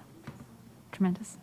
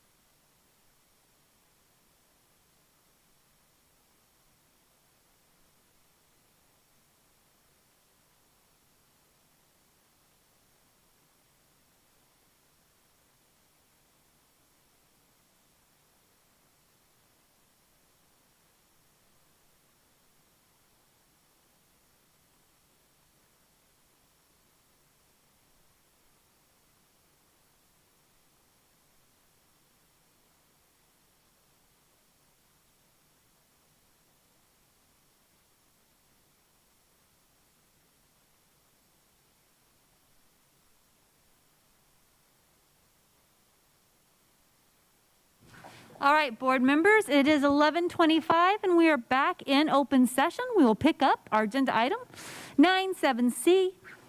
Yep, 9C7. There we go. Discussion of 2021 certified estimated property values. Elaine, this is just a discussion. It's not an action item. Sorry to disappoint, no action required. This is just to update you on our April certified estimated values. We have received those, and Williamson County is reflecting an 18.55% increase, and Travis County an 11.02 increase. When we combine those for the district overall, that's 15.68. So if you've received your appraisal notice, you might have been a victim of this. This growth exceeds the statewide projection of 1.84. I don't really know why they thought state values were going to be so low, but the effect of this is our M&O tax rate is going to compress down to the state floor of 82.47 before any enrichment pennies. And so we're going to talk about this more in the budget presentation, and then as we talk about tax rate in June and then adoption in August. So this is just to inform you, and so we can move on to the next item. All right, board members, we'll be moving on to 9C8, the 2021-2022 budget update. Elaine, it's still before midnight. I know, and I'm going to try real hard to get here before then. So this is going to be your last budget update before we bring you the budget for approval in June. Just wanted to update you on where we are after the last board action of the additional $10 million allocation. So if we look at revenues, like I just said, April certified estimates were received, and overall a 15.68% growth. Our assumption was 3%, and I'm pretty sure if I had told you in January that we were going to have 15% growth, you would have laughed me out of the room.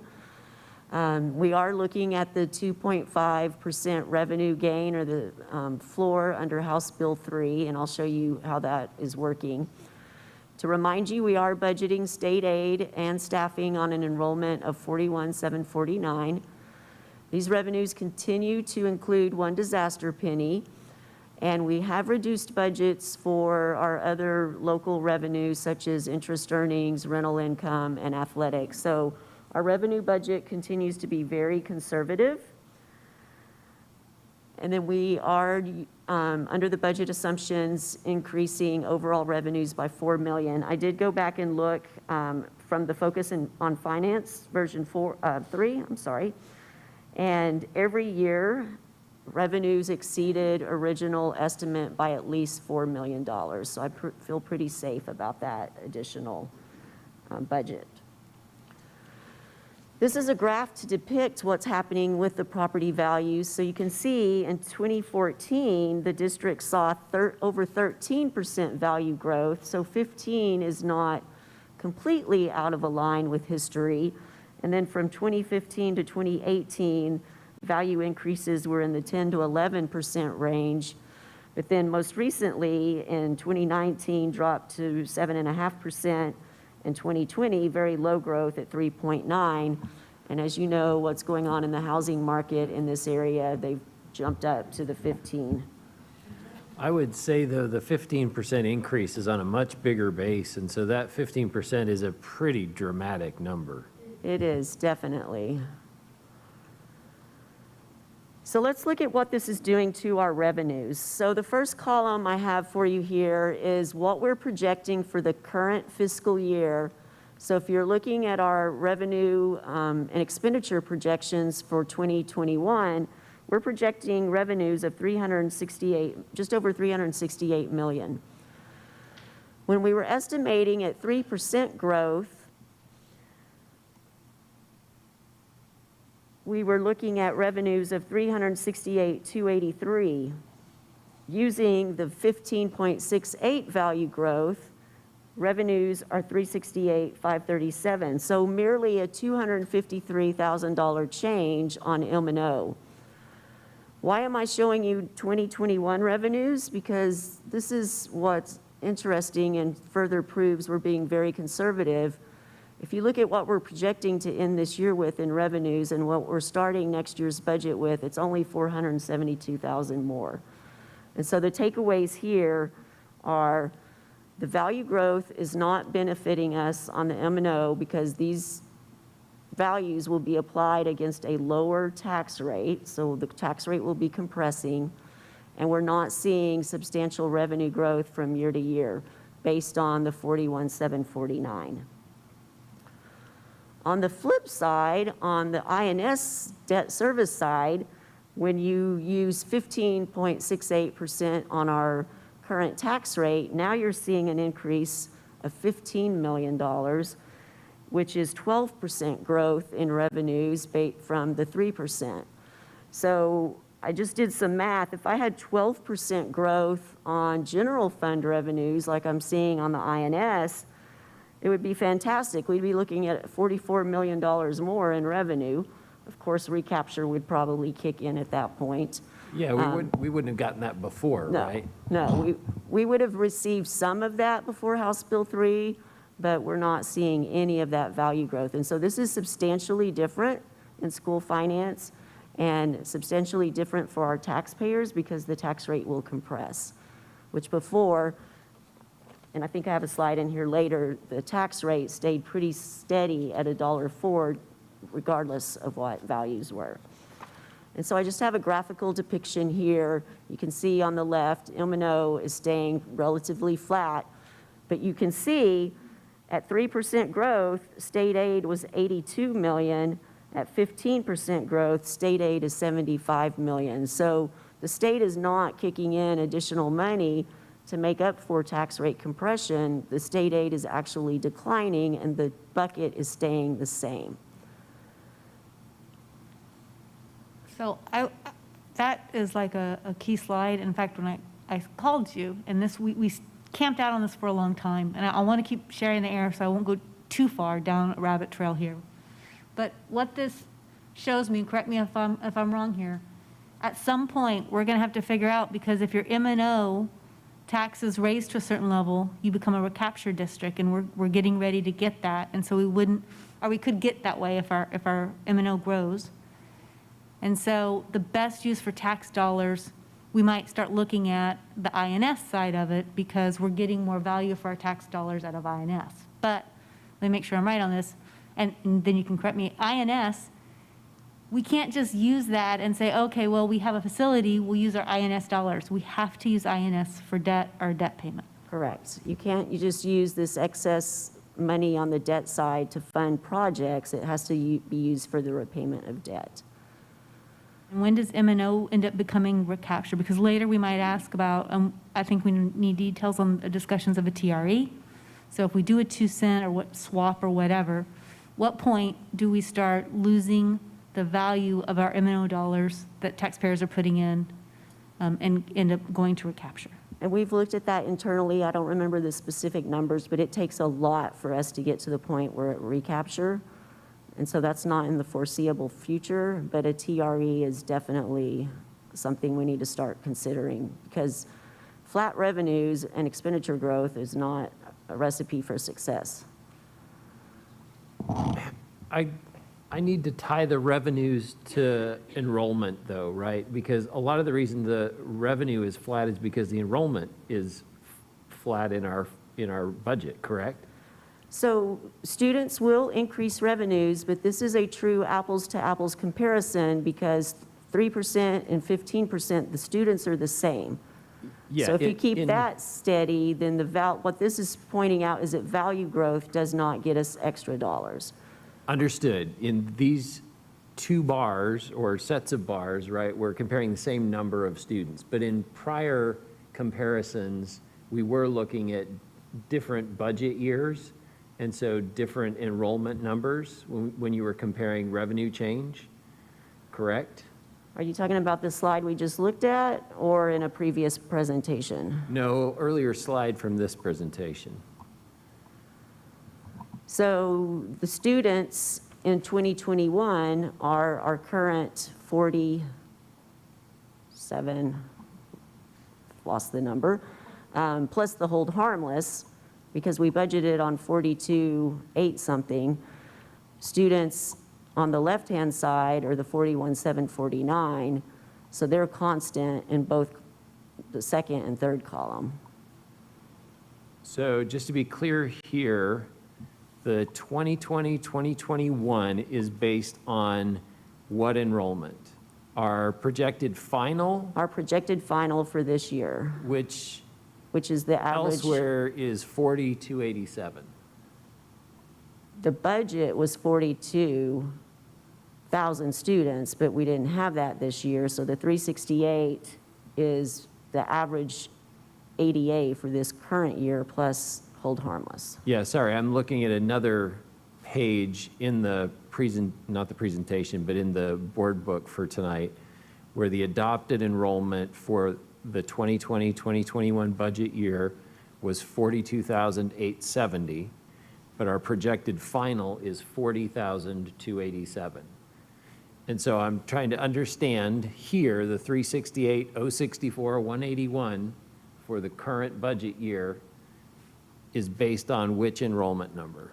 The lower 40, the actual enrollment. 40,287. So this is projected actual revenues. Okay, so 40,287 is the enrollment for the blue, and the green at 15% is based on our modified growth scenario at 41,749 students. Correct. So a delta of 1,000, almost 500 students produces no revenue growth?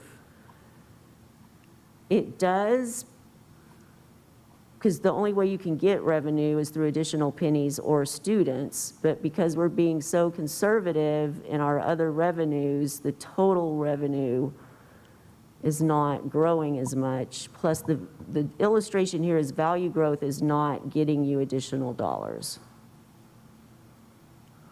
Do you need to look at the state versus local revenue, the way that the formula compresses, not compresses, but like in the value growth in that 15.68 column, we got 283 million in local revenue, 73 in state revenue, but in the 2021 year, you got much more state revenue because of is part of that additional students?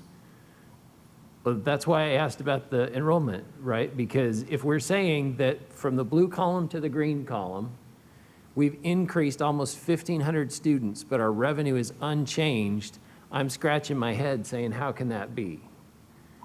If the House Bill 3 formula for funding doesn't give us more money for 1,500 more students, I don't understand how that's working. I'm going to have to dig into those details and get you an answer because I'm not coming up with it right now.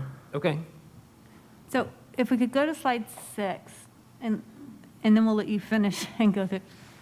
When I'm looking at just value growth, and we're not talking about enrollment here, it's just value growth, as a property taxpayer or whatever, is that the 3%? Is that what we're talking about? Is the 3% value growth on property taxes? And then 15% value growth is the value growth. So basically, as a homeowner, like you saw increased values, you're paying more in taxes. But what this graph is showing me is whether you're paying at 3% or 15%, we're still seeing that we're going to stay as a function of HB3 flat, unless we have additional enrollment. Taxes are no longer a function of increased revenue. On M&O side. They are, it's slightly up, but it's very modest, right? The leverage in that increase is much, much smaller than the increase. So if you were operating under assumption that HB3 made you whole, maybe it doesn't make you whole. From what I'm understanding in my discussions, there is a delta. It's not a one-for-one trade-off. I agree it's not one for one. Okay. But there is a very modest increase from the 3% scenario to the 15% growth scenario. We're just not recognizing that increase locally because the state reduces its share of funding. We do get just a little bit more, but it's not proportional to the increase in what the individual's value. feeling. Yeah. Yeah.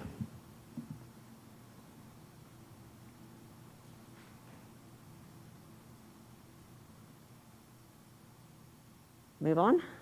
Okay, So this is the tax rate history, and you can see for many, many years, the M&O rate was at $1.04 and stayed there regardless of what happened with values. And so you would receive additional revenues with higher values. Compression started in the 1920 year, and so the M&O rate was compressed down to 97, and these are rounded to just 2 digits, 95, and then we're seeing compression, we're projecting compression down to 87 cents with the tier 2 pennies. And then the INS rate will be set by the board, and for here it was listed at the current step down of 46.25. So just some historical background there. All right, so when we look at the numbers, what is in the budget and what is not? So again, staffing is based on an enrollment of 41,749. The budget does include the 2% of midpoint pay approved by the board. We have reduced the contingency budget for additional FTEs. So if we see enrollment grow between now and July, be prepared that I would bring you a budget amendment to hire more teachers in July and August. We did reduce the contribution for health insurance.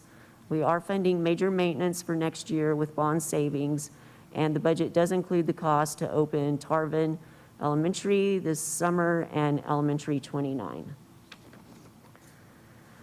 All right, so to look at the actual numbers, super small up here, but you should be able to see these in the board packet. So again, revenues in April, the last time we looked at budget numbers were 368,283. Slight growth with the 15% property value growth, 368,537. Expenditures on payroll, a slight change from what was presented in April, about 50,000.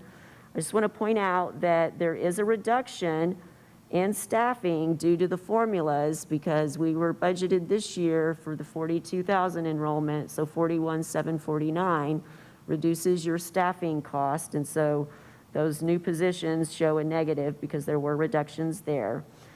There are 5 positions that are cut from the budget, and those are all at the administrative level, 1 in finance, 1 in HR, 1 in IT, and 2 flex teachers, and then a position being moved to federal funds. So there are still some budget cuts in personnel in this budget. So looking at the bottom line, well, before we get there, so in operating expenditures outside of payroll, in April, we were looking at just over 53 million. We have cut 2.6 to get us down to 50 million in operating cost. And this is mainly reducing the sub-budget, MERV filters, and some department cuts that were offered up. So after all the transfers out, we're looking at a $25 million deficit. In April, it was 28. Now at the bottom half of this page, I have put in half of our ESSER allocation. We are still developing the plan for that, but we said, okay, if we spread it over 2 years and use it towards things that are already in the budget, not creating new programs, not creating new staff, then we could supplement this budget and it would take the deficit down to 17,645,000, which is within the 5% budget parameter approved by the board, so we would not need the additional 10 million that was authorized. When would we use the 10 million that was authorized? If that disaster penny goes away, I'm going to need to touch that, and if we add more teachers because of enrollment, the gain in revenues from enrollment may not completely offset the number of teachers needed. It'll depend on how many students we grow by and how many teachers we have to add. So kind of to your question, Aaron, how does student enrollment affect the budget? So we provided a comparison. So using that same report and adding in, if all of the students projected by the demographer show up and we have enrollment of 43,951, now revenues increase to 384.6 million. So that's a $16 million gain on those additional students. Of course, that means more teachers, so payroll increases by 8.7 million. Bottom line is now the deficit goes from 25 million down to 18 million because of that $7 million delta between the increase in revenue and the increase in expenditures. Again, taking out the ESSER funds would bring that down to 10 million. And so again, we are still within the 5% parameter and could fund, could take the result of the lost penny, disaster penny, and additional staff through the difference between the budget parameter and that deficit. And so would probably not ever need that additional 10 million in this scenario. So I will pause there. So board members, any questions, or do we want Elaine to go on? All right. No. I just have one question. We talked about this a little bit a week ago, Elaine. I'm trying to connect the dots between these two columns, right? One is the final proposed budget, and the other is the moderate growth, where we add students, right? I understand what those two enrollment numbers are tied to. I'm trying to understand how adding those 2,000 students gives us a roughly, what, $8 million swing to the positive. I don't follow that, just because adding students typically has proportional payroll and related costs. I'm not sure I understand how that swing in enrollment produces an $8 million bump in the net. I know it's in the numbers here, but just at a high level, how is that possible? So you can see we're gaining state aid. So tax collections aren't going to change depending on the number of students, right? So that stays constant. We see a big increase in state aid when we add those additional students. And then in payroll, your operating costs don't change, but in payroll, now our best guess is using where the demographer says the grade levels those students would be in, and so building out staffing based on those grade level increases. It's not necessarily going to take a student for every teacher because there will be room in elementary and potentially, you know, secondary is the hard one to figure out because it's not a true 22-to-1 ratio. And so this is our best guess of what staffing changes would be. And so you can see we added 8.7 million in staffing to accommodate that student growth. It could be more or it could be less, but that's always a guess when we're doing these budgets until we get the students here. But I'm happy to sit down with you with the state aid template and show you where it's become so complicated with formula transition and fast growth and I understand. all it that. Is. And so we can sit down and go through where those changes are. Yeah. I think that might be helpful just as an additional observation, a data point here, going back to the earlier comment I made about how an apparent increase in enrollment was not producing any additional revenue. Here there is a $16 million additional revenue for those 2,000 additional students. So here it's producing $16 million additional revenue. In the example you showed earlier in your presentation, there was none. And I completely understand what you're saying, and right now I'm not, I know there's a reason, but it's not clicking with me. Okay. Thank you. Well, wasn't the other one, never mind. I'm going to keep looking at the numbers because I don't want to get us too deep in the weeds. So the point to this exercise is meeting the demographer's projections would be very beneficial to the district. And so monitoring enrollment is something that we are doing daily, and enrollment continues to be the unknown. So then we did prepare the 3-year projections under both. So under the modified growth, we simply took enrollment growing 3% each year out, and then under the moderate growth assumption from PASA using those numbers for the next 3 years.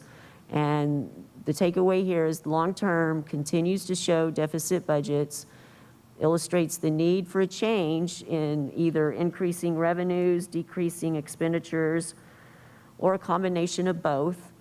I went back and looked in December when we did 3 years on moderate growth. I believe the deficit in the out year was about 52 million. So our projections have tightened up some, but we still are watching the future. And as we said in April, right now was not the time to make massive cuts. At that point, we did not know what was happening with federal funds.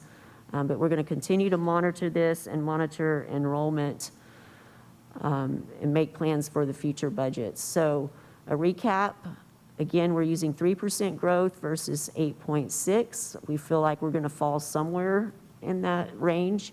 We are giving employees a raise. We're covering the cost of new campuses. Again, I want to reiterate the ESSER 3 plan is being adopted and is not reflected in any of these budget numbers that you would be adopting next month. If we use those funds, we do meet the 5% parameter. Those funds minimize staffing reductions for us. The budget will be adopted on June 17th, and then we'll adopt a tax rate after July certified values are received. Elaine, I have 2 questions, but in order to make sure I share the air, let me just start with my first one. When I go back, I'm trying to go back to the slide where Aaron had questions and see if I'm tracking. On slide 4 and 5, those don't show me a difference, though, in enrollment. Those show me a difference in property value growth. That is correct, but to Aaron's point, for 2021, the revenues are built on an enrollment of 40,000 and some change. But 2021 uses hold harmless numbers, correct? It does. And so we're not using the hold harmless. So it's not a 1-to-1 ratio when we're, so because that's based on. That's true. So we're getting okay. money for kids that we didn't have because it's using 3 years of average growth, and we're using no hold harmless in 21, 22. Board members, are there any questions? I want So when you say hold harmless, is that against where we ended 1920, or is that against our adopted enrollment? I'm trying to remember how the hold harmless average works. would be bad for us because that would be well below our actual enrollment. I'm going to have to look at the details on the template. I'm sorry, I can't recall Well, all the there details. was a couple of changes, if I remember, and so I was thinking hold harmless was going to come in one way, and it ended up coming in a different way. So I know there were a lot of discussions on that. But that would be good to know where we ended up, just so we know what we're enrolling on, or basing that estimate on. For slide 6, I just want to make sure I understand this for future discussions, and I don't want to go too far down the rabbit hole, as I said earlier. Slide 6, we're showing a growth in INS, and y'all have talked a couple of times from administrative-wise that we could make better use of our taxpayer dollars by later thinking about a TRE or whatever it's called now. Actually, before you were here, that was even something mentioned, is that might be better use of our taxpayer dollars. Can you tell me, just, I don't know, in a 5-minute overview, is that something that even we should explore at this point, or do we need it, like later have it on the agenda to understand better? Does it better use, not about raising taxes, if I understand, it's just moving it from an INS to an M&O, and we have to go to a vote for that.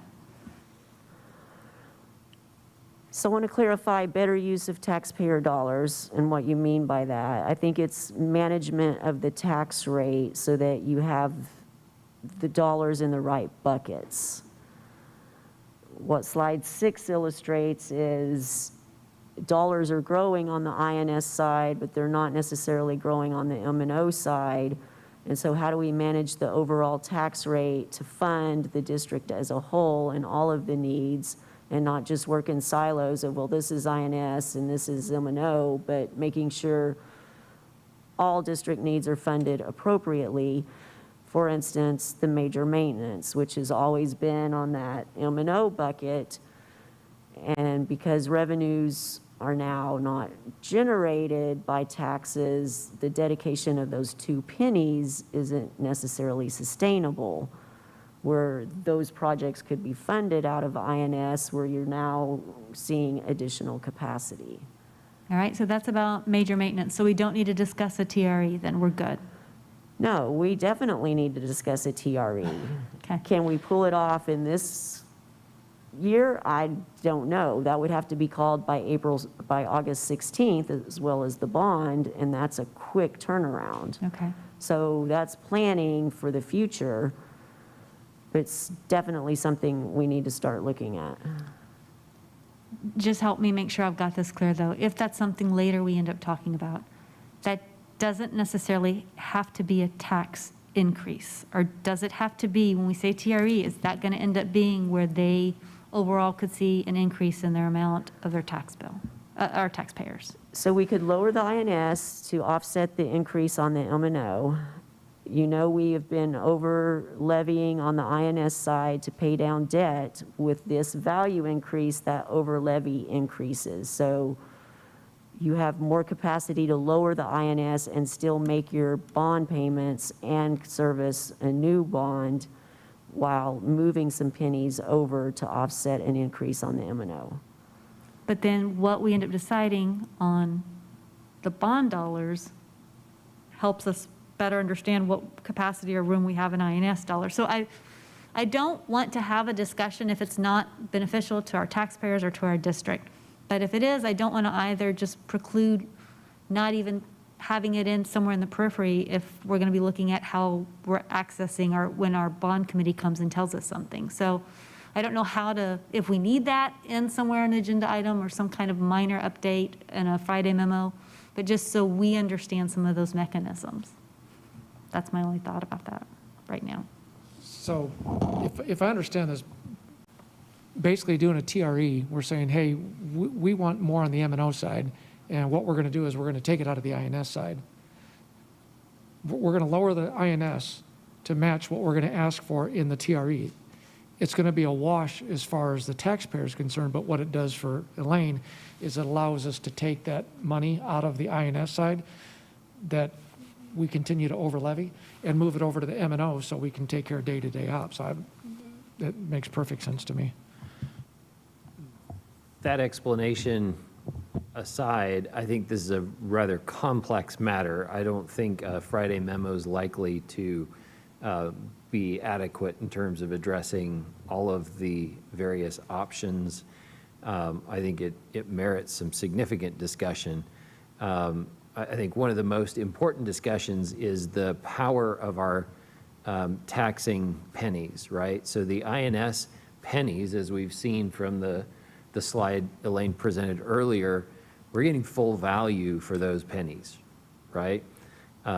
TRE, maybe, maybe not, depends on how many pennies and all that sort of thing. And so I think there are a lot of things to consider in terms of whether to do a TRE and how much to do in a TRE, and if it wouldn't be better first to talk about moving things from M&O to INS that can be moved and paid via debt. And then we have to talk about the cost of borrowing on the debt side and how do we do that efficiently so that we're not charging our taxpayers twice for things that we don't have to pay for twice, right? So I think there are a lot of moving parts here that merit a pretty deep discussion if we're going to go down the TRE path. And to Elaine's earlier point, I'm not sure if we have the runway to do that with everything else is going on. If that's something we want to try and bite off, we better get on it pretty quickly. But to me, that's a fairly complex discussion with a lot of moving pieces. Yeah, and I absolutely agree with that. I was just in terms of the concept of what we're doing with the TRE. Basically, we're looking to move from one to the other, but you're absolutely right. It does warrant a much deeper conversation. I agree with both of you. I think it warrants a deeper conversation. My request for a Friday memo was to make sure that we were all on the same page, because when it comes up or when our bond committee comes and wants to bond, they're going to be looking at that capacity, right, in our INS. So I think it might be helpful to just have that in the back of my mind of how those two components might impact each other. And true enough, we as a board at that point, we may say, well, we want more details, or we could even start. I think Aaron laid out a great strategic plan of how to have those discussions, so that probably takes us out a few months, Elaine. Anything else, board members? No reason why we can't start a discussion every now and then and kind of add some of these details, and we'll see where we go. All right, we'll move on. I think, Yeah. sorry, just one more thing that I think is important to point out here is that one of the goals of House Bill 3 was to provide relief to taxpayers, and I think that it's kind of been glossed over here in terms of the compression on the M&O side for us. So while we're talking about what our revenues look like on the M&O side, that comes at not necessarily a benefit to taxpayers because their tax bill is, their actual dollar number is going to look similar or slightly larger even because of the AV growth, but it's not going to look nearly as large as it would have if the tax rate hadn't compressed on the M&O side because of House Bill 3. And so I think it's just important for us to point out that there is a large, I don't want to use the word benefit because it's not necessarily a benefit, but there's certainly an avoidance of sharp increases in tax bills for our taxpayers because of House Bill 3. And so I think we must just keep that in mind as we go forward as well. Elaine, and Yeah, I don't. Here, let me turn it off and. I'm trying. Okay. Do we have data from the taxing authorities about what proportion of those increases are from appreciation versus new construction or new property? You have some data on that shows values from new construction. I'm trying to remember from the presentation, I believe it's broken down between commercial and residential. We can share that presentation with, I think I shared pieces of that with you in a Friday memo earlier, but we can get you that information. I ask because it goes to Dr. Gearing's observation a moment ago about what the net effect is on taxpayers of the compression. I think without that information, it's hard to do the calculation and say whether tax bills are actually decreasing or not. But with that information, we could probably take a pass at it. Well, and I'll offer this. I did a quick calculation. So your market value can go up without limit, right? But your taxable value can only increase 10%. So I took a 10% increase on last year's average value and applied it against the current tax rate versus the projected compression tax rate. And on the average property, average home, without compression, the tax bill would have grown $491. With compression, it's a $200 increase. So the taxpayers are saving $289 from the compression despite the value growth. So yes, you are still seeing some increase because of values, but the compression limited that increase by about 50%. Yeah, and many taxpayers won't see the full 10% increase. They have other exemptions that will slow the rise of the. Right. And I'll remind the board in 2019, you approved an additional $3,000 homestead exemption for over 65 and disabled. Which was a good move. All right, 9C9, unless there's any other questions, we'll move on to 9C9, budget, business and finance monthly reports. That's you. Welcome back. I don't recall anything in there to point out to you. It's just the standard monthly report. So you do have those projections for the current year reflecting the revenues that we were talking about, and they're now reflecting ending this year with a $12 million deficit. I think it's going to come in a little bit lower than that, but we're going to end this year much better than we started. Okay, board members, we'll move on to item, no questions? Okay, we'll move on to item 9C10, discuss the guaranteed maximum price number 2 for Cedar Park Middle School HVAC update. This is a discussion item tonight, and we'll get an action request at our next meeting. Madam President, board members. We're bringing you GMP number 2 for Cedar Park Middle School. The GMP is for some items that we've identified that are needing replacement at Cedar Park Middle School. And I did provide a list: the elevator, main gym bleachers, sound systems, the gym scoreboards in both of the gyms, and then refinish floors from after we do the work. And then, of course, epoxy flooring in the locker rooms. A lot of this equipment is 25 or 26 years old and just is needing replacing. Typically, when we budget this, we pick up these items, they would have been covered, but this is our 3rd summer of work on that campus, and so you've identified additional things that do come up. The current budget does have $2.7 million still left in it, and so we're recommending for that to fund this GMP number 2. Board members, any questions? Okay, if you have any between now and we vote on it, please reach out to Jimmy. We'll move on to item 9C11, consider approval of the demographic services bid award. Board members, this is up for a vote this evening, and we did have a discussion, so I guess it's, any new information, Jimmy? No, we're still making a recommendation to approve it. I move the board approve the selection of population and survey analyst PASA as the district demographic for 1-year agreement between the district and the provider with the option for 1-year extensions. Second. Have a motion from Gloria, second from Jim. Any other discussion? Questions? Okay, all those in favor, please raise your hand. 7 ayes, no nays, motion carries. Thank you, Jimmy. All right, board members, it's not 3 a.m., so that's a good sign.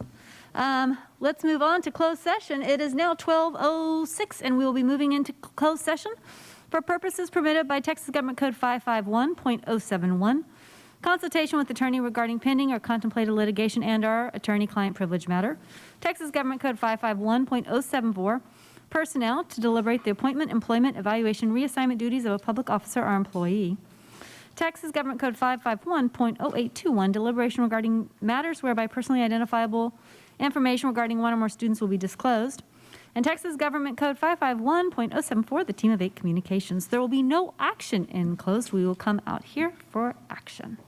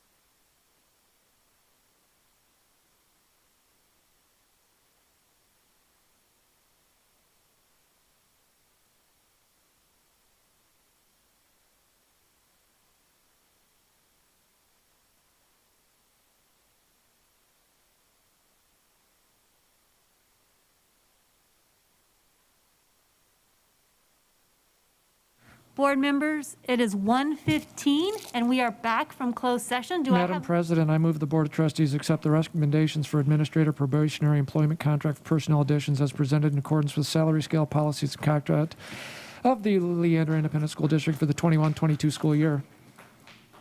Right, I have a motion from Jim, a second from Alexis. All those in favor, please raise your hand. 7 ayes, no nays, motion carries. Madam President, I move the Board of Trustees accept the recommendations for teacher employment contract personnel additions as presented in accordance with salary scale policies and contract Leander Independent School District 2021-2022 school year. I second. Motion from Jim, second from Gloria. Preemptive hand raise, all those in favor? 7 ayes, no nays, motion carries. Is that it? All right, then without objection, board member, great work. It's not 3 a.m. We adjourn at 1:15.